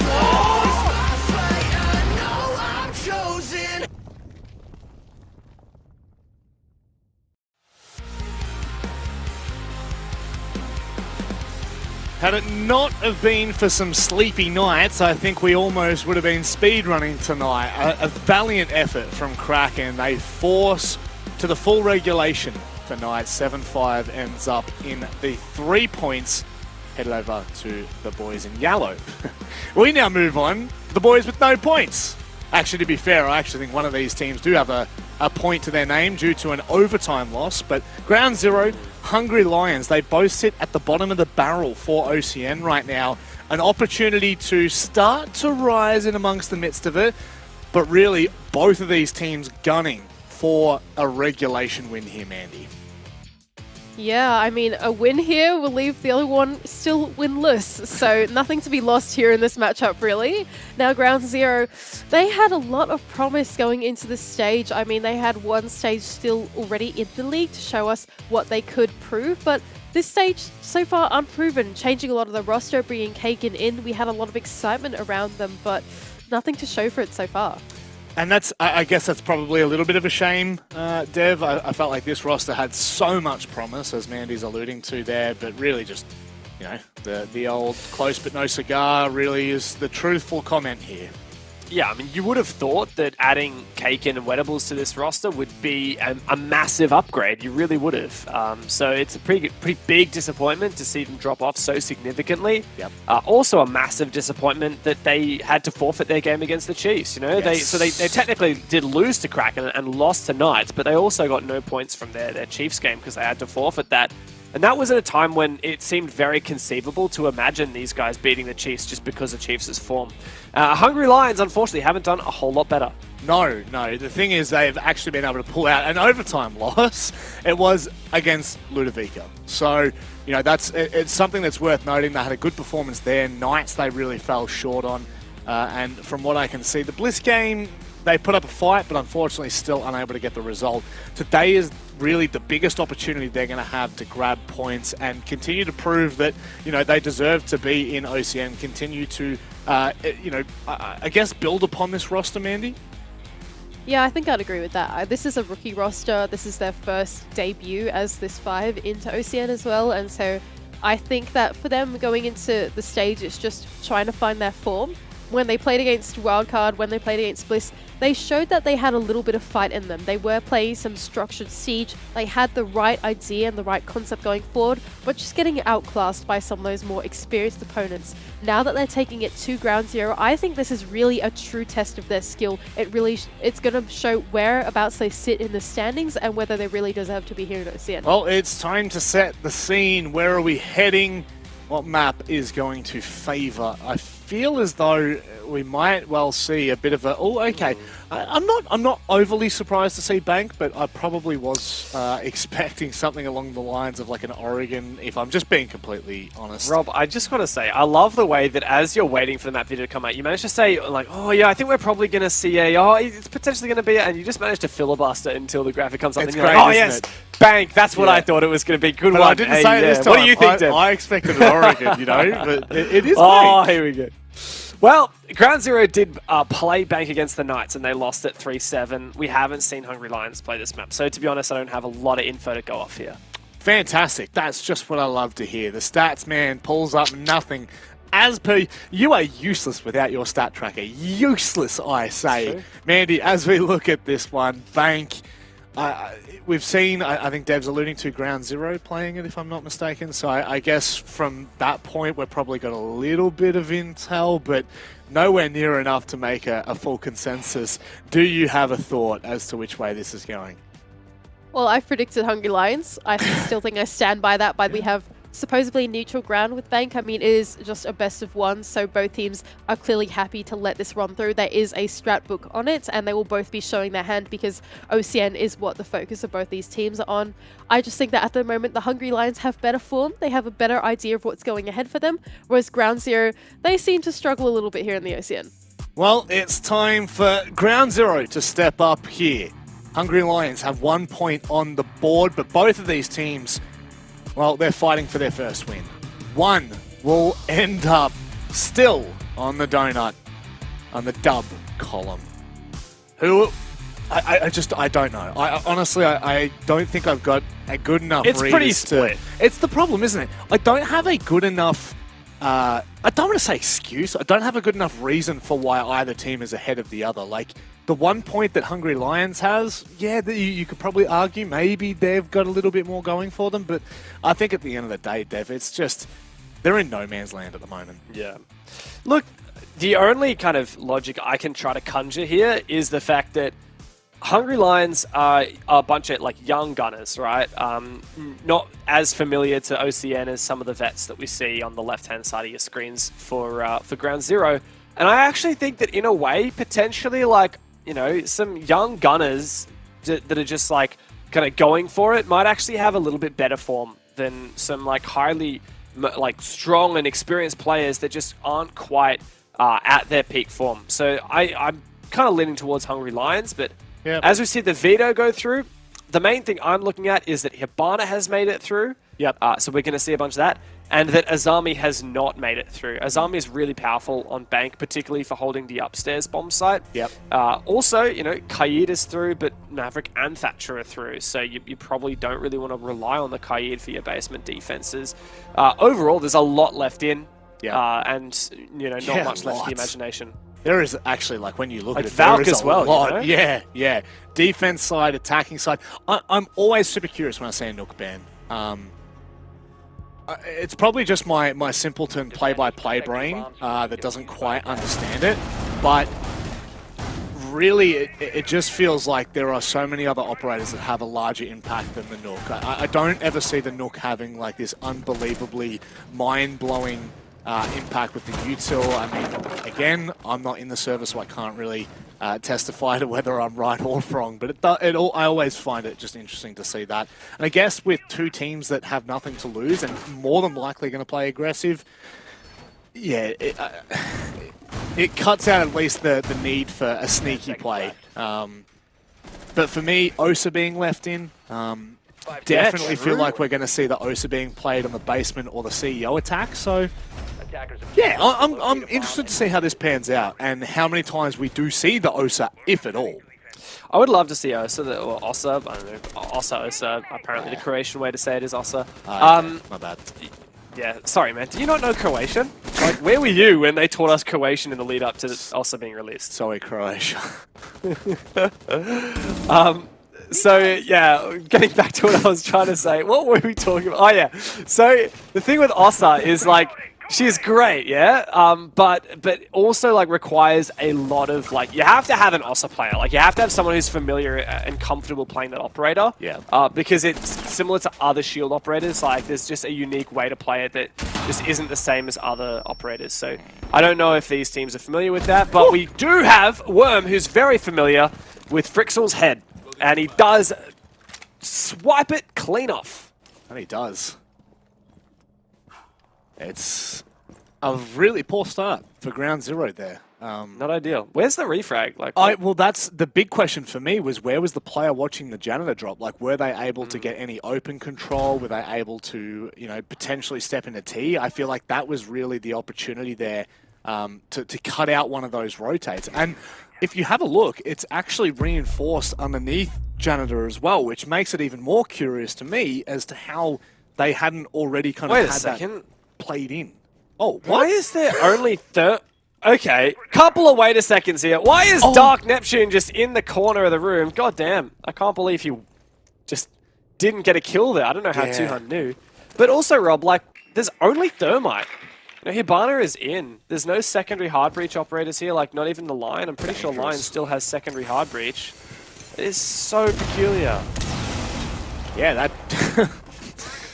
seems a little bit how you going, but I guess it's working, right? Ground Zero, they've got well, I mean, it's unreinforced. Both walls. That's true. There is a godsend for GC, man. Like, President's is like, okay, that's fine. Don't have to worry about breaching this open. Just get Jackal to come over with his shoddy. So I guess, yeah, there you go. It is working out, apparently. That feels like it could be quite a large oversight, considering no one is playing aggressive in server and can hold back these players to waste time. 30 seconds left, and I actually think Ground Zero might be able to pull this off. Those smoke canisters are nowhere near the mark. Yeah, I don't know what that throw is from Mazami. Let's see if Prez can get this done. Jacana says, absolutely not, mate. That is gorgeous. I'm really liking that line that Zane's playing on. Just contesting, and Tuhan is just in so much trouble there. He needs to go massive. Where's Kakin? Hello? Am I going crazy right now? Is Kakin just not in this server? Oh, it was on the hatch. It was okay. There you go. I felt like I didn't see Kakin all round, so I was a little bit confused there. I thought maybe he was stuck in spawn. Who knows? Yeah, I mean, he was on the hatch, which is great, but yeah, I mean, it doesn't deny the ways that Hungry Lions was set up for. Yeah. Yeah. Well, I mean, that was a strange round, wasn't it? Yeah. It was that C4 really changed the game, though, and just the fact that Hungry Lions were so proficient at playing those long lines of sight from inside red and lockers. Yeah. That changed the game. It's actually. I don't cast enough anymore to watch everyone's setup, but I feel like I do not often see a defense on the basement without those two server walls reinforced. And what I really liked even more than that is it was completely open from lockers through to Red Hall all the way over to default plant spot. So all of those walls were left completely open and unreinforced. I genuinely really enjoyed seeing that. Because there is a really big default way to play, right? Yeah, I mean, I guess what's more common is the red wall's open and you shoot, someone plays in garage, you know? Yeah, and they're shooting across that line. Think digital with like the Maestro, he often does it with Maestro. He'll play in garage, lines of sight in the garage wall to red, lines of sight in the red wall to CCTV, and from there he can see the planter. I don't know what the angle is from like the lockers? From inside lockers through the two walls. I don't think you can kill the planter while they're planting. Like, because when you plant, your head kind of dips down. Yeah. But it looked like that was what happened just that last round. So maybe you have to go into a custom game and try it out or something. Well, how about we do that after this? Oh, yeah, man. I'll see you in there. Yeah, definitely. Just reinstall. It's a joke. It's a joke. Of course I have Siege installed. Oh, we have fun. I swear, in that rank game the other day, you just went off. You got Yeah, like man. 2 aces. It's one of those things where like you guys can rely on me every single time. So yeah, it just is. You're like Stiggs, but Stiggs that doesn't die. I'm like Stiggs, but with trigger discipline. You know.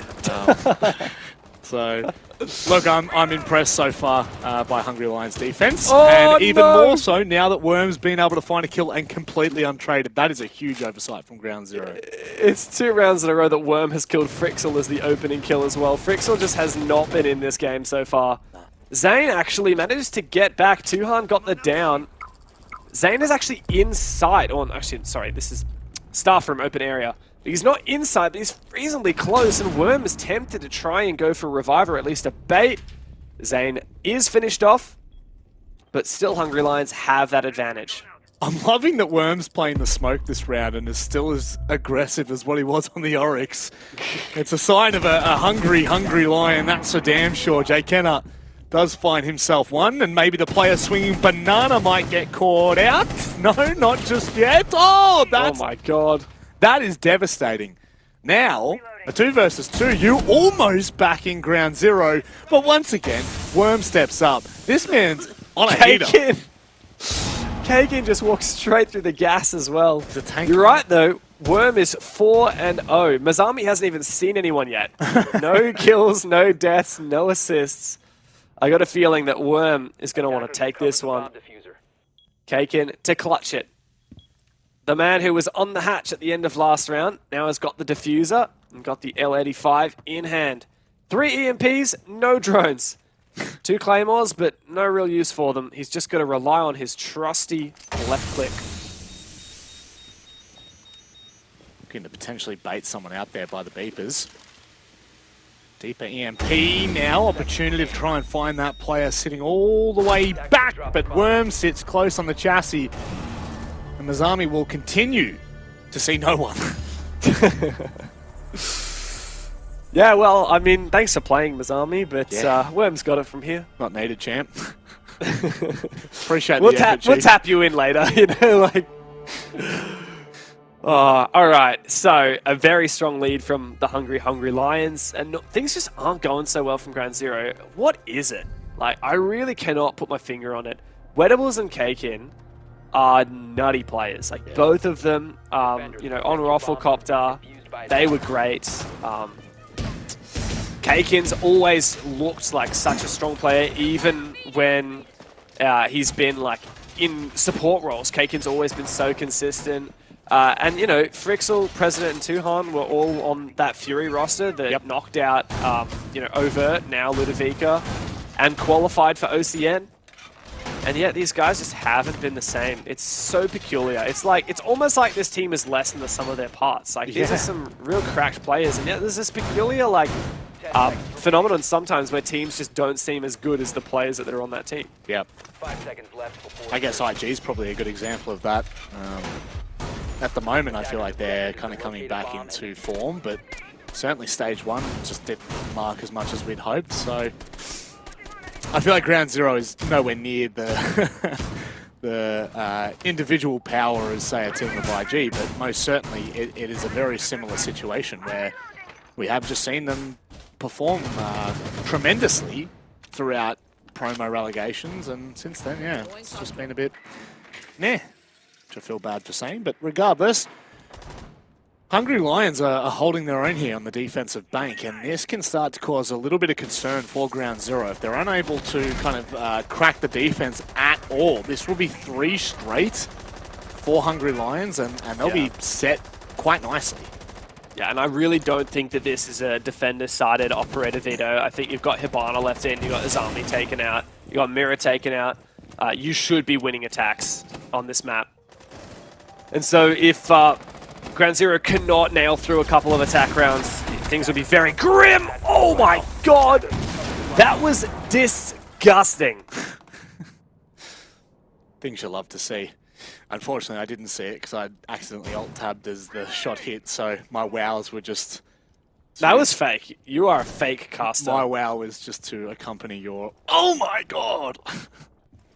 Don't do basically, this is literally exactly what you missed, mate. You just QE 1-tapped. No, really? That's dirty, Jay Kenner. Might be given the opportunity again. I would love to see it, mate. That would make me a very, very happy man. That's going to be unreal. See you later. Yummy! Yummy, yummy grenade. Eat that for brekkie. And that suddenly means that Ground Zero have the advantage here in a 4v3. The hungry, hungry Lions are certainly not too hungry for grenades. We really know that you're delusional when that's your, line.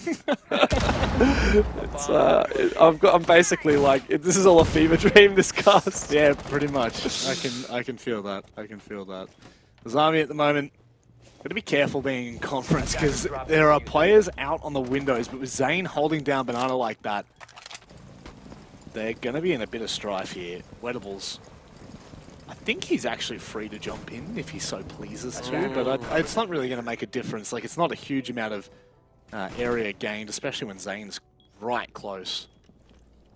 It would be pretty good. Like, he can literally just spray and go in. Prez does get traded. It looks like Wettables has managed to get inside, but Neptune is there for it. Tuhan, low HP. He loves this DMR. Oh my god! He checked the angle, but his reaction time was just not quite what it needed to be. Timeout request by Ground Zero. This is actually something, I don't know whether we saw it, I didn't see it in the Knights game, but we definitely did not see it at all in the first two opening matches. Oh! Oh, I love it. Yummy. I have a permanent request to ban this bloke. I think that tactical timeouts, this is something I've spoken with Mandy within the past. Just like the timing in which you call your timeout, it amplifies its impact. You know, like you think about the reset you get when you're 3 rounds down and you haven't performed well at all at the start of the game. This minute timer, not only does it reset your mental, it gives you an opportunity to talk, but it also resets the state of the game.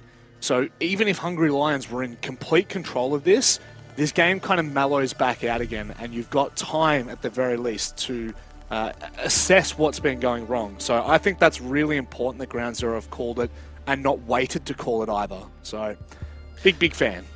Yeah, I agree. And look, also, GZ know where Hungry Lions are going this round. You know, the other 2 bomb sites are locked. Lockers has now been unlocked, and they know they've played this bomb site before. They know what went wrong. If they can win this round, they suddenly open up the momentum to switch back onto their side. All kinds of possibilities as well. Well, do you want to know what else has all kinds of possibilities? Please tell me, Robert. Banks Arcade, their new album, Future Lovers, is coming out on the 29th of July. So, you know, it does have Chosen in there, but, you know, that's just one of many. Even though it is out there. Where can I cop that? Where can I pre-order that? Well, what you can do is you can type whatever was on your screen just then. You can type the command into Twitch chat. I'm pretty sure it's Banks Arcade, ! Banks Arcade, into Twitch chat, and you can go and find out where to snag yourself the album. But of course, it won't be available until the 29th of July. But think ahead. You know, you've got to be like Dev Marta. Thinks ahead. You want to do that by typing it into Twitch chat and pre-save the album. Just to be clear. I love that.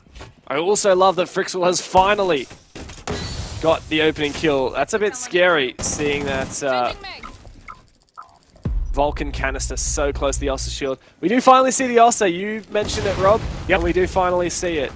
Tuhan's also found 2 picks. Oh my god. He loves this DMR. He has made Garage his own. Yeah. He's just...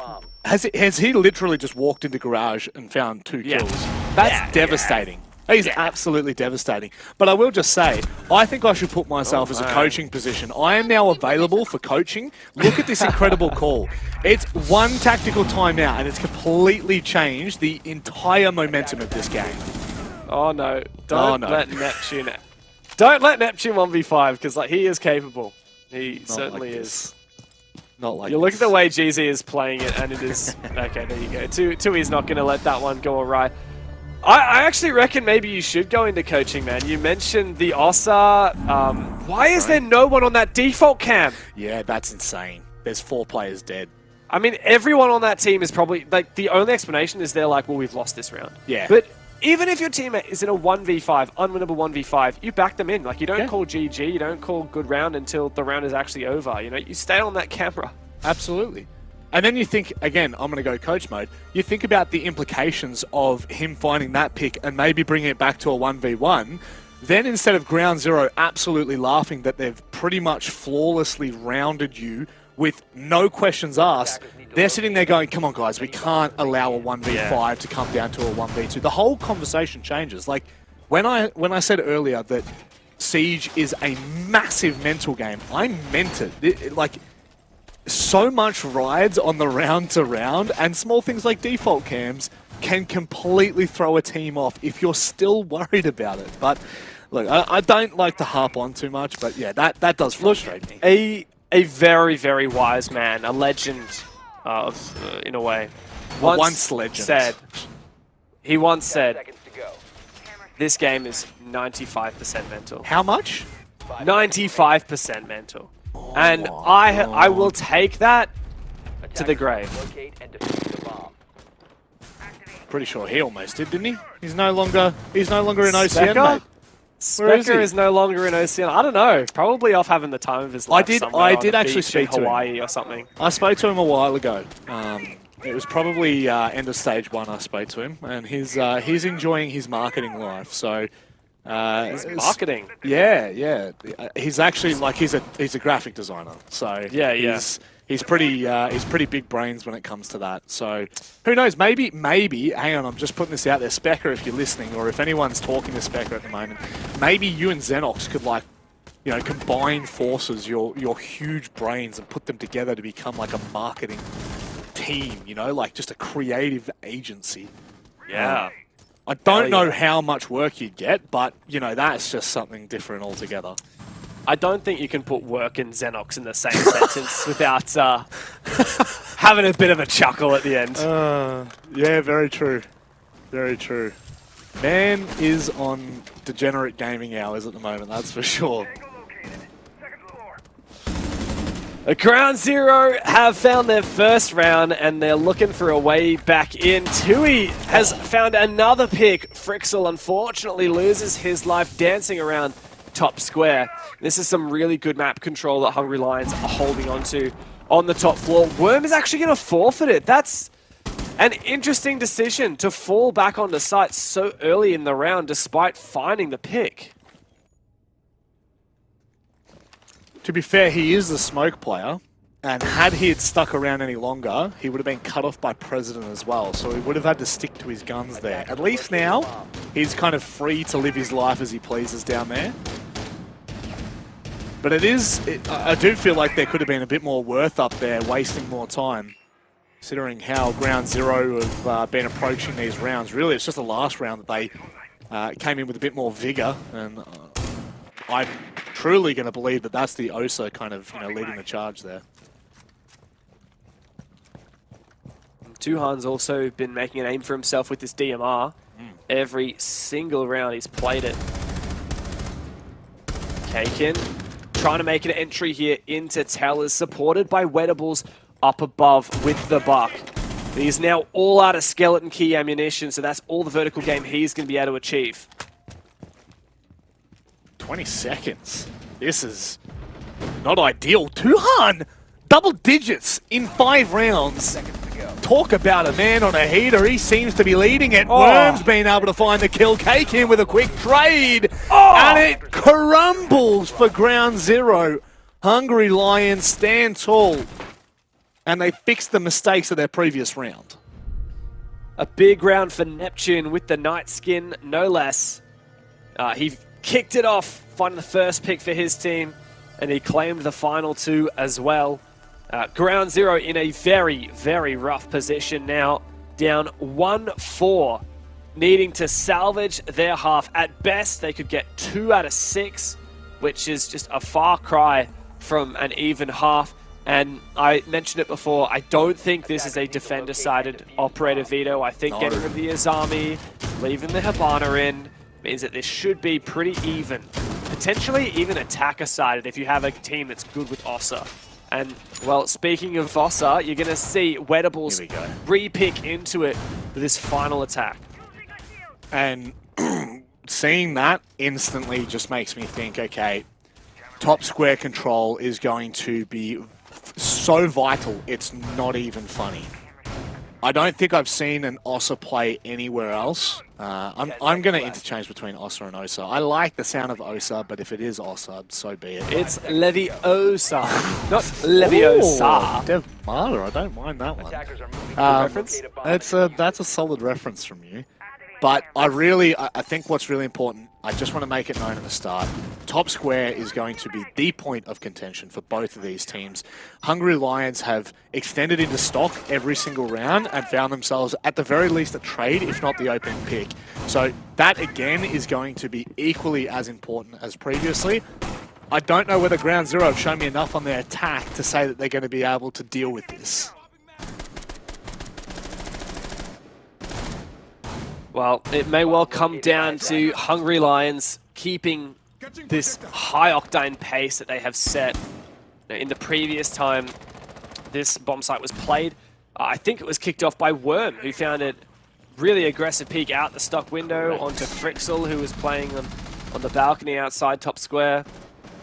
Now Frixel's actually watching for peeks out from lobby. I feel like that gunfight is so hard to win if you're on the rappel. Like, I truly believe that favors the opposite. Worm has gone down by a nade from Tuhan, irrespective of all of the utility, all of the magnets that he had then. Burnt through very quickly. Jay Kenner has decided to kind of take control of this. Oh, Dark cannot find the Hibana pallets. Unfortunately, the X-Kairos do go off. And now that is stock completely folded. This makes this player, Nazami, in Janitor's job so much harder and so much more crucial now. They lose Janitor, round done.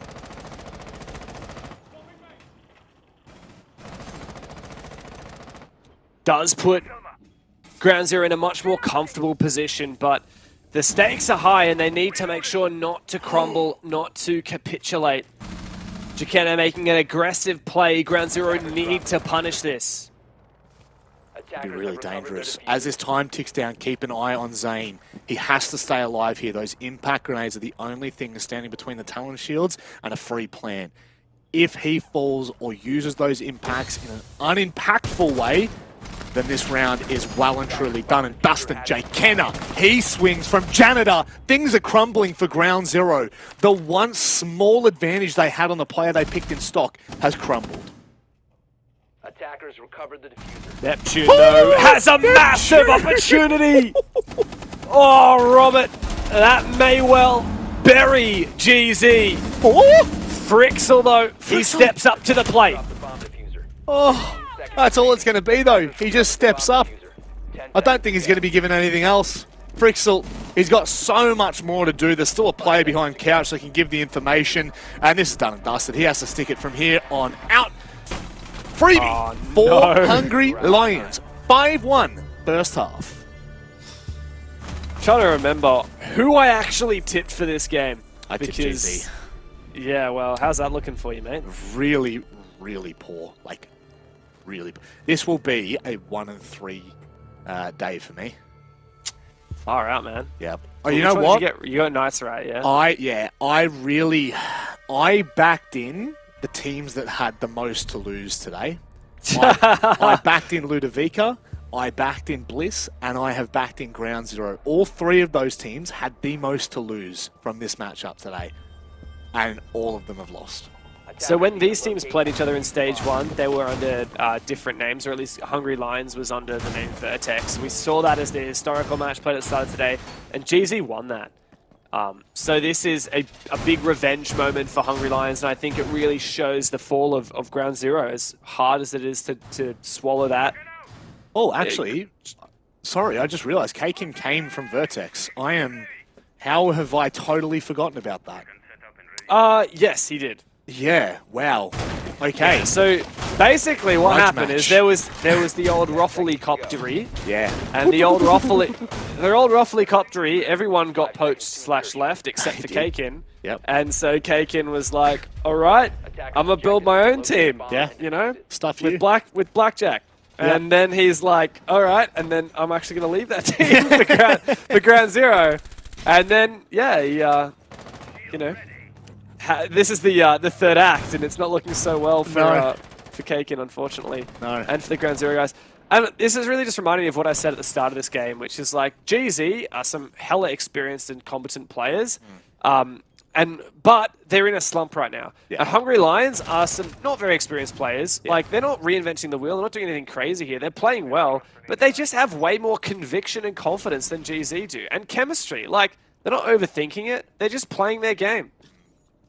And that makes it incredibly tough. That makes it really tough for a team that's already struggling. And I feel like GZ doesn't have an identity. Like, I think about Knights and I think about the team that they are, and they have an identity. I think about Wildcard and their methodical playstyle, they have an identity. Chiefs, they have an identity. You've got Bliss, they definitely have an identity. But Ground Zero have not been able to cement theirs in the first 2 stages that they've played. And I think that this is going to be an issue that continues to compound if they're unable to kind of capitalize on these kind of games. Like, this is the one game you absolutely must, at the very least, push to overtime. This has to be close. Now, Siege is 100% a tale of 2 halves, but right now, the first half has convinced me that the second will be quick. Yeah, well, it may only take 2 rounds, but it all hinges on this attack. Now, GZ have gone for a very conservative defense strategy, playing heavy plant denial. Here, you've got the pulse, the smoke, you've got 3 C4s, and of course the Echo as well. So, a really nice setup. And Hungry Lions need to be cautious not to play into this. Now, if they can remove all of the util that's set up, if they can start to execute with enough time, it could work out for them. Or if they just go send it deep into sight, instead of playing for plant denial, Hungry Lions might be able to make this work.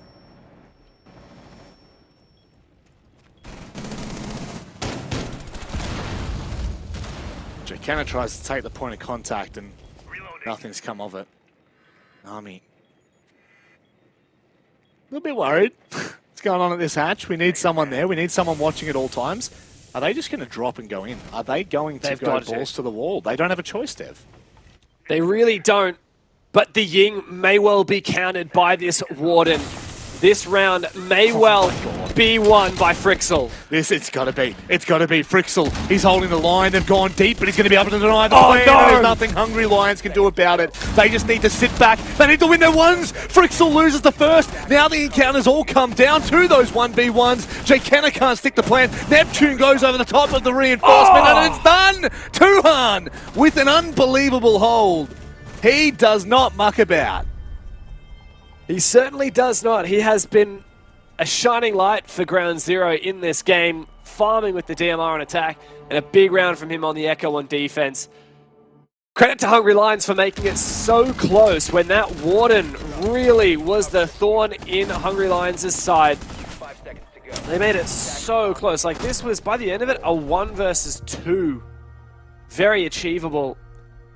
But GZ just, they really lent into that plant denial, and it worked out so well for them.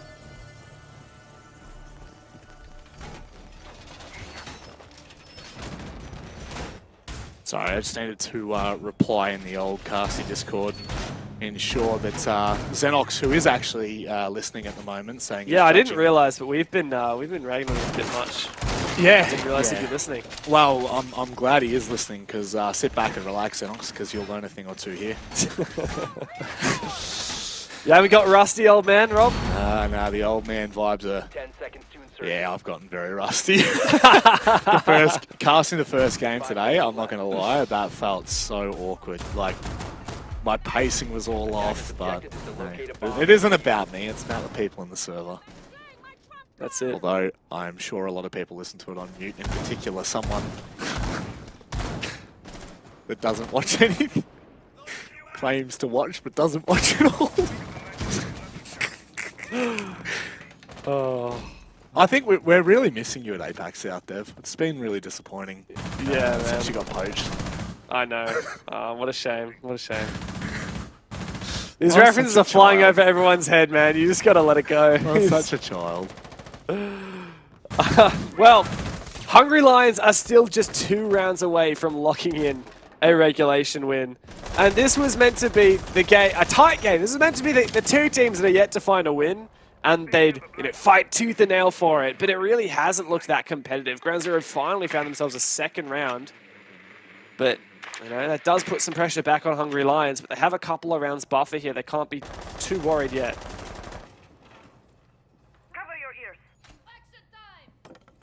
Tuhan's really stepped up for Ground Zero. If the rest of this roster can kind of, I want to say pull their pants up.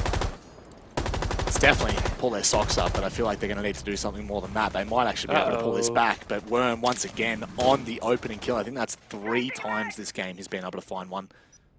He's really been a menace that Ground Zero have just not been able to tame. It's a big pick. Taking down the Wamai. No more magnets protecting these positions, these shields. And with it, it looks like that's actually full top floor control. Worm's going to be able to scan out where this player is. It's the Alibi who's already fallen off. Tuhan. Might I add, Tuhan, 13 kills. The rest of his team combined only has 10 kills. So Tui, in a way, has kind of been carrying GZ. Oh, what a shot. He's hit some absolutely disgusting shots today in this game. Tuhan, there's no way he wins this. There is absolutely no way. It's top fragger v top fragger. And Tuhan concedes. He'll be safer to roll back up and go through beepers, but I think he's been cut off. He certainly has been. No. But Worm just runs right into him. They could have waited. They could have cut him off, but now he's making his way back across toward blue. Oh no, this is not good for Hungry Lions. And Frixel has taken... Oh my god, it's just a collapse. It's calamity. For the Hungry Lions, 20 seconds left. Tui does not need to move. President, the lone man on site. If he overpeaks here, it could be the Deathman, but President has held on, and Mazami has to push into the site. That Goon Line gives away every piece of information that they need to make it 2, President. That shouldn't be happening. plan. Oh no, that sucks. Oh, that sucks. Couldn't plan Goon Mine in the foot. Thought of the side. It probably would have taken Tuhan about 7 seconds to run there. So I reckon if there was no Legion Mine there, I think he probably could have planted and made it a one-on-one. Like, he probably could have won that, but Frixel's Goon Mine saved it. I actually back him to win that if that plan goes down as well. Totally. But If there's no Goon Mine there, he wins it. Yeah, that's so unfortunate. That is really just, that's not ideal. And now, Ground Zero are back in this game. And Tuhan is the savior. Like, he literally has stood tall. But I will say, without President holding the site and finding 2 kills there, that whole round does not happen. There's no way Tuhan brings back a 1 versus 2 on that side, I don't think. Yeah, I mean, the thing is, we've only had 1 round of attack all game long. Yeah. This has been such a defense-favored game. And I thought maybe that was a GZ problem, but it seems to clearly be a Hungry Lions problem as well. They are really struggling on their attacks. No team seeming to be able to break through and buck the trend. And, I mean, as, in fact, I actually think Ground Zero has the advantage here. Like, if they can continue to string rounds together, they'll be in the advantage because they will have the momentum on their side. Yep. When we get hit the 5-5. Yeah. I could feel that. And I guess it's, I probably look to what's going to happen when we go to OT. If we, if it does end up going this far, I would be absolutely shocked. But I think OT would be on the agenda if Ground Zero win another round here. Hungry Lions are seriously struggling. But nevertheless, there's still, there's so many rounds left in this. I can't call it early, but no. It's hard not to when you see a performance like this from Ground Zero, slowly and surely just chipping away at the armor. And Tuhan is my God. unbelievable. Someone check this man's PC. 15 kills. It's a 3.0 KD so far. Neptune's been good, but Tuhan has been great. Such a significant driving force for GZ, just always in Hungry Lions' face, always a thorn in their side. Oh, this is nailing his shots tonight as well. A nice position set up. You love this Ossa, don't you? And it just works out so well. It's just so dangerous. And you look, oh god, there's the only thing you have to deny the Talon Shield is 1 C4 on Frixel. So this is a really, really dangerous situation to be in. I'm not sure where Wettables has used his impact grenades, but it's not ideal whatsoever. Tui as well is back in a position that could completely unravel this attack. Yeah, I mean, he's going to do it. Oh, he sees Worm, shoots a little bit too early, takes a lot of damage. I think Mazami almost killed him there. I'm a bit surprised we're not seeing, I mean, well, the thing is, like, because Jakenna was the first to go down, there's no breach, which is going to work on the wall, so they have to funnel through the soft wall. This is just such a tough position now for Hungry Lions. And Mazami's down, so that last Talon Shield is not going to be used on site. So Tuhan has essentially just pulled the pin, and everyone else around him has pretty much come together. Wow. What a shot. If Worm doesn't go down there, I would back in Hungry Lions! Oh my What is God! Neptune doing? This man has hit some unbelievable shots tonight. I don't care if they lose that round. That's disgusting. What was that shot? That was ridiculous. Ground Zero are also making a run for it, Rob. That's 3 rounds of defense in a row. And Hungry Lions are going to take their tactical timeout, a much needed one at that. This could enable the match point for them. Ground Zero, the only round of attack that they won was on the back of their tactical timeout. Now we're seeing the pattern repeated here. Is it DMR? Oh. But yes, your perfect point, perfect time for Hungry Lions to take that tactical timeout.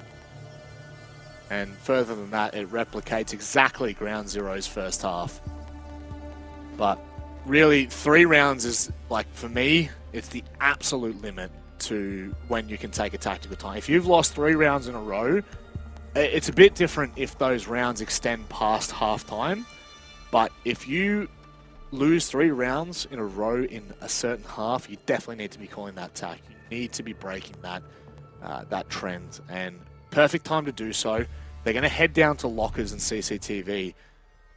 Wettables on the vigil. I don't know. It wasn't the roam last time that failed. It was literally the site that just got obliterated. So. Yeah, I mean, that is actually a bit of a risk, isn't it? Like, Ground Zero went for a heavy anchor plant denial strat last round on this bomb site, and they did win it. It came down very close 2v1, but they forced Hungry Lions to go for, like, a explosive execute instead of, like, a drop execute, instead of, like, a plant execute. And that worked in Ground Zero's favor. Now they're completely changing their strategy. Like, you've gone from one polar extreme to the other. You know, you've gone from full plant denial to full roam. Like, everyone except for Cake in here is to enable the roam.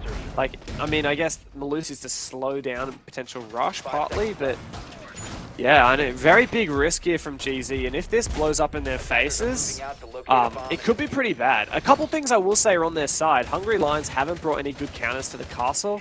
Oh, I guess they got the Hibana, but do they really want to risk using all their hard breach on castle barricades? How many pellets do they need? Is it 2 or 4? I can't remember. Even 1 pellet would be enough on a castle barricade. But you can only, fire a minimum of 2 at a time. Yeah. And I guess if a lot of these hatches are open, then it might not matter so much. So Yeah, I guess, true. honestly, the Hibana's probably fine for the castles. I'm curious what the plan is with the Osa, like whether they're just going to try and go straight server. And if so, they're going to have to worry about square because the hatch is open. Yeah, this is. You know what? I'm not going to retract the statement by any means. I think that what worked well for Ground Zero is the fact that they were able to burn through the time. But I also don't mind the fact that they're completely changing things up and well and truly just changing the entire approach for Hungry Lions to have to try and adapt. Because I'm sure coming into this round, Hungry Lions will be going, yeah, they've got to go basement here. You know, we've gone to all the tertiary site. resets. Oh, Worm! Waiting for it to, mate, I'm telling you right now, word.exe, Tuhan, go and check Control F, type in word.exe. For sure. He is going absolutely mental right now. Speak about a hot hand. I don't think I've seen someone this sharp for a long time.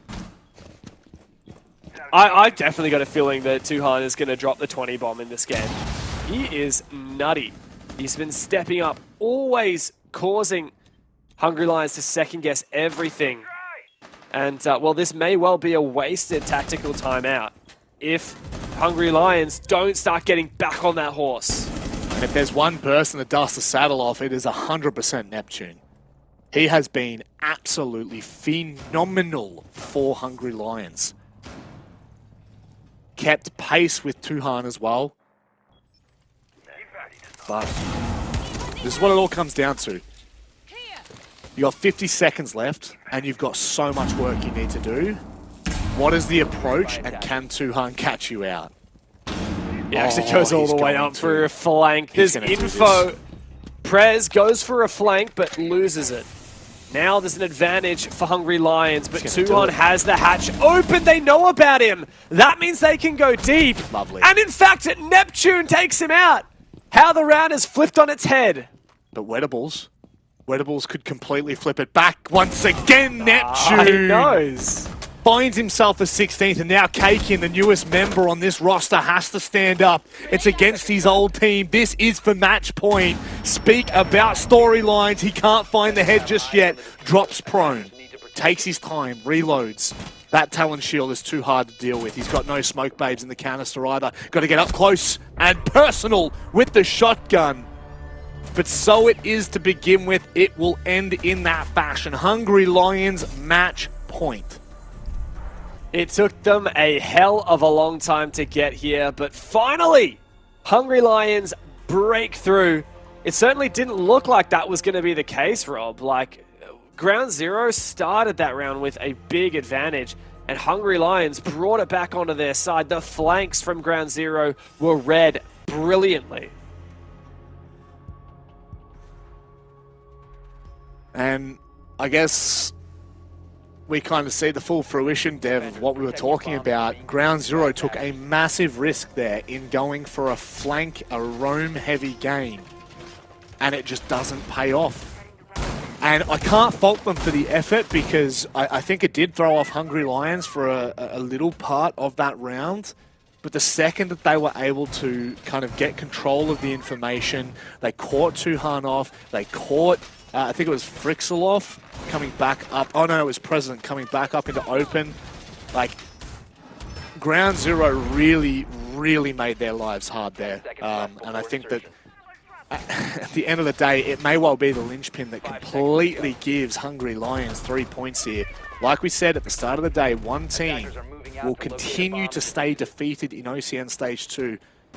And one team will walk away with the dub. And to be honest, it is looking like Hungry Lions, but the trend is anything to go by. Overtime is well and truly still looming large. There's a big chance here for GZ, but now they're really fighting from behind. Their momentum has been broken. They have no more tactical timeouts to call upon, nor do the Hungry Lions. It'll take 2 more rounds to force OT for GZ. Now that they've lost 1 round, Hungry Lions have smelled blood in the water. Now, I want to be really careful, because this is exactly what happened for Ground Zero in their first half. They lost the first 3, they took a tack timeout, they won the next game, the next round. And then from there, Hungry Lions took over on their defense. So, as much as I'm kind of emphasizing that that was a lost round and now Hungry Lions have the momentum, very well, it could still stay that way, but this is not looking good. When Kaking goes down early, Ground Zero become additionally exposed, and they've got to fall back to site. Neptune looking to gun for that 20 bomb, which Tui is also trying to go for. I mean, I'm sure it's the last thing on their minds, but, you know, as a spectator, we love to see it. GZ really feeling that pressure though now because the buck has got to work on the ceiling above them and Jakenna can expose these anchor positions. Hungry Lions have the advantage. They just need to make steady progress throughout this round.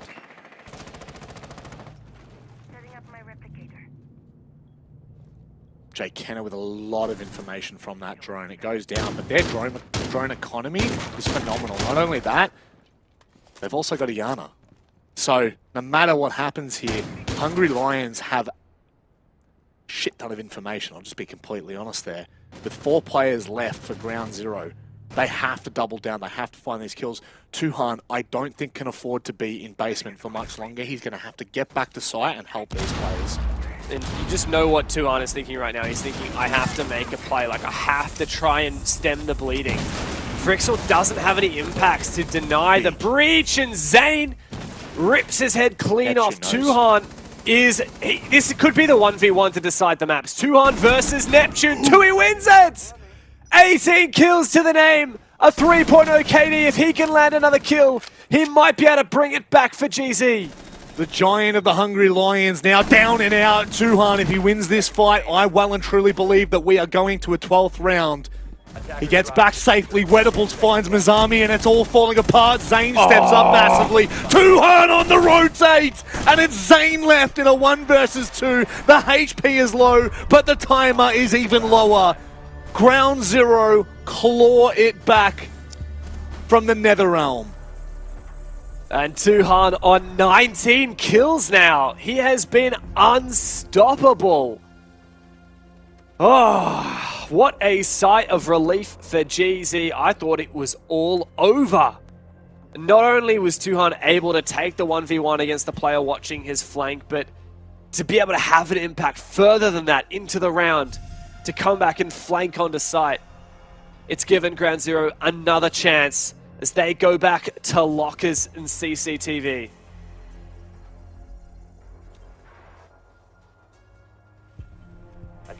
I don't think we've seen a player that's had this much of an impact in a single game in a long time.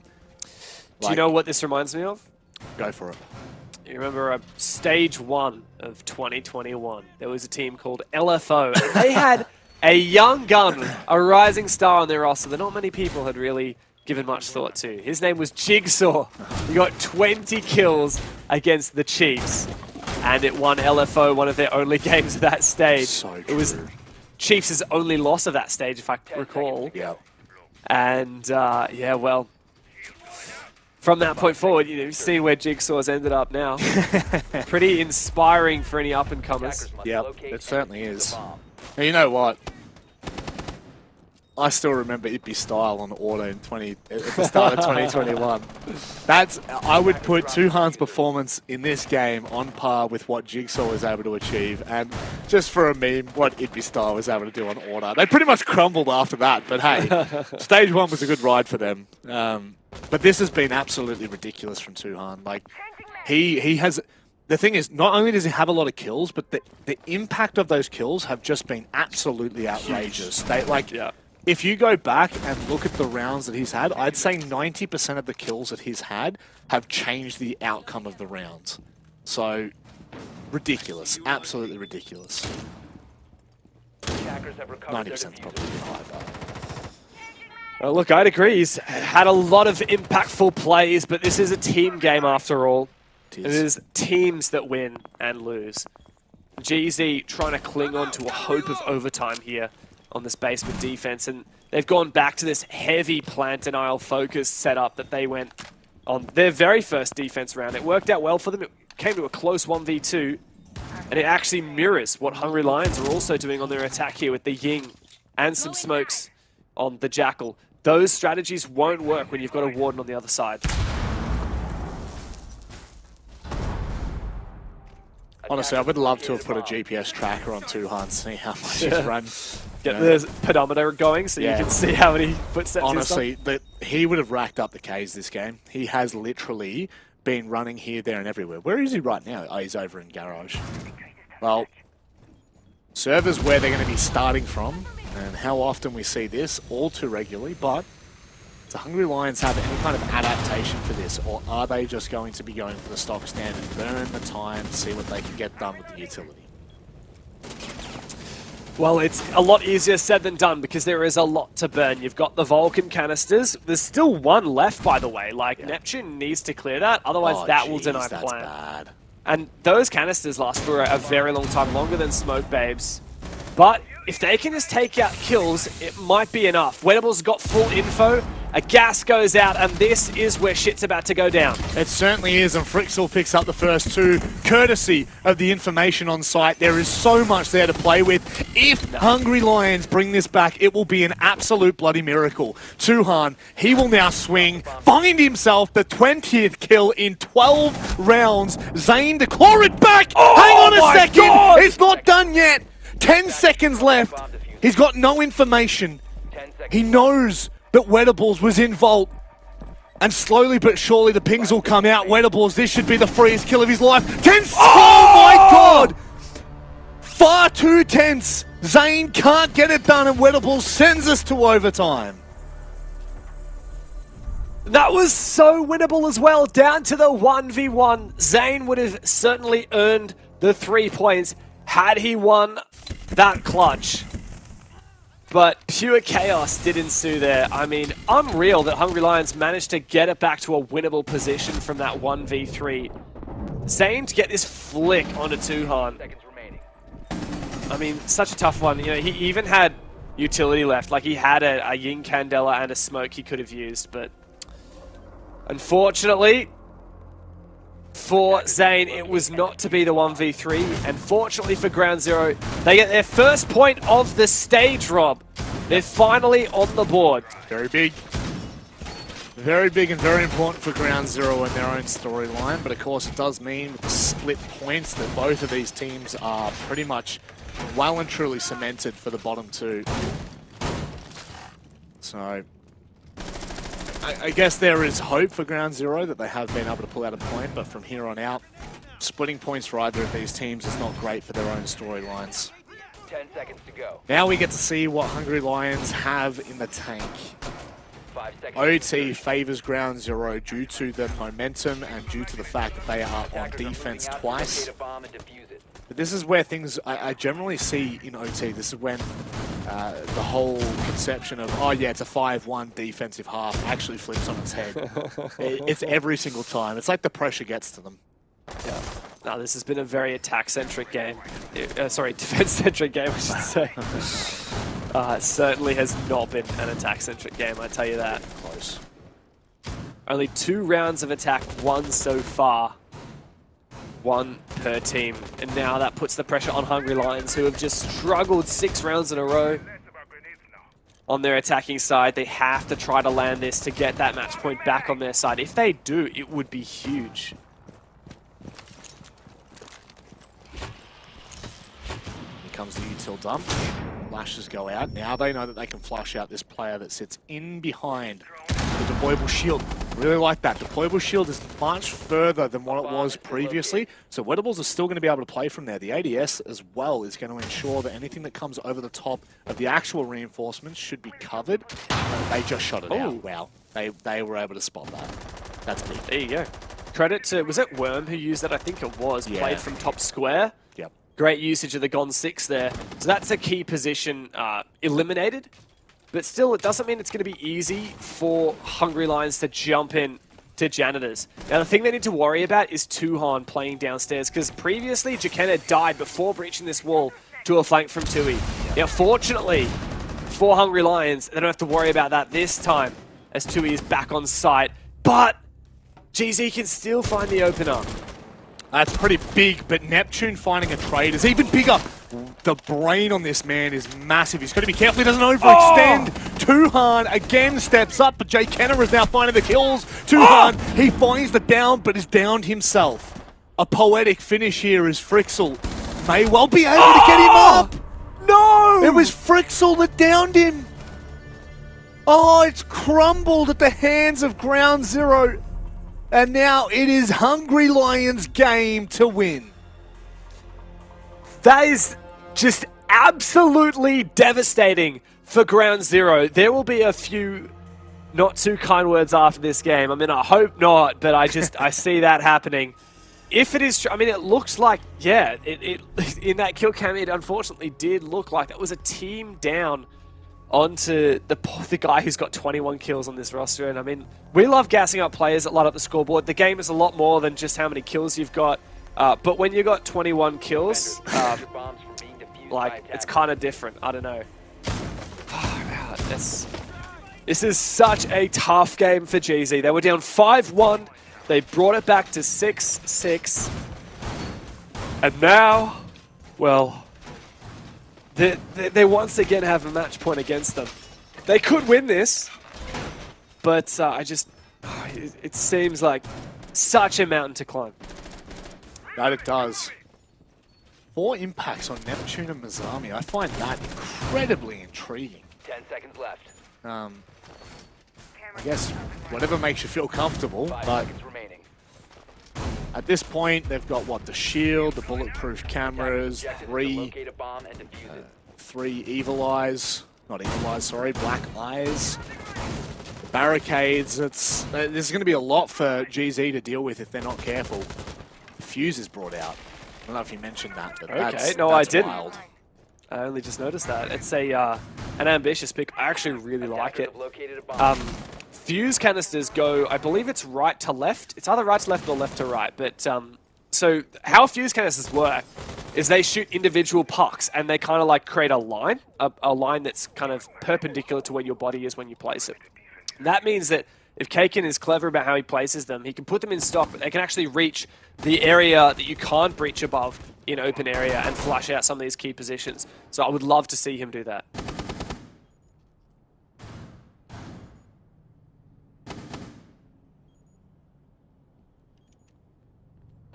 Question for me will remain on this top floor. Will Ground Zero approach this top floor clear? I don't know whether you can kind of completely dismiss it or not, but you could definitely negate some of that control.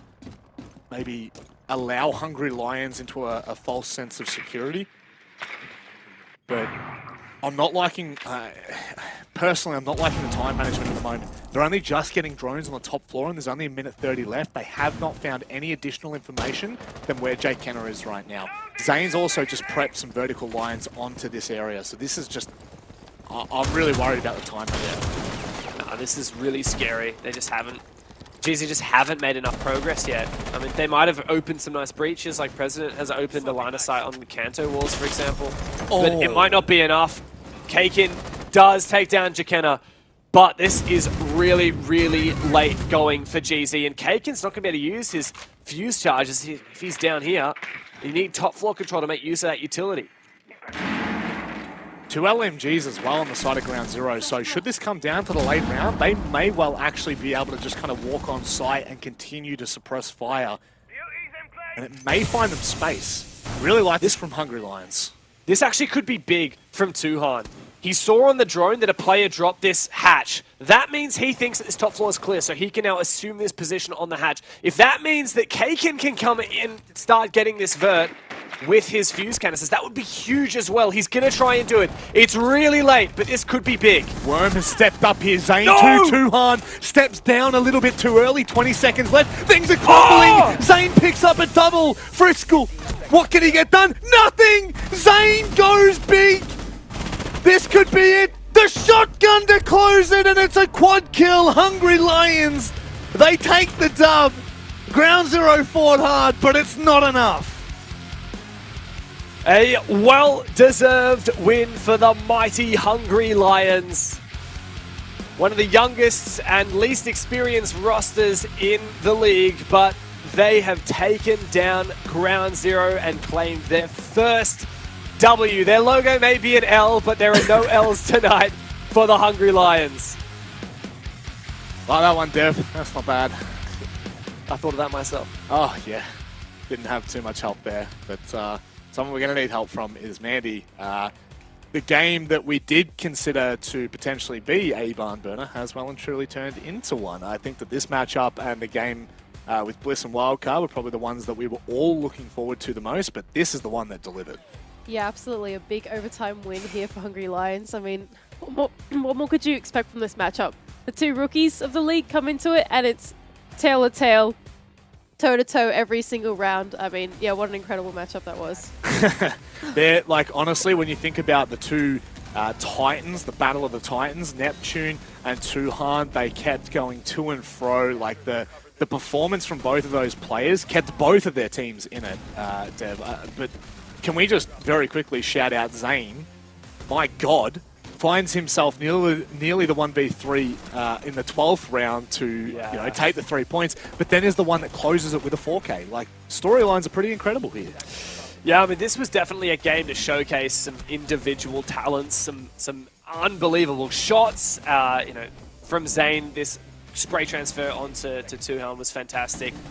And so many near misses as well. Like, even Zane there, I'm sure he's kicking himself that he didn't win that. I'm sure that Frixel's kicking himself for downing Tuhan there.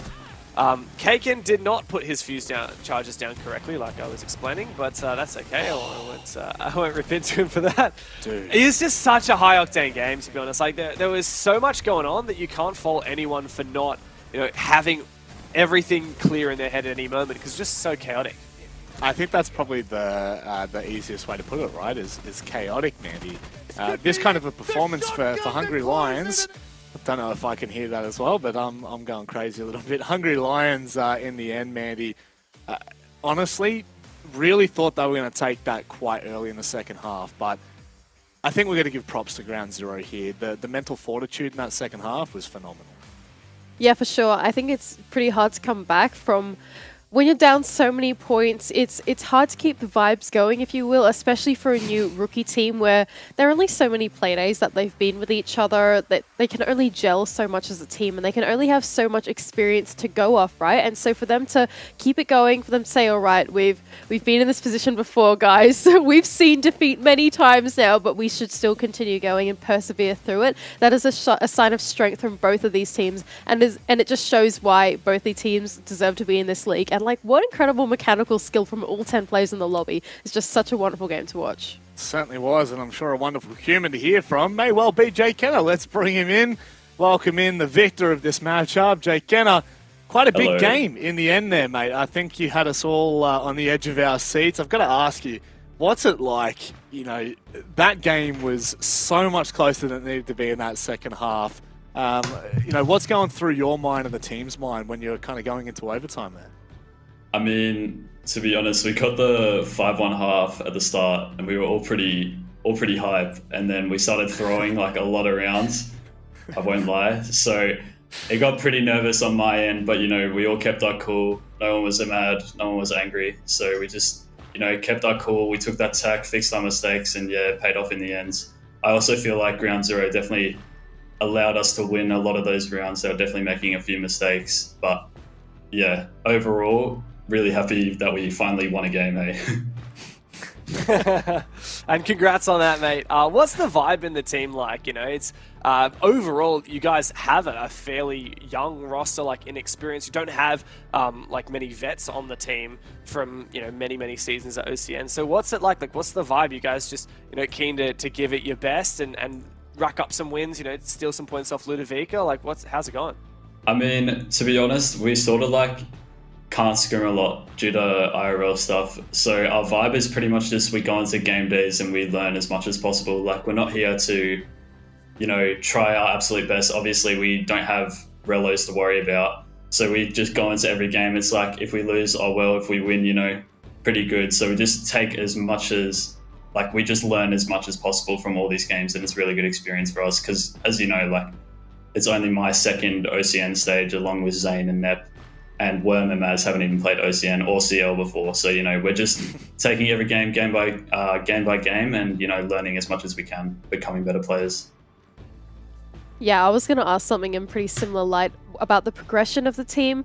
Do you guys see yourselves staying together in the long term? I mean, if you end up doing well in this OCN stage, do you feel like more time is going to be dedicated to playing this game? Or do you think you guys are just going to keep cruising along as it is, see how it goes, and yeah, see how things turn out? For me personally, I definitely want to keep playing. I know Zane has talked about taking a break after this stage, but I think for the rest of the team, we want to, keep playing, even though we don't have Relos coming up. So it's not like as important to us. I think we all want to keep playing and, eventually reach the goal of South, right? It's what every Siege player and OCN plays for. Yeah. So, yeah. I'm going to ask you another question here before we kind of let you go, but is this at all sweet revenge for Kakin? He jumped ship. Was there at all any grudge behind it? To be honest, I'd consider myself a good friend of Kakin, so I have. Oh, come on! Look, it does feel bittersweet to beat him, but yeah, I have no ill will against Kakin, so yeah. But I agree, it does feel bittersweet to beat him like this when he left us, but oh well. I was hoping you'd dive into it a bit for me, mate. Friends or not, banter's always good fun. Look, we'll leave it there. Did you have anything you'd like to say before we let you go? Just shout out to my teammates and shout out to you guys for the cast. And that'll be all. Beautiful. Thank you. Keep it nice and simple, mate. Thank you very much for coming in. Congratulations on your first win for Stage 2. Thank you. See yous. So that, honestly, it's probably the first time I've ever spoken to a player that is pretty content with just chilling out and having some fun, Dev. It's a pretty good spirit to be in, I'll be completely honest. It seems like that team is just taking the hits as they come. Yeah, and hey, they must be doing something right, because they went to overtime against Ludovica, and here they've beat GZ. And GZ's a very established team with a lot of vets and a lot of young gunners as well on that team. I think we've getting to see a wave of new talent coming into Siege, which is always exciting. Mazami and Worm never even played OCL, let alone OCN. I don't know how much comp they've played outside that, like if any, or they just like, all right, boys, I made my diamond or made my champ, now I'm going to jump straight into OCN. Like, all power to them. Like, yeah. That's sick. Certainly is. Let's have a look back on the day that was. We had a pretty sleeper start to the day, not going to lie. I thought that we were going to be done and dusted nice and quick, but Kraken had other plans, or maybe it was the Knights players that just wanted to force it a little bit longer, get a couple of extra stats in there. 7-5 victory for the Knights after what was a pretty impressive start for Chiefs and Wildcard. I've got to say, that was probably the most confident I've felt in Wildcard. At this point, it is the most confident I've felt in Wildcard in a long time, Mandy. Would you agree? I think I would agree with that. Oh, actually, I don't know if I would completely agree, because I think that at the start of Stage 2, we were very impressed by them when he thought, whoa, we were really taken back by it. I think recently Wildcard have started to fall off a little bit. They've jumped off the momentum train, and Vinny said in his interview that, yeah, they sort of had the wrong mindset going into each week. Rather than it being one by one, they were looking too long-term. So my confidence is starting to rebuild, I think, is the right way to describe my current perspective of Wildcard. Well, look, wildcard aside, my confidence is really starting to crumble, especially after the predictions tonight. I think I went 1-3. Let's have a look at how they've all ended up. I don't really, yeah, I'm not confident at all. Yeah, geez, that was a bloody rough night for me. Dev, Andy. All I gotta say is me and Ducky really know what we're talking about. Oh, it's Ducky. I thought that was Mandy's result. No. Sorry, I thought you guys were going to gloat then. No. I mean, look, Mandy, you're a good co-caster, but in this particular instance, I'm afraid, the crown can only be worn by me and Ducky, so I'm sorry. Okay, great. Look, Rob, I managed to catch up to you, though. You really blundered tonight. At least I went 2 for 2, and so I was down bad at the bottom with Guz, but now we up here. It's all right. We're in the midfield. How Kings have fallen. What's happened to Guz? He was the OCN predictor champ, and now he's down bad. Yeah, he's down so bad. How does it feel down there? What's the weather like, Guz? This is like some wild card, like downward spiral kind of thing, or Chiefs downward spiral kind of thing. The end of a dynasty. Yeah, the end of the Guz predictor dynasty. Yeah, I think he's fallen off the train a bit, that's for damn sure. Let's have a look at how the standings sit after Playday 4. This concludes the better half of the season, or the stage, sorry. So, Wildcard, flawless, 12 points on the board. Dev, as we work our way down, are there any shocks for you? Look, I think the biggest one is probably seeing Ludovica so low. Yep. They really have dropped the ball at this stage. Not sure exactly what's going wrong. Hard to put your finger on. Aside from that, I'm not shockingly surprised, but GZ is, when you think about the pedigree of their players, it's very surprising to see that they're yet to find a win. Yeah, I expected maybe, Kraken and Hungry Lions to be simmering down the bottom, not so much Ground Zero or Ludovica. Mandy, Chiefs, for all of our umming and ahhing about them, are still 9 points ahead in the stage, so their OCN stage isn't going awful. Yeah, I think I agree with what you guys said. Like, the standings, OCN does tend to be a little more top-heavy, so we do expect the top 4 teams to be where they are and the bottom 4 teams to be where they are. But I'm also sort of questioning the order of it. Like, we definitely didn't expect Chiefs to be in the top 2 of the top 4, if that makes any sense. Yeah. I really expected the wildcard Knights train, the 2 big hitters in APAC South, to also be big hitters here in OCN. But the Chiefs still show that they are the kings of ANZ after all. For now, they may well lose that title. Overall, I'm pretty impressed with how this has gone, Dev. The day, I think, turned out in a similar fashion to what we would have thought heading into stage 1, but I guess, Bliss and Ludovica just not up to the mark today, which I'm going to say I'm a little bit disappointed with. Yeah, look, a bit disappointed, but look, wildcard was always going to beat Bliss, and anyone could have seen that, if you just maybe were a bit better at predictions, Rob. Yeah. The real tough one to predict was Chiefs, and let's be real, Xenox just guessed that. Like, there was no thought behind Pulled that out of his so. ass like I'm about to what the schedule for next week is, Dev. There we go.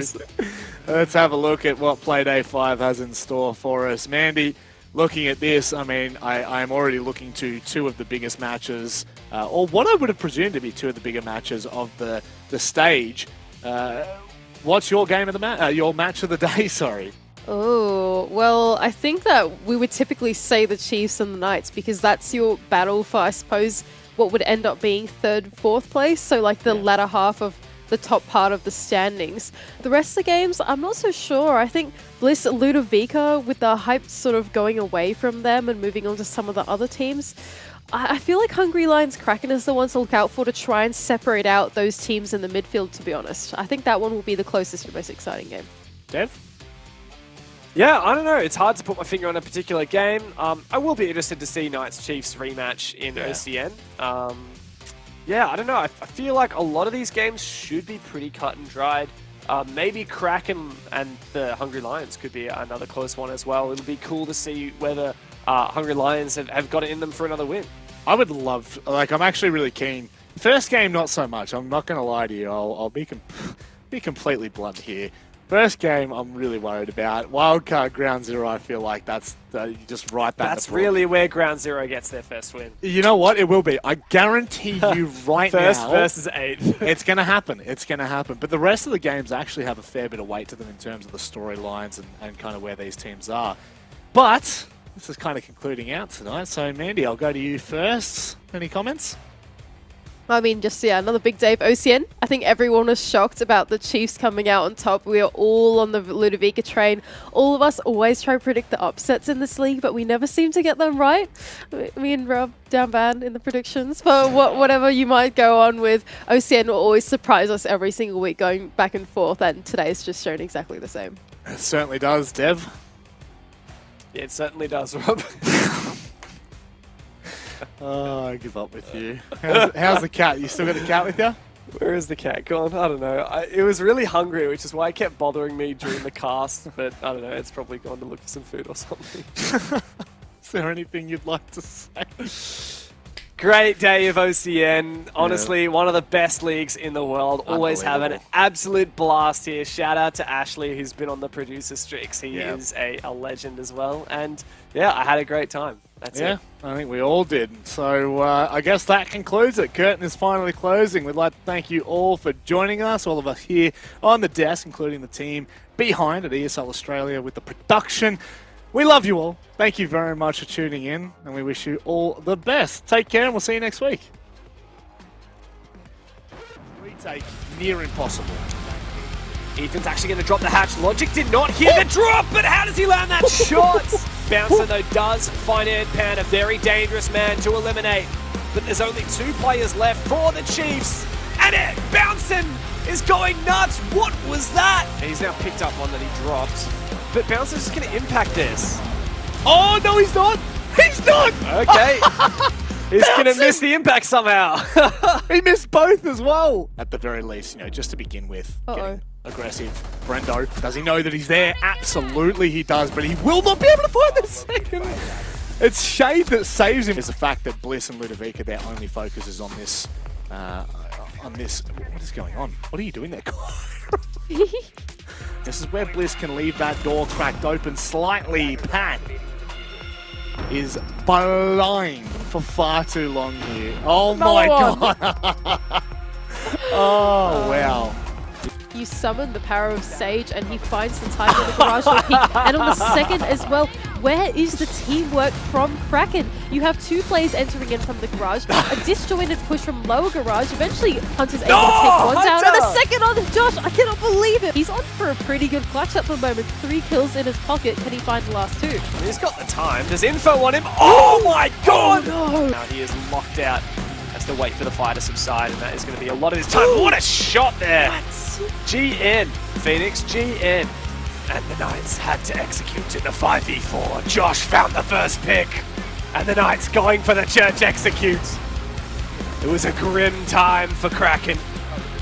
Neptune, though, has a massive opportunity. GZ. Oh, what a shot.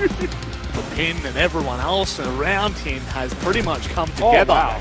What a shot. If Worm doesn't go down there, I would back in Hungry Lions! Oh my What is God! Neptune doing? This man has hit some unbelievable shots tonight. I would put Tuhan's performance in this game on par with what Jigsaw was able to achieve. And Worm has stepped up here. Zane to Tuhan steps down a little bit too early. 20 seconds left. Things are crumbling. Zane picks up a double. Friskel, what can he get done? Nothing! Zane goes big. This could be it. The shotgun to close it, and it's a quad kill. Hungry Lions, they take the dub. Pre-save the album on streaming services.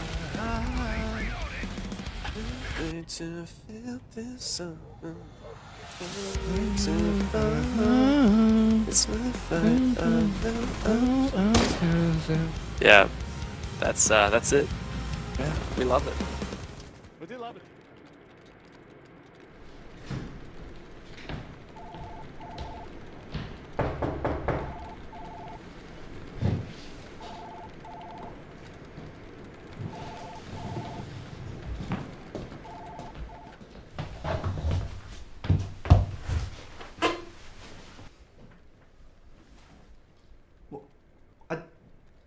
What? I didn't do anything wrong.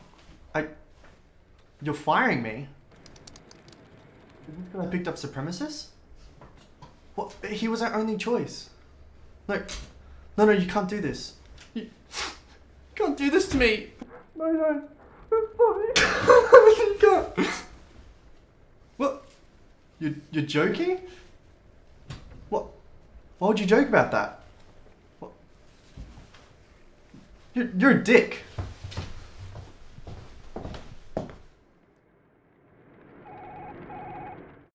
The Foundation for National Parks and Wildlife safeguards our wilderness now and for the future.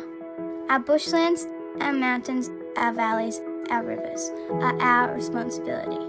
Whether you're just discovering the world or have built rich memories within it. Together we are one generation, and what we conserve today will be there for those tomorrow. There is no bigger legacy than the planet we share. Donate now.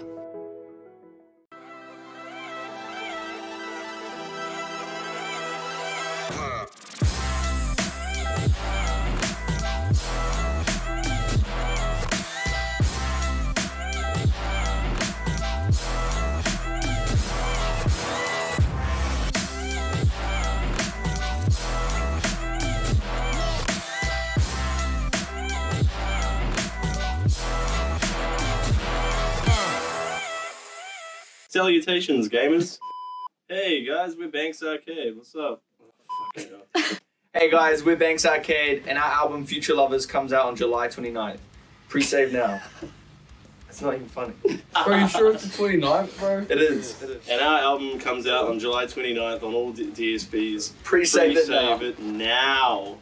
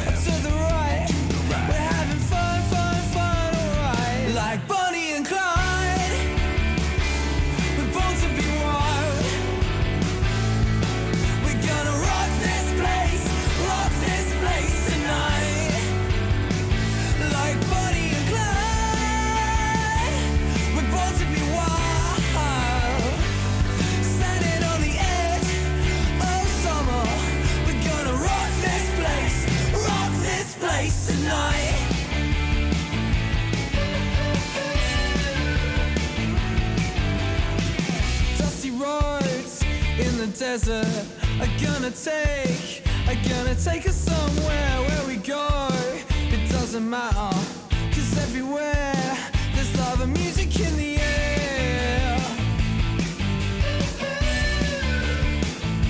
There's music in the air. Yeah, to the left, to the right. We're having fun, alright. Like Bonnie and Clyde, we're born to be wild. We're gonna rock this place tonight. Like Bonnie and Clyde, we're born to be wild. Standing on the edge of summer, we're gonna rock this place tonight.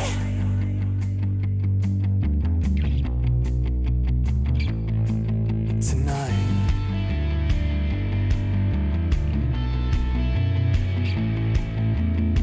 We're gonna rock this place tonight. We're gonna rock this place tonight. We're gonna rock this place tonight. Yeah, yeah, yeah. Oh,